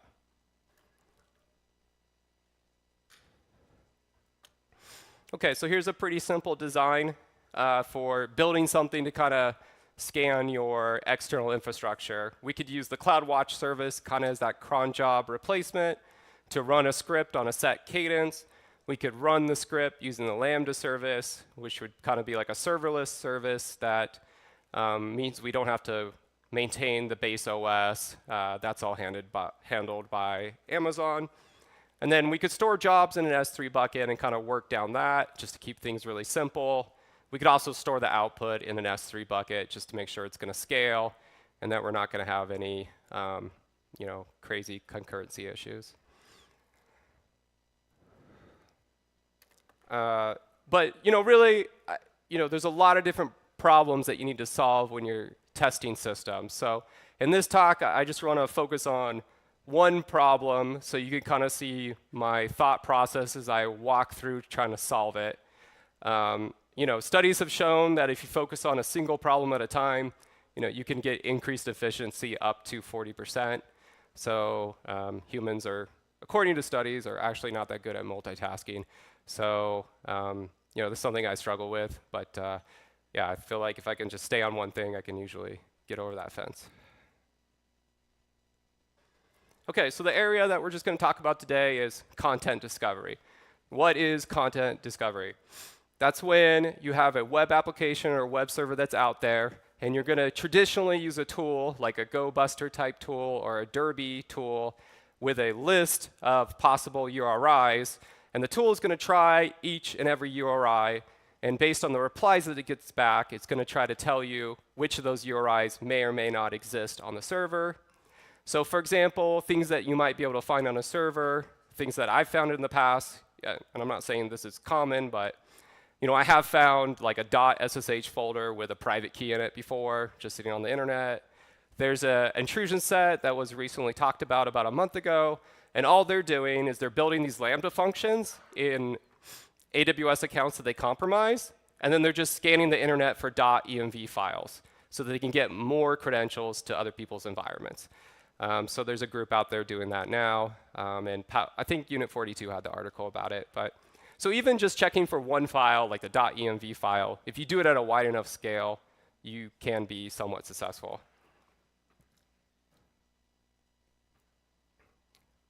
But more and more, as you're trying to do your content discovery, you start to see these sad face screens here, right? So these are systems that are detecting that you're trying to do something that may be a little bit malicious, and then they just start basically blocking your IP address for a set period of time. So you can't really complete the content discovery portion of the test. So these are web application firewalls, and they're getting more and more common. And we're going to kind of dig into these a little bit here. So the first thing is if they see you making repeated requests and you get repeated denies, which is common during content discovery, they're going to restrict access or start to block your IP address.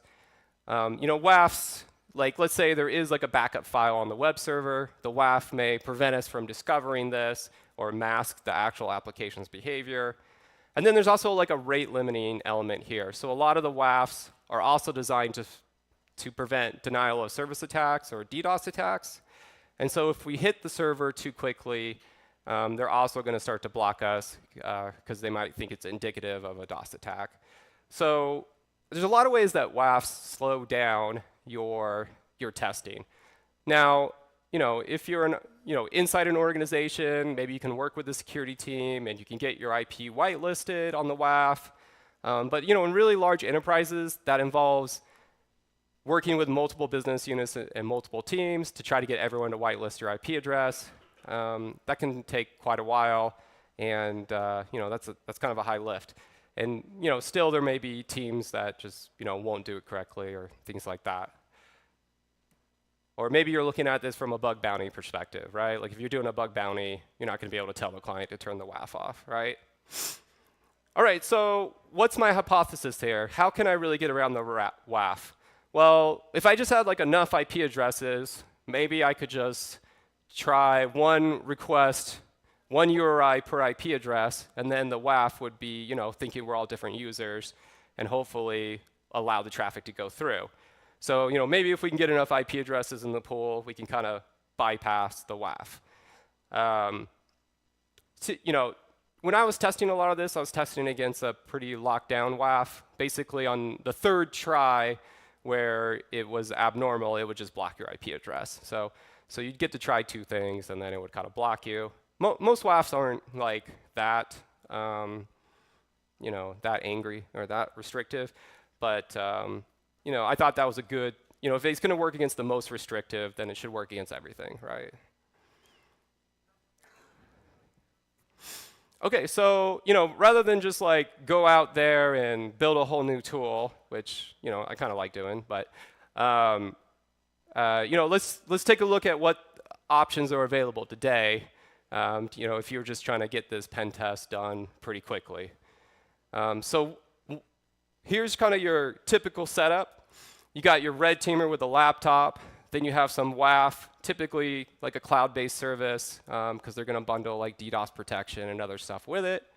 Then optionally, you may have like a reverse proxy that's closer to the servers. And then you'd have the actual servers that are serving up the web application.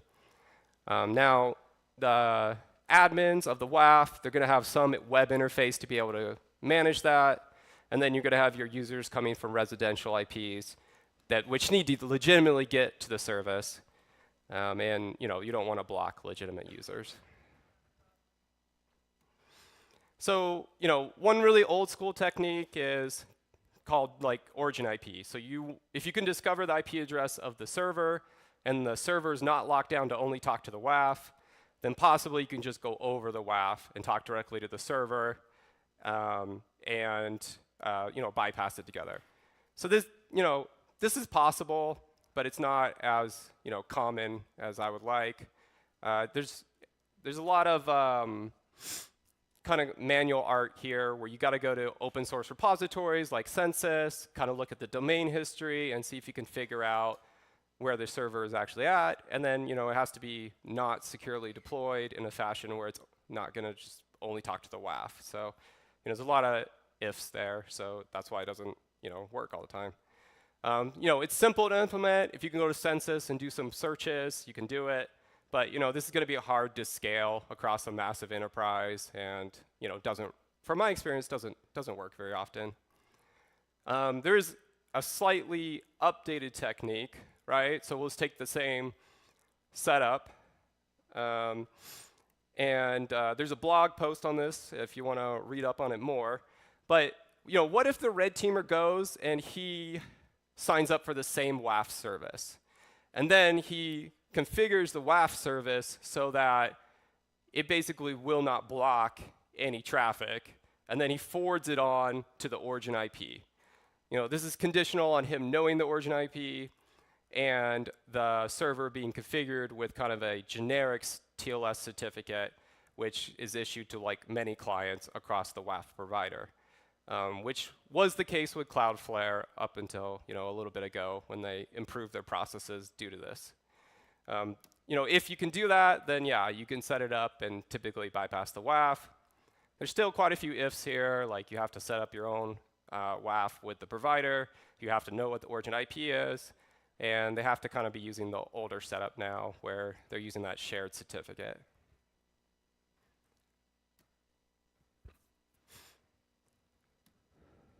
Okay, so let's just kind of look at something that's going to be more automatable.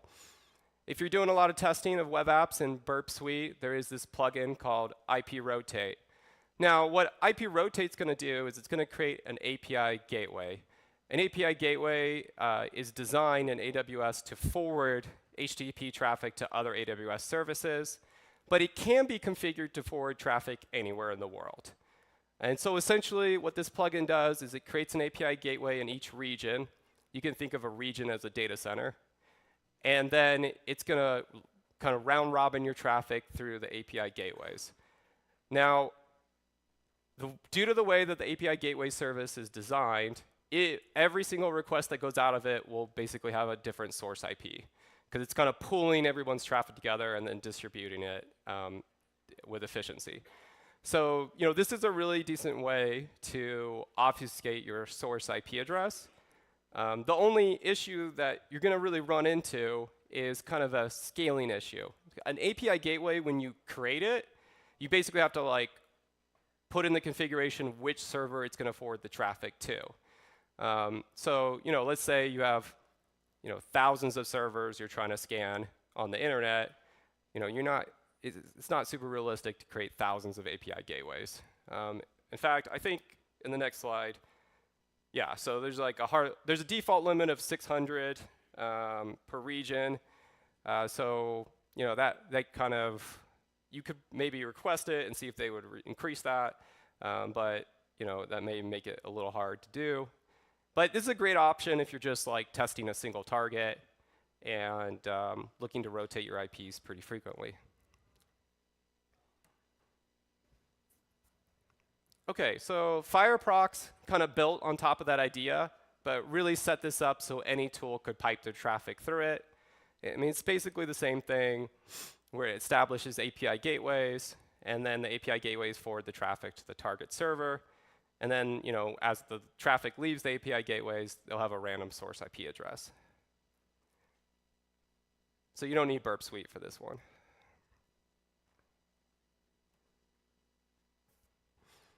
So, this is pretty simple to implement. Still not really the best if you're trying to scale the operations to pretty massive scale, but, pretty great if you're just trying to test a single server at a time or a limited set of servers. And then there is a tool called Shadow Clone that's based on this LithOps technology.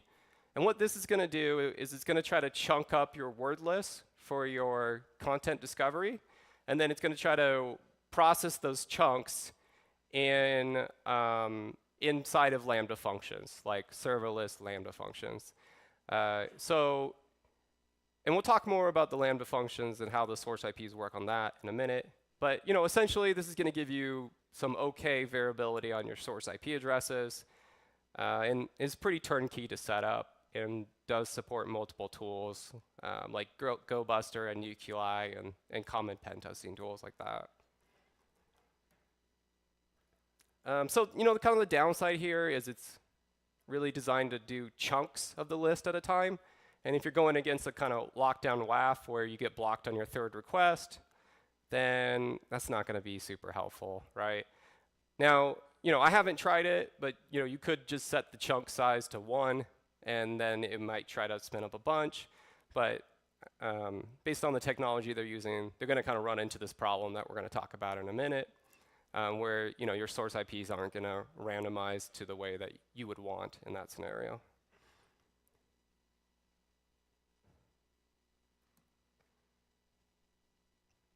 Okay, so we looked at the open source tools. There's some good options there, especially if you're just testing a couple servers.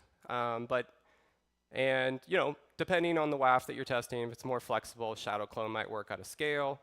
But if you're going against a lot of really locked down WAFs, there really wasn't anything there that's going to solve your problems, at least from my perspective.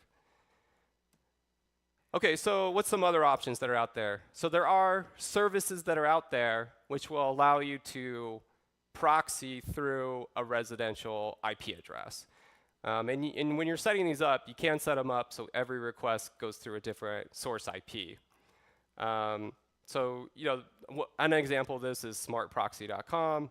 It's relatively easy to get going with, but you write a script, you set the proxy settings, and then it routes kind of through this SaaS service. The main issue with this is, they say the source IPs are ethically sourced, right? But I don't know, there's just something that doesn't rub me right about redirecting, pen test traffic through somebody else's computer. So I think that's the major downside of this. Yeah, so very simple to implement, very flexible, API driven, basically everything you'd want, except for probably not super ethical, right? From my standpoint. Yeah, morally gray, that's a good way to put it. All right, so in reality, I really like to do something like this, right? Where I can have some custom code packaged up in a serverless, run by the Lambda service, and then just, it's able to scale out. You can have thousands of Lambda functions running at the same time easily. And, we could use a custom container that contains whatever tool we want to scale out. And we could even have it so like one Lambda function does one request each. So that way, we should get different source IP addresses on each request. So with this model, it's fair. I don't know. It might be a little complex to implement, but it's pretty simple if you understand how to build serverless applications. But the big issue here is you actually don't get a new IP address until the Lambda function changes from what they call a cold state to a warm state. So cold starts, that means that you haven't really used that service in a while, and so Lambda has torn down the container and it's not in memory anywhere in the service. A warm start is when, let's say you have an API gateway that forwards to a Lambda function, and you make multiple requests to the API gateway. Well, what it's going to do is it's not going to start the container each time. It's going to keep the container warm, and so that way it can process those requests kind of serially from the same container. Well, the issue with that is unless this container goes back into the cold state, we don't really get a new source IP address, and we kind of want to get as many source IP address in our request as possible so that we can bypass the WAF, right? Otherwise, there's not much point to this. So So, first off, how do we even know if we're in a cold or warm state when we're running? The way that I solved this was I just wrote a file to /temp called warm, and then I just had my script check /temp to see if the warm file exists. And if it exists, we're in a warm state, which means we probably already used this IP address. And if it doesn't, we're in a cold state, and that means this is a fresh IP address that's ready to work. Another thing that we can do is we can actually check the source IP addresses. Amazon has a checkip.amazonaws.com, and that will return the IP address that we currently have. So, if we wanted to build kind of like a database of IP addresses and track them, we might be able to do that there and connect it up to like an RDS database or something. But it's kind of helpful with, checking just that scripts are working. All right, so if it doesn't go cold, we don't get a new IP address. Don't get a new IP address, we don't bypass the WAF. Can we force this thing to go cold, right?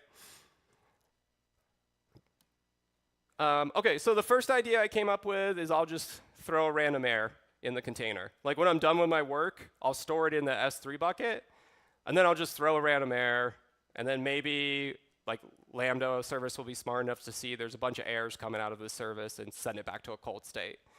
So that was my first idea, and I tried that, and that does not work, right? Lambda does not care. It just does what it wants.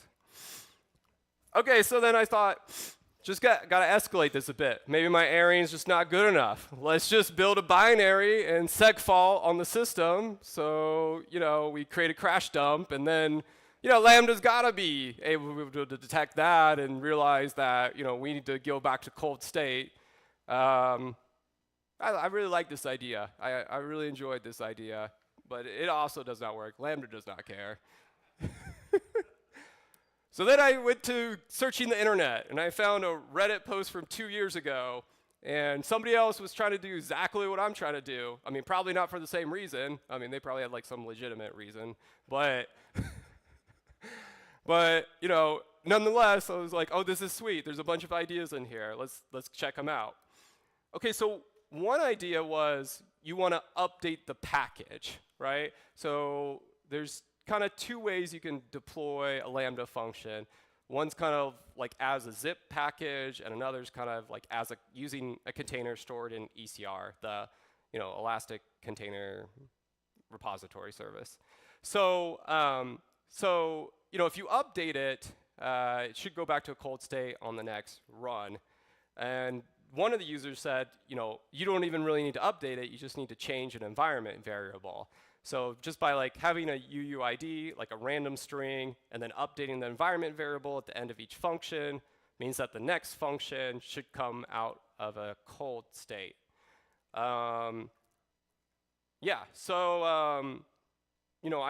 I tried this. I created an environment variable, function UID at the bottom, and I rotated it every single time.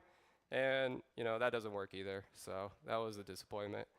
That was a fail. I don't know if the service has changed in the last 2 years, or I just didn't implement it correctly, but yeah, that didn't do anything. Okay, then I saw another comment in there where the person just said, throw an uncaught exception.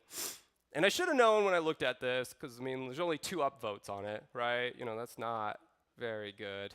But I was desperate, and I was like, okay, I'll try anything at this point. So I just went back and modified my original one that had the exception and took out all the tries and took all the catches. And you could see it legitimately caused this unhandled error in the CloudWatch logs. But yeah, once again, that fails. That doesn't do anything really significant. So yeah, ultimately, I don't know. I really don't know how to make a Lambda container go back to a cold state. I know you're all waiting for that. But I still have not figured that out. So, after I've spent quite a few hours on this, I decided, okay, let's just go back and try to look at the overall problem and see if we can solve this another way, right? That's obviously a dead end. Can't figure out how to do that. Now, if there's someone out there that knows how to do that, please come talk to me afterwards. So I've spent probably, over 100 hours trying to figure that out. So Okay, so here's my V1 design, right? I just have a Lambda function, and I have like a Python script I run locally. I just invoke the Lambda function, and that just jumps through the kind of shady proxy and hits the servers. This works, it scales. You don't technically even need to have the Lambda function in this design. I just put it there because one, I had already taken the time to build a lot of these capabilities, and two, if the proxy were to fail or there's some DNS leak, I just thought that'd be better coming from a Lambda function than my home IP address. So like defense in depth, right? Yeah, this works. Works great.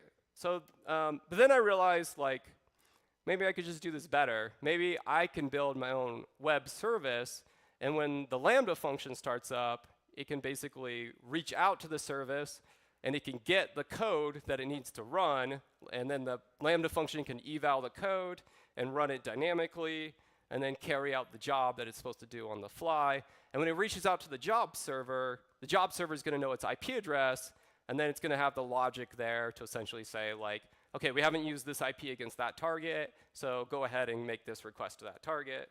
And so, it's obviously more complicated, right, of a solution, but it's another solution that works without having to rely as much on the shady proxies, right? OK, so now that we have the output in an S3 bucket, we have to analyze it and make sense of it.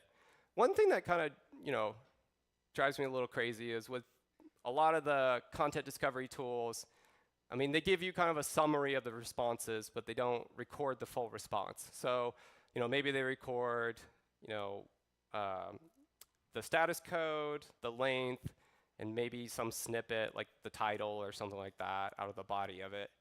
But that gets really hard when we run into these edge cases to figure out, what does normal look like for this specific web app. So the way that I was approaching this was just like I'm recording full responses. Every bit of data I get back from the server, I make a record of, and that way I can, do better retrospective analysis on it with the dir spray tool.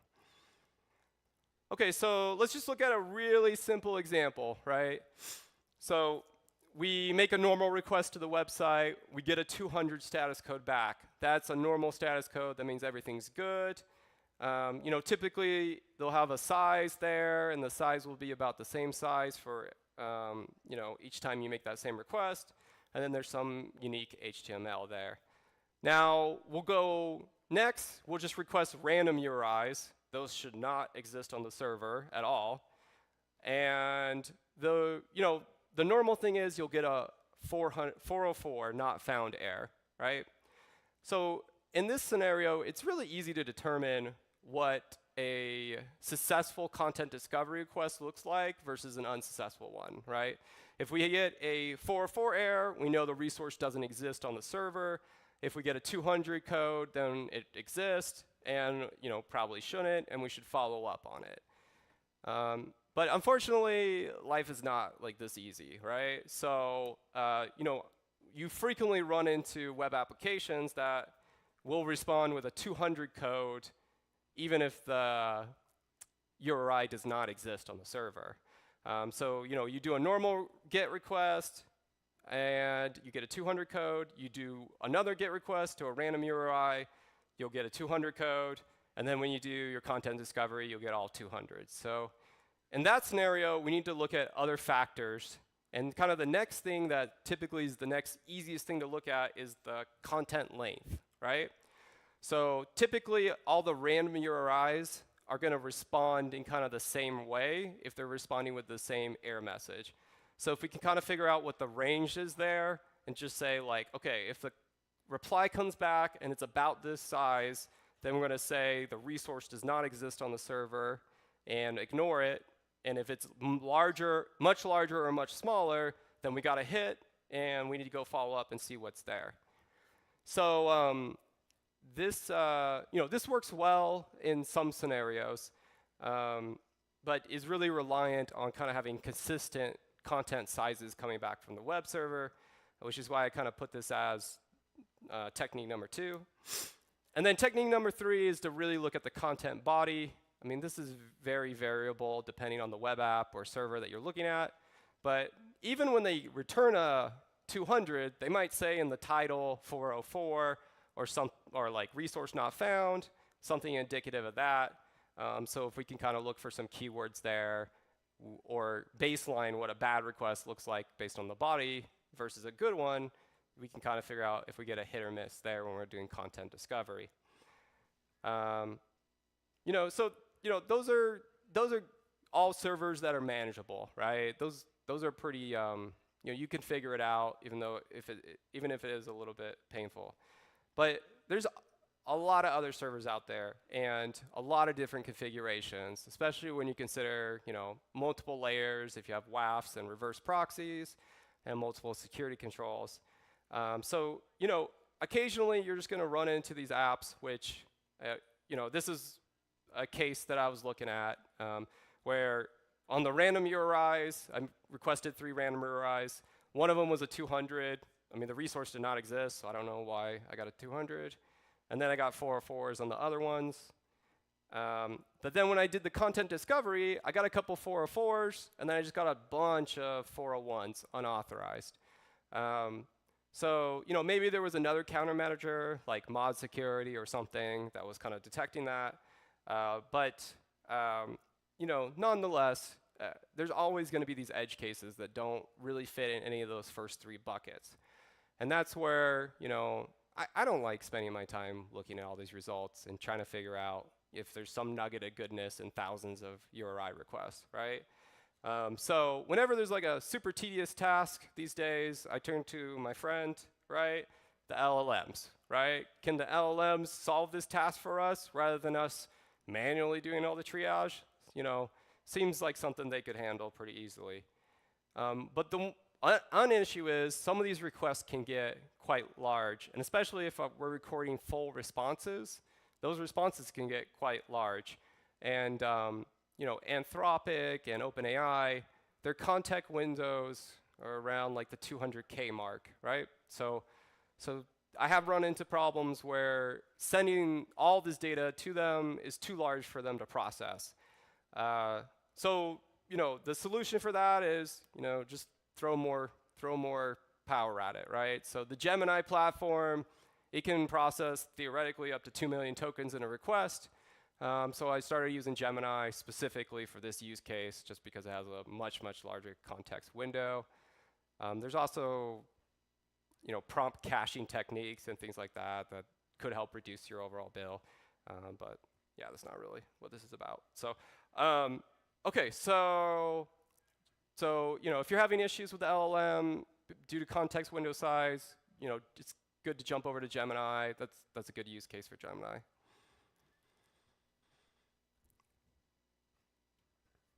Okay, so I'm going to show you the prompt that I created, and hopefully this helps you build better prompts as you're going through. And then, we might talk a little bit more about prompts if we get a minute at the end of here. So here's the top part of the prompt. So it says, you are tasked with analyzing HTTP GET requests to determine if they successfully discovered content on a web server or web application, and if they revealed any sensitive information. Your goal is to answer 2 specific questions based on the provided HTTP requests. And then we tell it, you will be given 3 HTTP GET requests, a normal request to the / URI, a request to a random URI, and an attempt to discover content.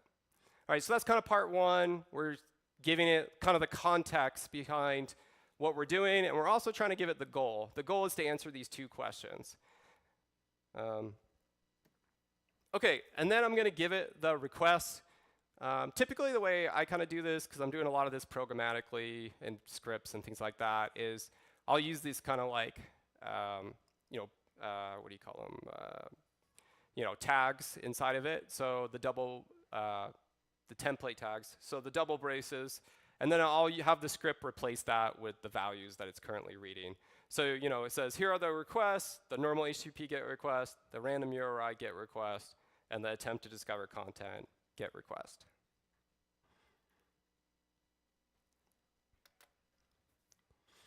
Okay, and then we're going to go and say, analyze each of these, paying close attention to the resource's status code, headers, and content.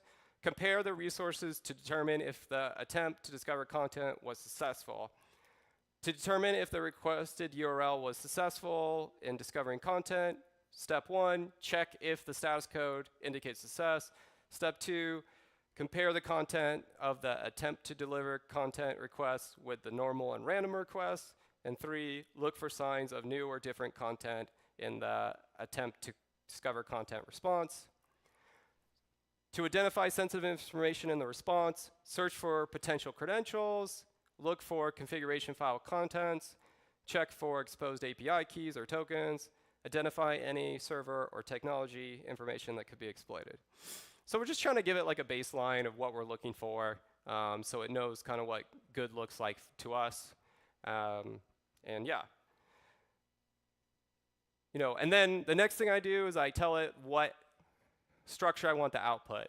Now, the way that I'm doing this a lot is I kind of make the LLM chunk it up into 2 parts. So first, I get just the yes, no, or just the value that I want, and I have it return that between some brackets that are some tags that are easily parsed out. So you can see here, the first one is successful, yes, no. And then the next thing is like the LLM always wants to tell you more information. It wants to like jabber on. You might not care. So I just, to make it feel good, I just say, all right, give me your reasoning. And then, sometimes I use that, and sometimes I just discard it when I get it back. So that's kind of been my approach. And it feels like when I do that, I get pretty consistent responses from all 3 of the vendors, like OpenAI, Anthropic, and Gemini, right? I know there's more vendors out there, but that's kind of like the big 3 from my perspective. Okay, and then the next thing we do is we want to put some shots in here. A shot is an example in the LLM prompt. So if you hear someone and they say, hey, this is a 0-shot prompt, that means you didn't put any examples in it. If they say it's a 1-shot prompt or many shots, then it's got 1 or more examples in the prompt. And typically, I feel like the sweet spot is like 2 to 3 examples. If you do more than that, sometimes the LLM gets a little confused.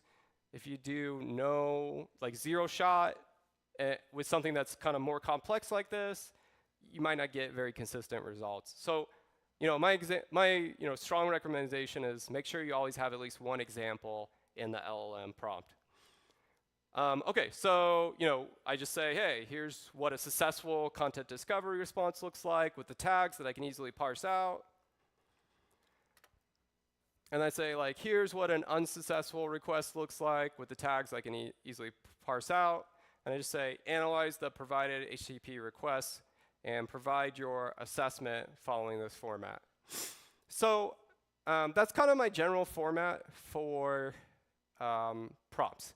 There is a couple things that I do want to show you, and I'll get to the last slide in a minute. And if it doesn't work because of demo fail, then so be it. But on Hugging Face, there is a prompt generator. So you can kind of put the persona in here of who you are. Like, I'm a pen tester. And I apologize, you guys probably can't see this.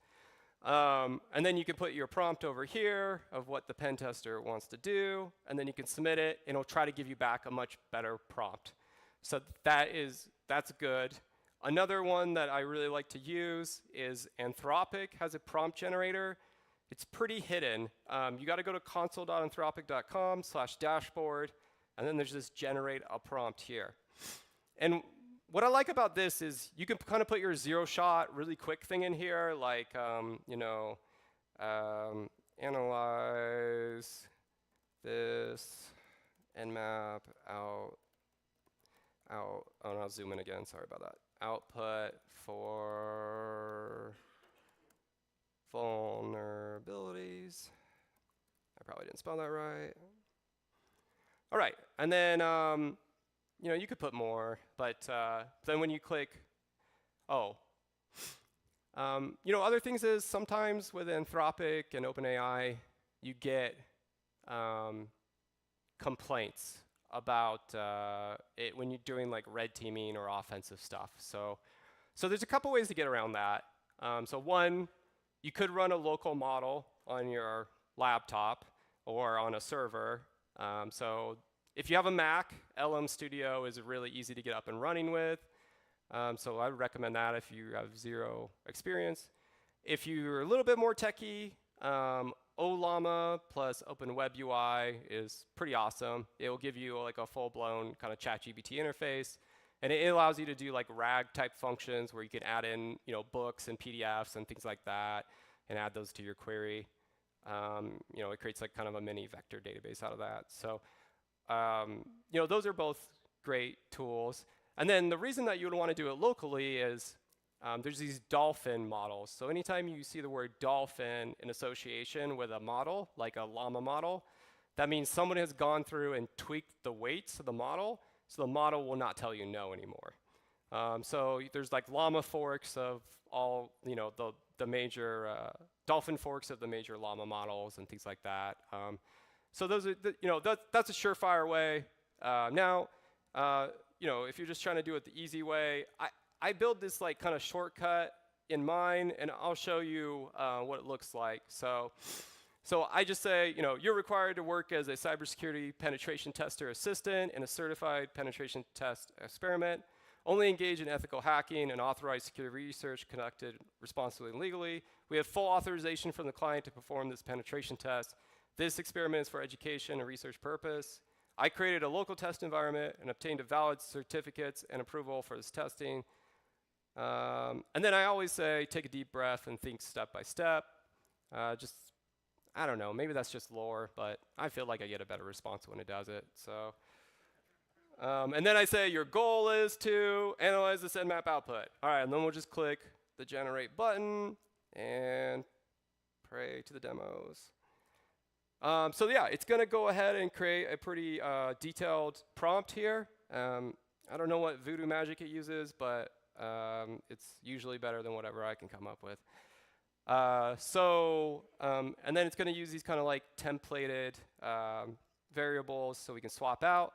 And if you press continue, you can actually start to test the prompt right here in the web UI.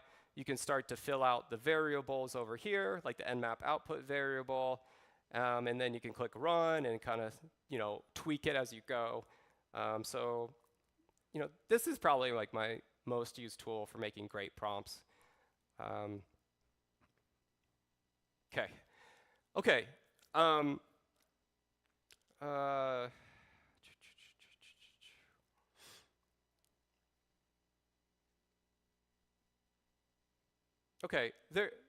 Lastly, but not least, there are some prompt libraries out there that I think are pretty good.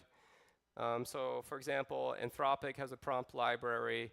And you know, generally, there's a bunch of these on GitHub too, right? Generally, these are pretty good for, like, if you're just trying to get your feet wet and you don't really know, you know, what prompts typically look like. You know, you can find a lot of really good examples here. But you know, generally, I don't know. I kind of feel like you grow out of this as you use the LLMs more and more. You know, surprisingly, GoDaddy actually has like a prompt library that I really like. It's not really pen testing related. It's all business related. So it's all like, how do you respond to this client in this email nicely, or how do you do this and that? How do you do marketing? Things like that. So, you know, if you're looking for kind of an AI prompt for, you know, business, I do really like this. You know, that may or may not be relevant to you in your job role. Right? I'm just coming from a founder background, right? So, you know, as a founder, I do every job, right? So, you know, and yeah, so that's kind of helpful from my standpoint. Okay, great.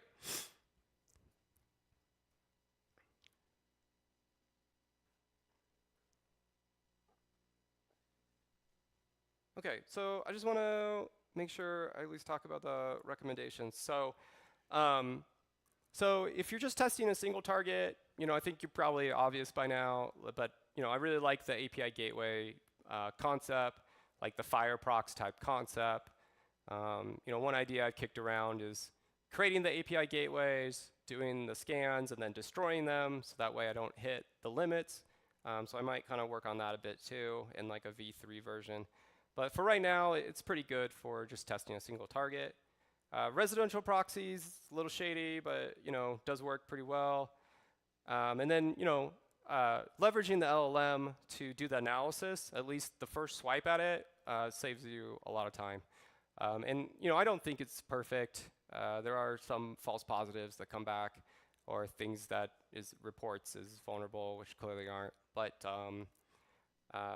if you're trying to scale this to thousands of servers and thousands of requests against those servers, you've got to come up with a methodology that's going to work regardless of the size of the enterprise. So that's kind of my takeaways there. I am going to put the slides up on social media.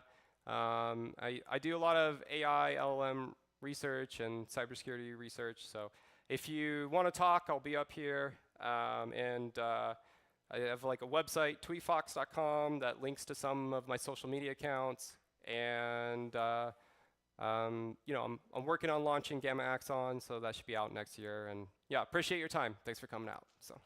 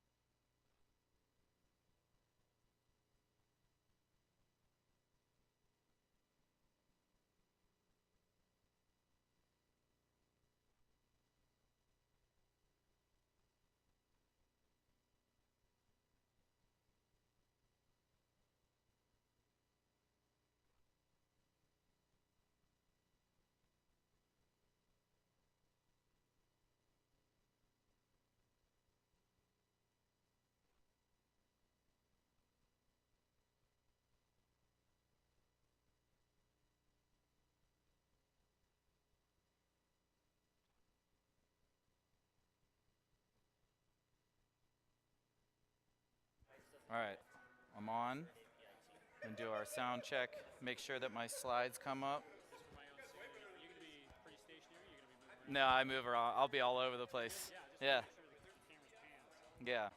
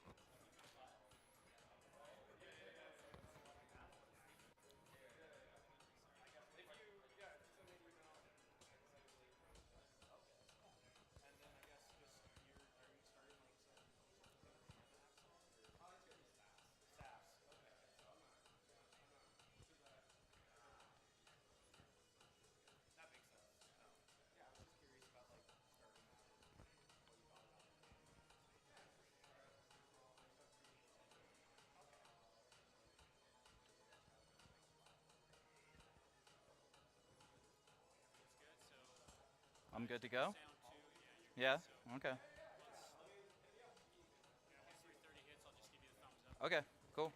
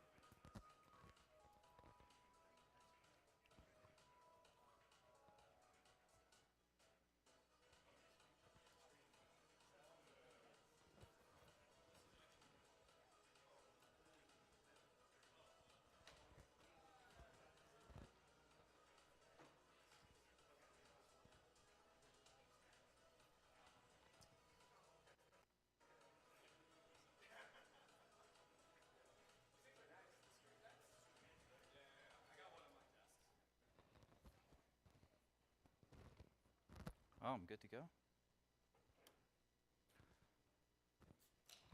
We're good. How's my sound? Is it good? You guys can hear me all the way in the back? You guys can move forward, too. It's not a big deal.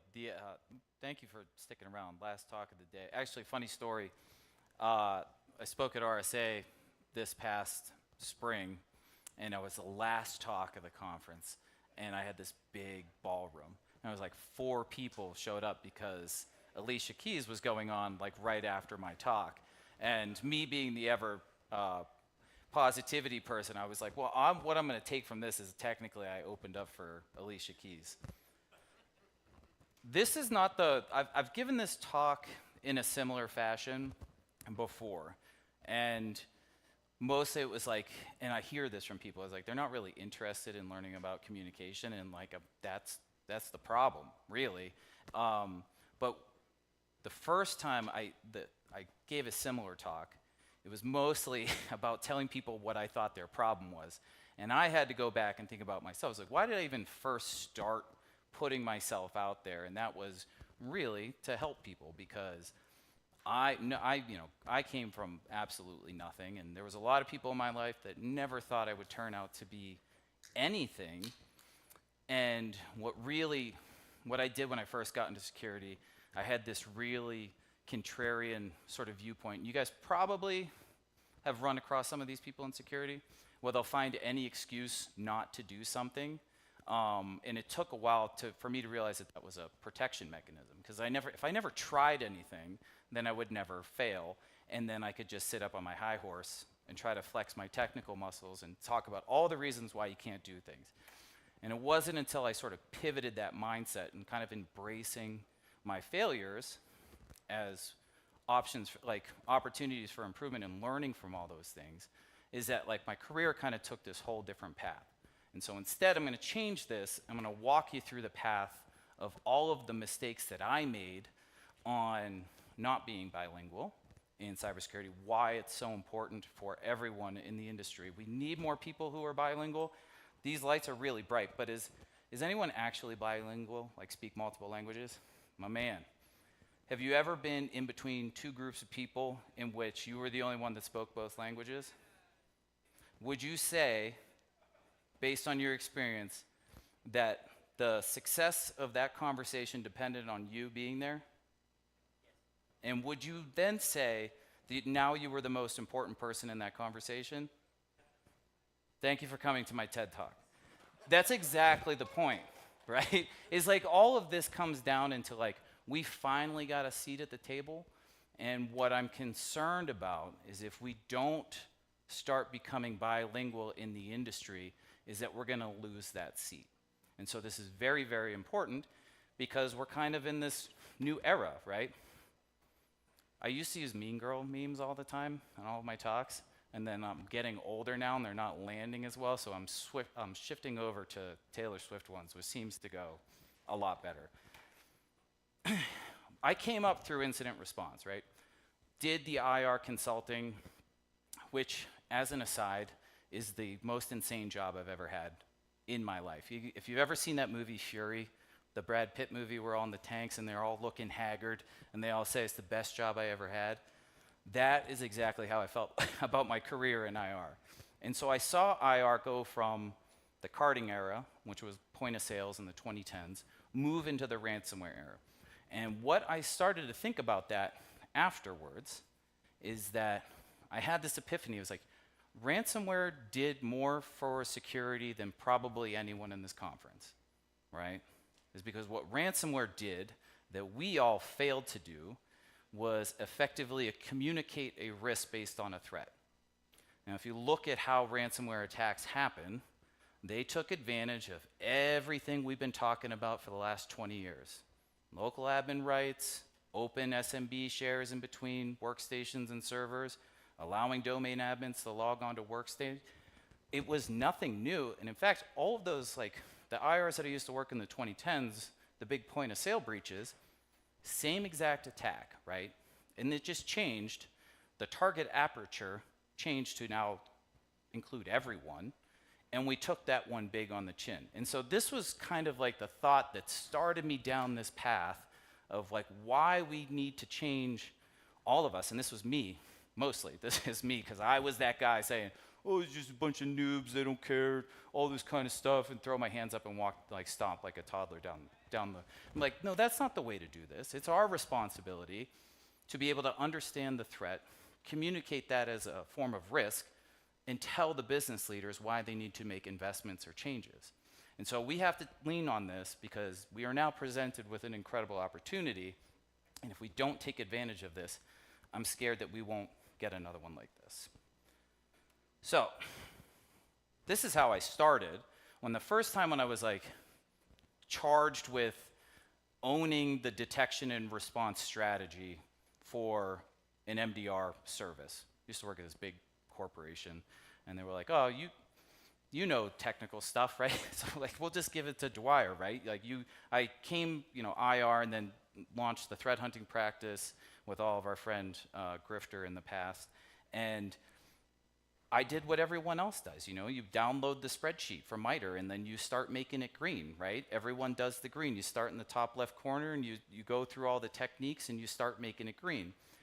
And then I was well, if I just buy EDR and I have my spreadsheet, is that really a strategy? Or am I just playing, MITRE ATT&CK bingo, right? And I'm seeing something cool on Twitter, and I'm like, oh, we're going to develop a detection for it. Mark it green. I'm like, well, what is driving that? So I went back in the incident response data, and then through the period of 2018 to 2022, which I would call the biggest, the golden age of ransomware, I think during that time, I think the numbers was just at our firm, something like 755 IRs that we investigated that were ransomware. And in the data, 92% of those ransomware cases, the adversary could have been detected before they stole data or deployed ransomware in a single event log. The system event log 7045, because if it goes in there, you guys have done IR, Cobalt Strike, the privilege escalation lateral movement will manifest itself in there. So then I was thinking, if I could have got a 92% detection capability just by doing one thing, why am I playing MITRE ATT&CK bingo? Why am I making this spreadsheet green? How does this convey any sort of strategy? Because it seems disjointed, and that's because it is, right? So then I had this thought, like Doc Brown falling off of the toilet, Back to the Future. I was like, and by the way, tangentially, I have been wrong so many times in my life, you're not going to offend me if you don't agree with this. The point of what I really want you to take from this is start thinking differently, start being a little creative, and start thinking about what it's like to actually look at a long-term strategy and what an actual strategy is behind a detection and response solution, and come up with one of your own. This is the one that I started with, and I was like, if you think about everything that's going on, we could have this Venn diagram, and in the middle there is what should be driving our detection and response strategy, right? Because we have the impact. If it doesn't impact an organization at all, do we really need to invest time and money into developing a detection for it, or even all the response stuff? Like, if we get around to it, that's sick, but who's getting around to the fringe stuff, right? The attacker operations, right? So I go back to the 7045s, and I'm like, we all understand how ransomware attacks happen. It is economies of scale. Also, as another tangent, like, here we're talking about the opportunity that we have right now. The criminal ecosystem is now economies at scale, so they do the same attack over and over and over again. So we have a really good understanding of attacker operations. So I kind of know how they're going to go about doing what they're doing. I got to make sure that it's relevant to their operations. And finally, I was thinking about exposure. And that's a bad word choice. I think a better word choice for this, again, this is a mistake. Like, I'll own that. But this is like V1 of what I went through as I was going through this. But it was more like likelihood, right? How likely would this attack be successful given the deployment of our organization, and would it still have that high of an impact? And in the middle there seems like a lot better of a way to go about conveying what our detection and response strategy, rather than just throwing out technique IDs. Because if you've ever briefed executives and are talking about what are you doing on a day-to-day basis, and you start talking about MITRE ATT&CK technique IDs in your spreadsheet, you might as well be speaking Klingon, right? They're going to tune out, and they're going to go and they're going to flip through emails on your phone, and you've lost, right? You've already lost them. If you don't have an executive, here, pro tip, someone who has lost more executives than I can ever count. If you don't get an executive in the first 5 minutes of whatever you're briefing, you've lost them the whole time, right? So you got to, this is why we need to be bilingual. We got to learn how to communicate.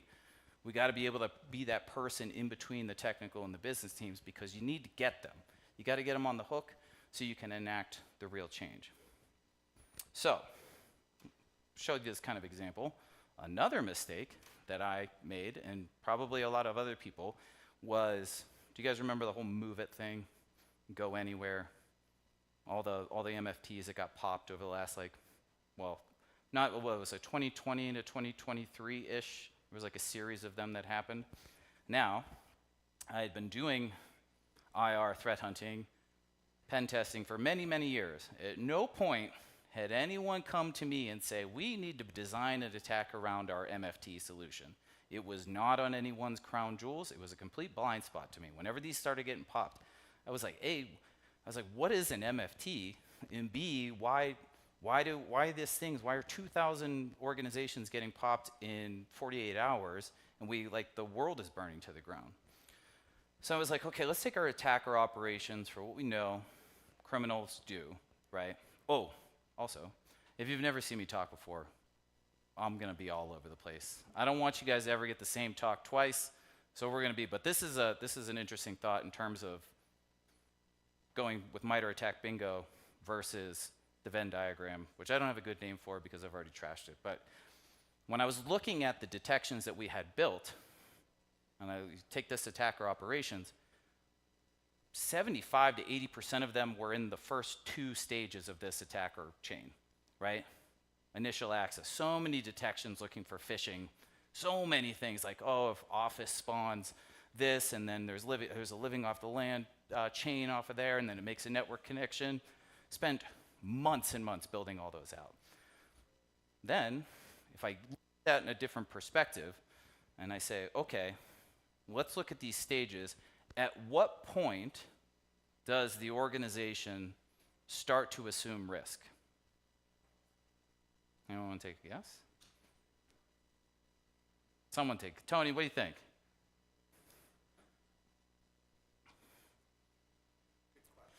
There's no wrong answer, by the way. But if you look at this and say, as soon as they access data, right? As soon as they start to get something in which they can use as leverage against you to elicit a payment, you have now assumed risk.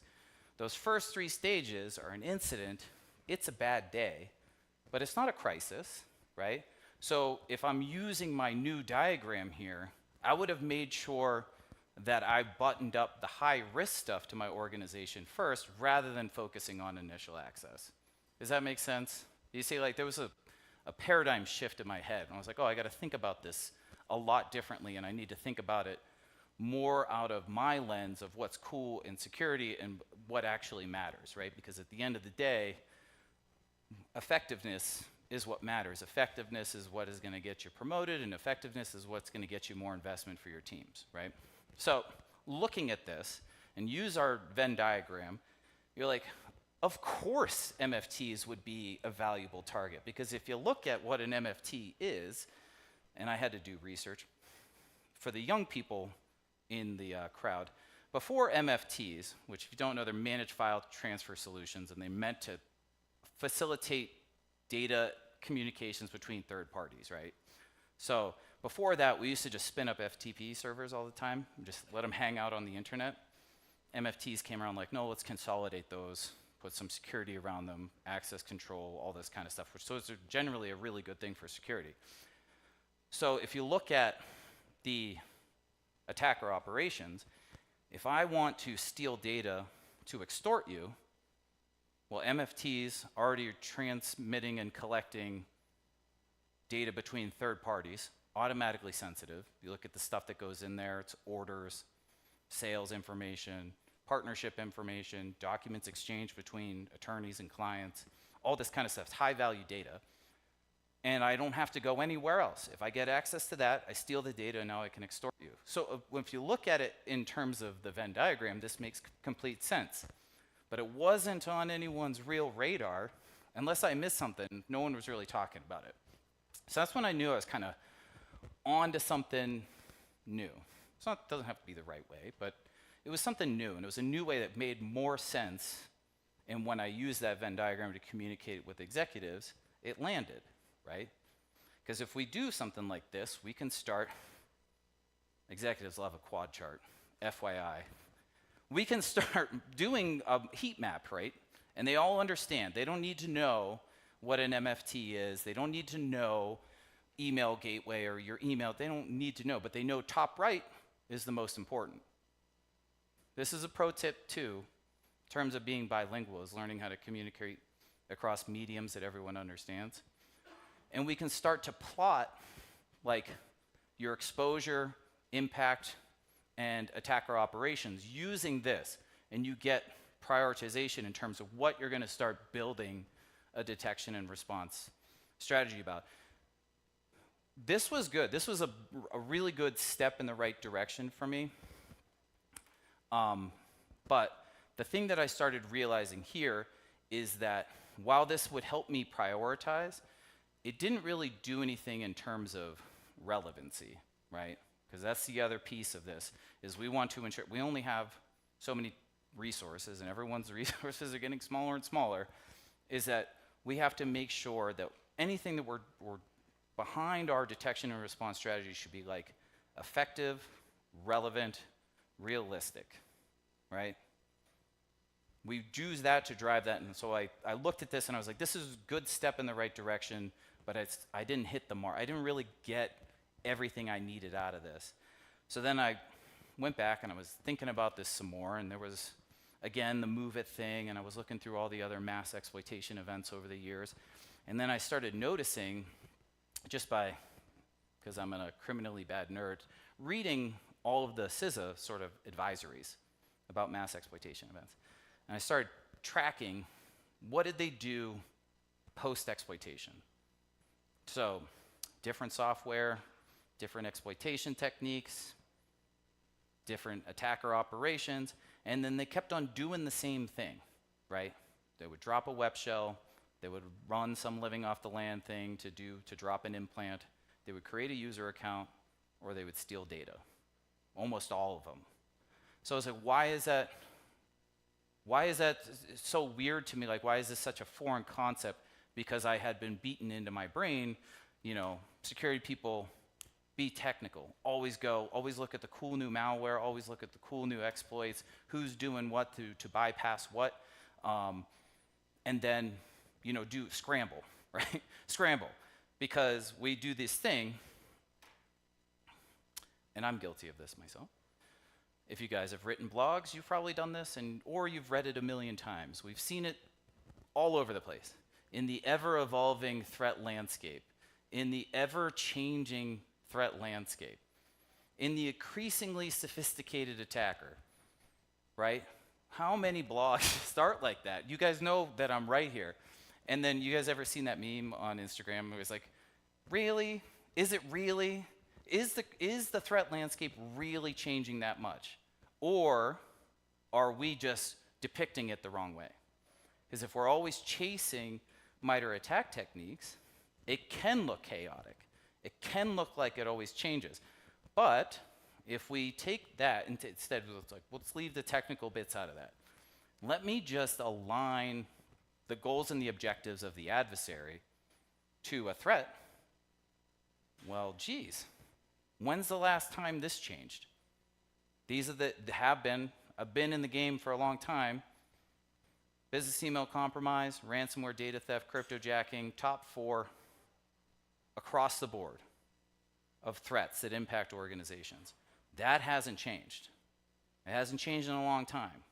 And we have some consistency now that we can actually build a strategy around, and like our detection and response strategy are going to be aligned with the adversary's goals and objectives. I'll give you an example of when this has happened. If you look at massive changes in the threat landscape, and I remember another mistake, completely got pants during this incident, and this was, you guys remember banking Trojans? The TrickBots, the Drydex, the Emotets, worked so many banking Trojan outbreaks in my time in incident response. Now, it was a pain in the butt, it was an incident, but there weren't people spinning up 24/7 war rooms to do banking Trojan incident response. It was something we're like, okay, let's get the tech deployed, we'll get this contained and remediated, because the risk to the organization pretty minimal, right? The risk would have been to me. Like, I get infected by Emotet, my banking creds get stolen, and they drain my bank account. But the enterprise, they're like, that sucks, bro. But like, it's not, the world isn't burning down. Now, if you take the goals and the objectives, all it took was a change in objective for banking Trojans, and the whole world burnt to the ground. They went from the objective to stealing banking credentials to being an access broker, and we all got hit in the face. I remember the first incident that I ever worked where I saw a banking Trojan become an access broker, and we had no idea what was going on. So if we use the goals and the objectives as our guiding light for our detection strategy, we actually have something we can lean back against it. Everyone understands insecurity and not. This, if anyone has ever done any sort of business, is going to be based around the GOS model. If you haven't seen it, most business people know what it means. Goals, objectives, strategy, and tactics. We'll jump into tactics later. But if I go, security person or business person comes to me and be like, hey, give me a threat landscape update. It hasn't changed. This is it. This is what we're aligned with. This is what we're battling. You know, when this changes, we'll let you know. And it's going to be a big, big bad day. But this is what we're using to drive our strategy, is we're aligning to the goals and the objectives of the adversary. Same thing happened kind of with ransomware too, right? Carding era, steal credit card data, same threat actors moved into extortion-based attacks, and we all took one on the chin, right? So we got to look for those in terms of pivoting and threat. Oh God, one more tangent. How many of you in security have been asked about how attackers are going to use AI? Raise your hands. If you don't raise your hand, don't lie to me. This is going to be interactive one way or the other. What is the number one thing that everyone says? How are attackers going to use AI? Creating malware, one of them. Boom. Sending phishing emails. If your strategy is based on this, who gives a crap if a computer wrote a phishing email or a human did? Does it change their goals and the objectives? No. We're talking about an element of scale, but bad news, guys. We've been in the element of scale for 25 years with phishing. You can buy a business email compromise platform right now, and it does the whole thing for you. Spins up your infrastructure, has the MFA bypasses, does the whole thing. It costs like $45 if you want to just send a few. You know, they've taken the enterprise model where it's consumption-based. The more you send, the more that you have to pay, because it's all built on the cloud. So we're already there. So it really doesn't change anything. Now, if they start using AI to do something else, to say, I'm going to develop, maybe, you know, some criminal develops an incredibly charming AI model, and now I can influence other AI models to make decisions on my behalf. Okay, now we have to pivot. But until that happens, we can use this, right? So it doesn't really change anything in terms of our strategy. We don't have to change anything in terms of detection, because a fish is a fish, right? They still have to go through the rest of their attacker operations. If we look at this, we can map this out and say, well, now we have the supporting ecosystems in terms of the threat. And I've seen people make those the same, but they're not really, right? Redline stealer is a big one right now. It's an info stealer, steals a bunch of credentials. It enables a lot of the top level threats, but there's different risks. So if someone steals your credentials and never uses them, where's the risk, right? We have to make sure that we're properly communicating this to the people that sign our checks and invest in our organization, so they understand. Anyone can understand this. Oh, you have a supporting criminal ecosystem that allows the top level threats to be successful? Sick. We don't need to jump into like different malware strains from a business point of view. We have to make sure that it's clear and concise. And aligning to, you don't have to use the GOS model. I found that it's really successful. Pick your other business framework, but using a business framework to describe the criminal threat landscape, 10 out of 10. It is a 10 out of 10. If you find a better one, let me know. Find me out on social media. I'm happy to chat about it. I haven't found a better way to communicate it with non-technical people. There we go, and you can map this out, right? You can see how we can make a chain of goals and objectives. Here's the access broker ecosystem. They make money through selling access. Those are their main strategies to do so, and they have supporting technical pieces underneath there, right? Two slides. You've just described the criminal ecosystem and the threat landscape as it's relevant today. So now, with the combining of these two, I felt like this was a good mixture to get relevancy, prioritization, which was really the important parts in terms of driving our strategy. And our strategy is to make sure that we have relevant attacks and we're able to prioritize them associated with something. This was my next mistake. And this mistake, we see it all the time. And every time, you guys, we had Change Healthcare, and then who was the auto dealer that got shut down and like no one was able to buy a car for like a few weeks? Was it Auto? Well, that was a different one. There was another one. I feel like it was a 3-letter thing. But anyway, so they got hit, right? And because they got hit, they downstream stuff couldn't do any business, right? And so that was a massively high impact event. And anytime I see something like that, I feel like this conversation didn't happen. And that's usually the fault of the security people. Or at least it was for me, right? And this was epiphany number 2 in terms of designing a strategy. And this is when being bilingual is the most important, right? And that is the determination of impact, right? We can help sort of like contextualize impact for the business, but the business really needs to be telling us, that needs to be a two-way communication to properly sort of evaluate what the impact is going to be, right? Because if you're not involved in the strategic conversations of the business, how are we going to know what is going to cause the most impact for our organization going forward? Huge, like kind of like eye-opening for me, because this was me in my own little bubble, trying to determine what was the most impactful threat based on what I thought, right? And so looking around and be like, okay, well, ransomware, we're going to be big time endpoint focus. We're going to button all these up. We're going to develop this thing. And then like something like in the cloud happens, right? Exposed S3 buckets get stolen and popped. All that data gets taken away. And I'm like, well, I didn't know about those S3 buckets. And that's because I was in my own little world, right? Talking about what is the business going to be doing next.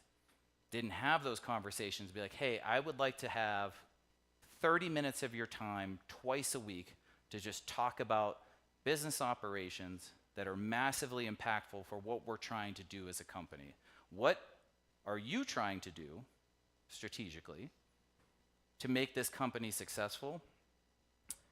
Let's talk about what would happen if any one of these threats impacted all those things, right? Kind of like if anyone was in the military, this kind of started from there, but the idea of mission mapping in cyber key terrain as a living and breathing thing. Every mission different, right? And we map the people, processes, and technologies that would enable that mission to be successful. This is a constant thing. This is not static. The good news is we have a relatively static threat landscape that we can apply to this, so it's kind of an easy conversation if you go back and think about what is the impact of each one, and I'll show you an example of that. Impact of each one of these threats, how would that apply to what is a high impact event for the organization? And now we're cooking, right? We don't need to dive into the uber technical pieces because that's our job. You need to tell me as a business what's going to be massively impact, because you don't know, at least I didn't know this when the first time I learned this lesson was the company that we were consulting for, and they had contracted out, help me develop their internal SOC. This is our detection and response strategy. I was like, got it, easy, nail it. I already had my Venn diagram at this point, and I thought I was the coolest dude on the block. No, bro, like I didn't even have a conversation to talk about what they were going to be doing in the next quarter, and they were spinning up like new business initiatives that they had leveraged a lot of the company against, and fortunately it got caught on a pen test and not on one of these actual attacks. And it was like, so what are you doing? Like, why are we paying you for if you miss something so obvious? And then I got all upset like a toddler again, and so it was like, you didn't tell me about it. But like, did I actually go talk to them? Did I take an interest in the business? Just today, was talking, bright young kid, really, really nice guy, and talking about what I was going to talk today. And he's like, oh, you're not talking about anything super technical. And I was like, no, that's not really what I don't think is like the priority right now in terms of cybersecurity. And it was like, if I look at the technical skills out there, I was like, we're pretty good, right? The people on the offensive side are really pushing the limits in terms of what is capable. But if you look at the threat landscape, there's a huge delta, right? We were developing this new, sorry, tangent. How am I on time? Oh, I got 30 minutes, solid. We're developing this new technology into our product, right? And it was kind of along these same lines. Not to like, gas myself up or anything about, but I took this and I was like, let's kind of boil this down into the goals and the objectives of what adversaries are doing in the real world, right? And how can we do something that's effective for all of these different types of things? And so we were developing this stuff. We called it attack disruption. And you can read about it online if you're anything. But basically, it was like, let's take all the different ways that we know criminals and even some high-skilled APTs or whatever you want to call them nowadays, how are they launching an implant, right?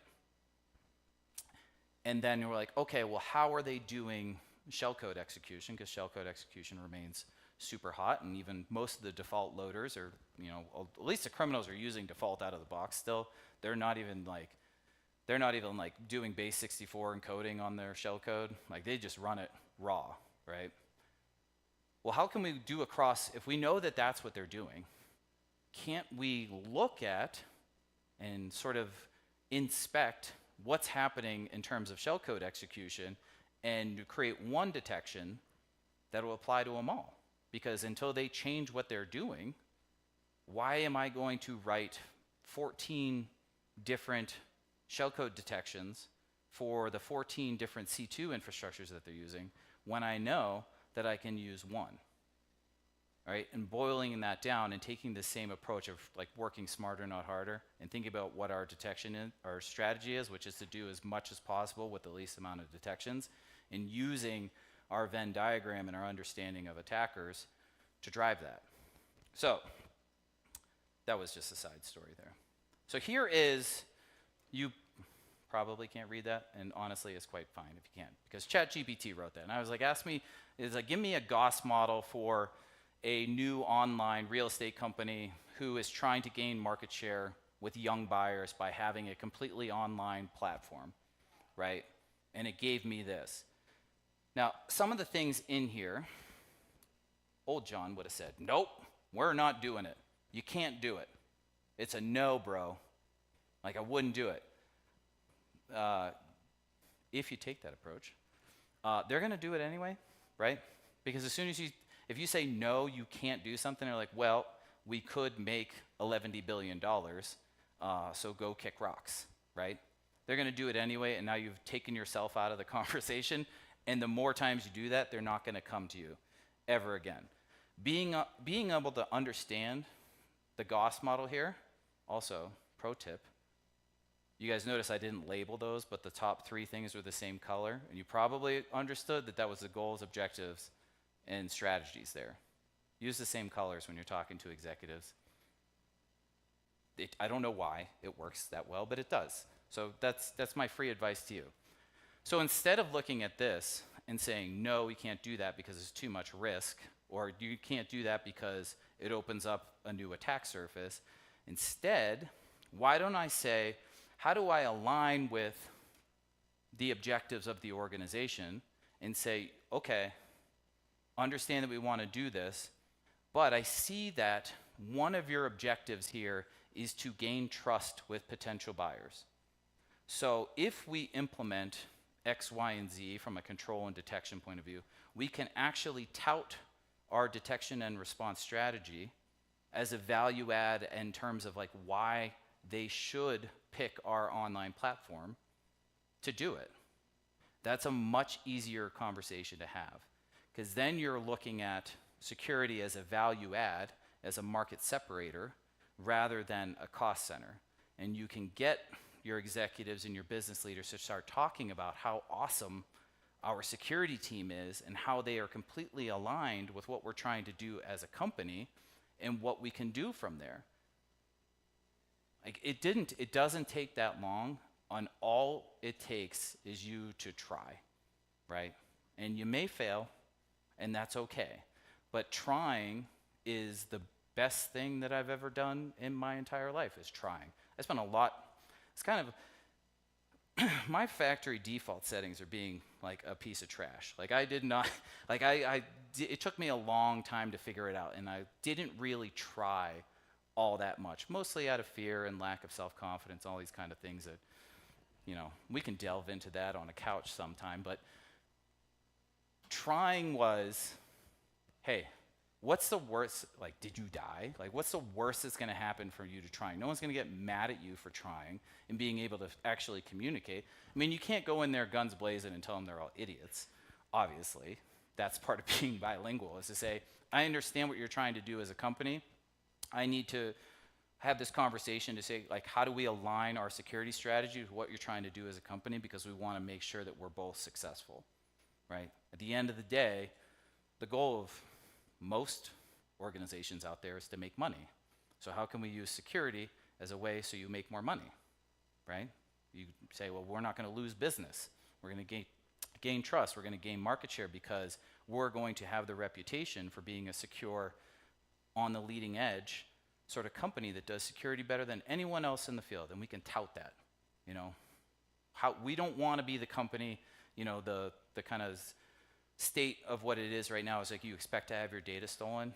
What if we never lost our, well, never, I mean, but like, what if we only had one breach in 10 years?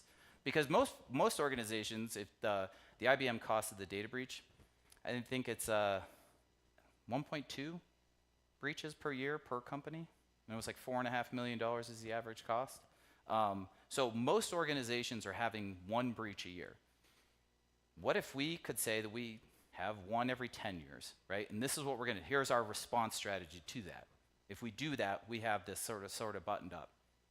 That's a much easier conversation to have. And we can develop something like this to say, my security strategy, what we're doing in security, we're going to try to directly align with the goals and objectives, strategies, and tactics of the company, and so that we have a measured reduction in impact, right? Because we need to understand what you're trying to do as a business so that we can properly secure it, be involved from the very beginning. Because most, you'll probably agree with me, and this is changing for the most part. It is better than it used to be. In my experience, for the longest part of my career, it would be like, company decides they're going to do something, build a product, they build the product, dev, you know, beta, prod, and then they're like, now secure it, right? And this was the whole DevSecOps mindset that we were all supposed to adopt, except we never involved ourselves in the conversation. We just said, like, if you're not going to do it my way, don't even come here. Same mindset, except it's to people, right? People do drive business and people do drive security, and we need to be the ones to extend the olive branch, right? Because we're the new kid at the table, and they've been doing business for 35 years. And they're like, you need to make me understand that. It is our job, right? And this is a skill set that I think is massively under practice in our industry. Super technical people falling out of the woodwork. Technical people who also are good communicators. In my experience, it's not a ton, right? And from a personal standpoint, back to our example, being the most important person in a conversation, if you want to accelerate your career, one of the best skills that you can have is communication, being able to talk to the technical team, communicate what the technical team said to the business leaders, and actually enjoy that conversation. Being involved in the business side of things, being involved in the organization.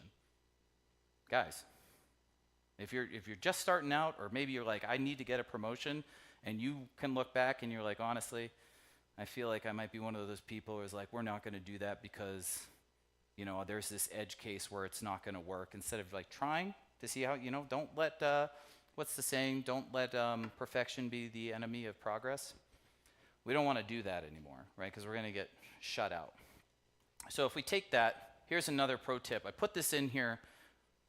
If you don't have these, and you manage a SOC or manage MDR, manage incident response, if you don't have case studies that actually quantify how much money or damage has been observed in the past based on one of our top level threats, we'll start there, and you do work your way down. I'm not just saying that's all you got to do. You start there. Remember, relevancy, prioritization, and you can get down and then once you get that buttoned up, you can start doing some really bleeding edge kind of stuff, but we got to button up that first. Have all of these in your pocket. Take the time. It takes a Google alert and 10 minutes on a Friday to read through all of the different incidents, because incidents are not running out. They're happening every single day, and there's more regulations that are involved, and so there's a lot more data out there in terms of figuring out what is the dollar amount, what is the legal actions, all of this kind of stuff. When you start getting your threat map out there, whatever one you decide, make sure you have updated case studies that actually talk to you. You don't have to have the whole thing, but these are 2 real world things that I just pulled off in 5 minutes of Googling on BECs, because if we go back here, one of the strategies here is that they're going to basically do document exchange through emails, which if you haven't bought a house yet, there's a lot of emails that goes on, and it's a target-rich environment for business email compromise to reroute payments and things like that.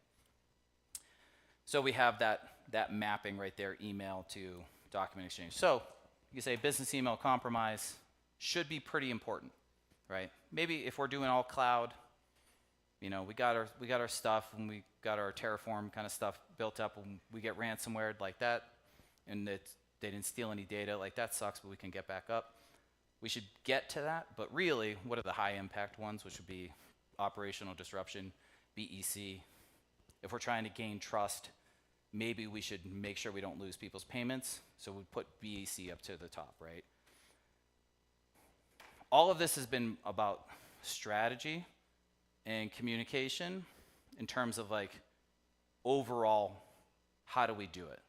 Now, this was my last, probably not my last mistake, but the most recent mistake in terms of this realm. And that was, felt really good about the strategy, felt really good about how to communicate it, but then how do you turn around and say, this strategy has been accepted by the business leaders, how do we implement this so we can take care of the technical team and get the most out of the people? This is the way that I did it. It's not the only way. I found this works fairly well. Again, let me know if you come up with something cooler or better. There's a lot of different solutions out there. But in terms of how do you implement this? And it's important to consider implementation in terms of how do you track stuff internally, and I'll get to the why at the end. If we have business email compromise here, this is when we can start rolling in MITRE, right? We are working now in a technical realm where people understand it's not an exhaustive list. Don't at me on that. But what techniques sort of align with that threat? What are our data sources going to be required for our detections across there? What is the impact and what are the targets, right? Kind of driving where this detection is going to be relevant. Because, one more tangent. You guys remember the proxy shell, proxy logon stuff? The exchange on-prem 0-day that everyone got popped on? This was in another epiphany when I was going back through those mass exploitation events. Why do we wait to develop a detection into once a vulnerability gets released? If you go back and look at the big ones, Log4j, proxy shell, SolarWinds, if you go back and you're all I needed to do was look at the network connected process to see if it was spawning command interpreters, why did we wait to do that? Right? Just something to think about, right? When you're talking about a strategy, when you're chasing vulnerabilities and chasing techniques, to start thinking about target systems that would apply to the attacker operations. And if you don't already have detections for W3, WP.exe, spawning command interpreters, please put that on a sticky note to do, right? Because it keeps happening. Go back and, if you don't trust me, go Google it and go back and look at the detection recommendations for the past 10 mass exploitation, big vulnerabilities that came out. And look at the detection guidance and tell me I'm wrong. Because they're all, this is for internet facing stuff, but like that kind of how it works, right? How many do we have to have before we start proactively putting detections that align with what we know attackers are going to do? Okay, the bottom thing there, if you're scrolling TikTok, I ask you to pause 1 second. If you take nothing else from me, rambling on about you, it is that bottom bang box. Without a defined threat, there is no meaningful metric that we can derive to explain to the business how much more secure that we are, right? I don't care, and frankly, the business doesn't care if you have 11 billion detections, right? Detections for what? And I've seen this in the marketplace a ton, where they're like, oh, we develop 150 million detections every single day. Detections for what? What are you detecting on? Why do I care? You tell me, what do I take from that? If we're not aligning a detection to a threat, what good is it? Like, I mean, it might detect stuff, don't get me wrong, but like, how are we supposed to explain to anyone what that detection is used for? How do we evaluate our own selves of how much better are we doing? Tony and I were just talking about like, how do you measure success in your own career? But like, how do you measure success for your detection and response strategy if you're not evaluating it against the threat? This was me making a giant mistake after doing all this work, developing all this stuff, feeling really good about it. And then someone asked me the question, well, how much more secure are we? And I was like, because I didn't have a good metric. So we have to start thinking about how we align stuff. This is when you can start doing, can you guys read that? Not really? I'll make the slides available. You can have them. You can use MITRE if you want to use a MITRE. I'm not dunking on MITRE. I think it's fantastic.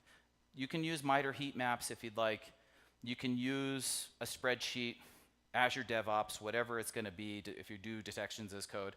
But the important part here is that we are tagging our detections for relevant tools and an associated threat. So we can then pull metrics to say, okay, for enterprise ransomware, you know, Black Suit, they're hot right now, very active. What are we doing against this threat?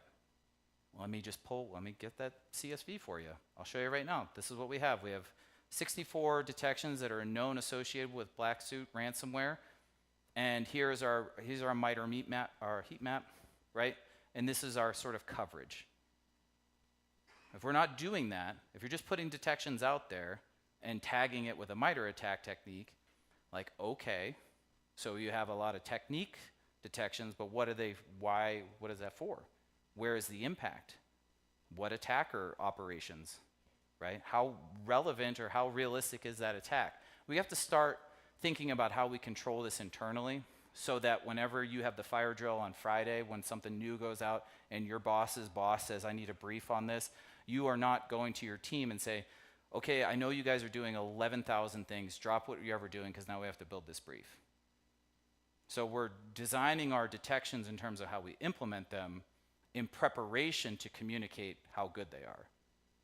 You know, this has saved my team so many hours, it's incredible. Like when something new pops up and they want to know what we're doing about it, it's a Python script and it pulls out the heat map, it pulls out the coverage, and then the last thing we do is we're talking about risk, right? A risk scoring. Quantifying risk is very difficult, and you can really nerd out on it.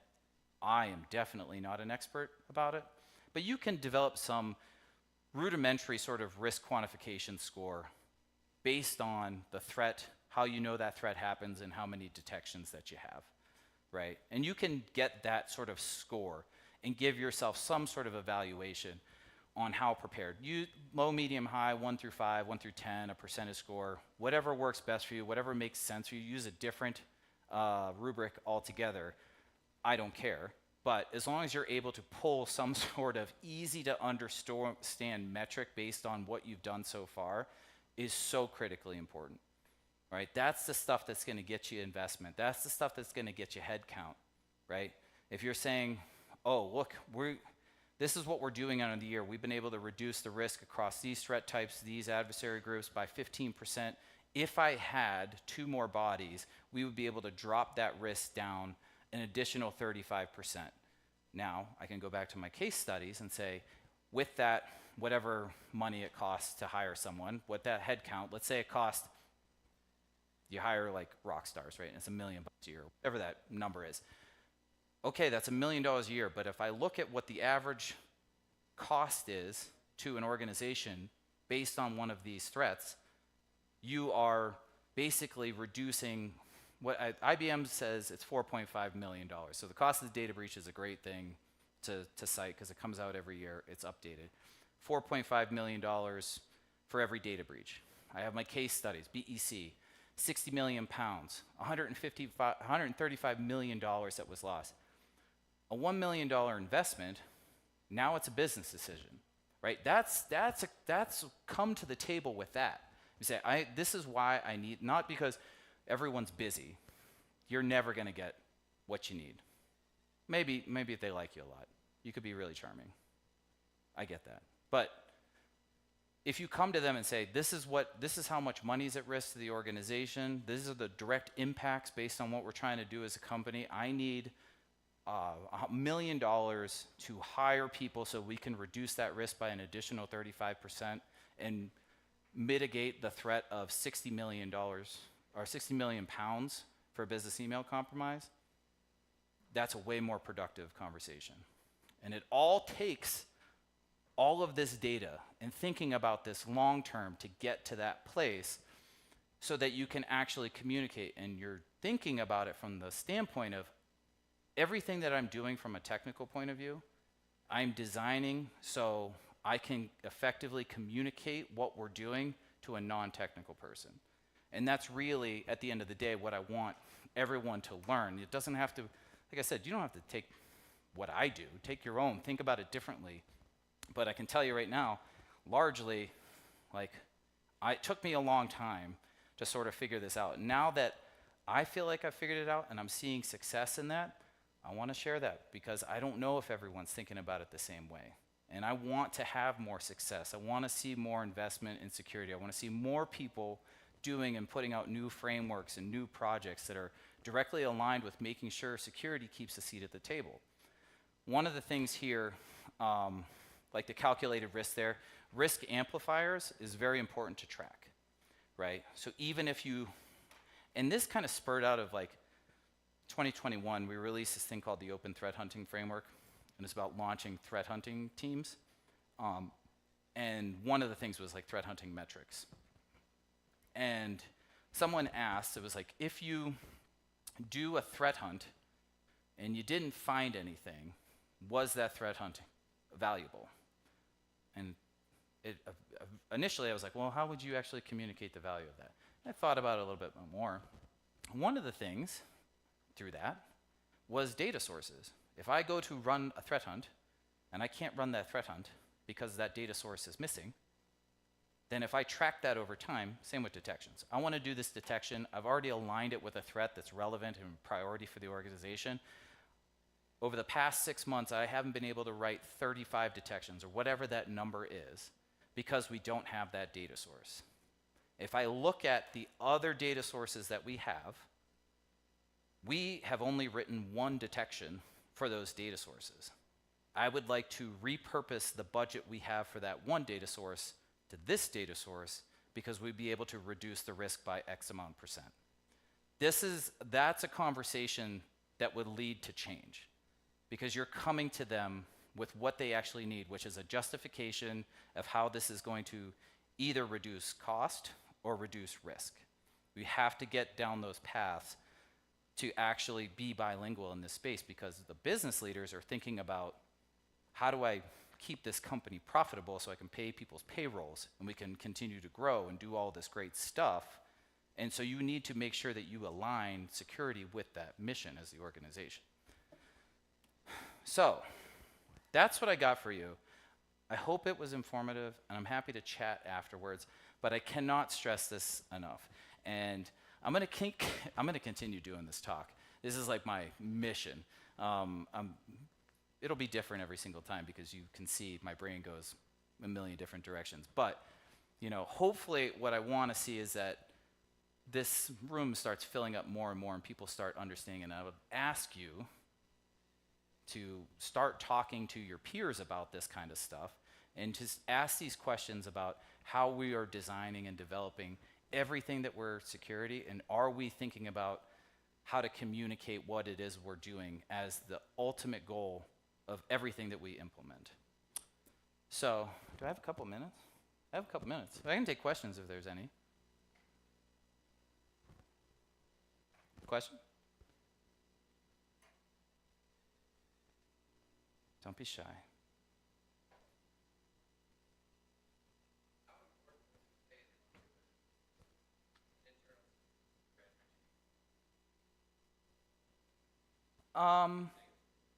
So it's a great question. I fundamentally disagree with so many policies that I've written and then advise companies. And one of the things that they say is like, no one's allowed to run offensive tools on their network. I'm like, why aren't you arming the security people with the tools to generate realistic data so that they can develop good detections or IR playbooks off of? So developing their own tools, I think that that's good. And in terms of like understanding the internals of the underlying OSs to like develop and discover new telemetry sources, I think that's cool and pretty awesome. It'd be pretty bleeding edge. I don't know. I would say that that would be like something after we've buttoned up what we know are threats and then get there, but I would never stand in someone's way that says like, I want to write my own C2 framework so I can understand data sources better.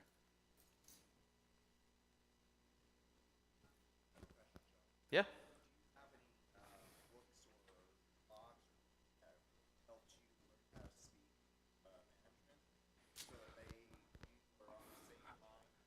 I don't. No, I don't have any books or papers. I will look around. Everything is mostly just trying it and being okay with failing over and over and over again.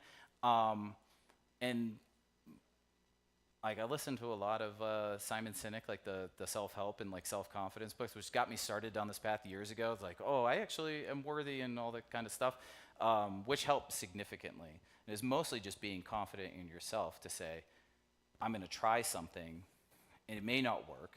And if it doesn't work, that's okay, but at least I tried. I don't know if there's any good books in terms of effective communication strategy. Are you saying we should write a book, Tony? There's a lot of battle scars in everything that I have, but like I said, I just want to share it so you guys don't have to go make the same mistakes, because I want to see you guys take this 1,000 miles down the road. Cool. All right, well, if you're shy, I'm happy to chat afterwards, but I appreciate you guys staying. I know it's a long day at the end of the day, so I thank you. Thank you guys very much.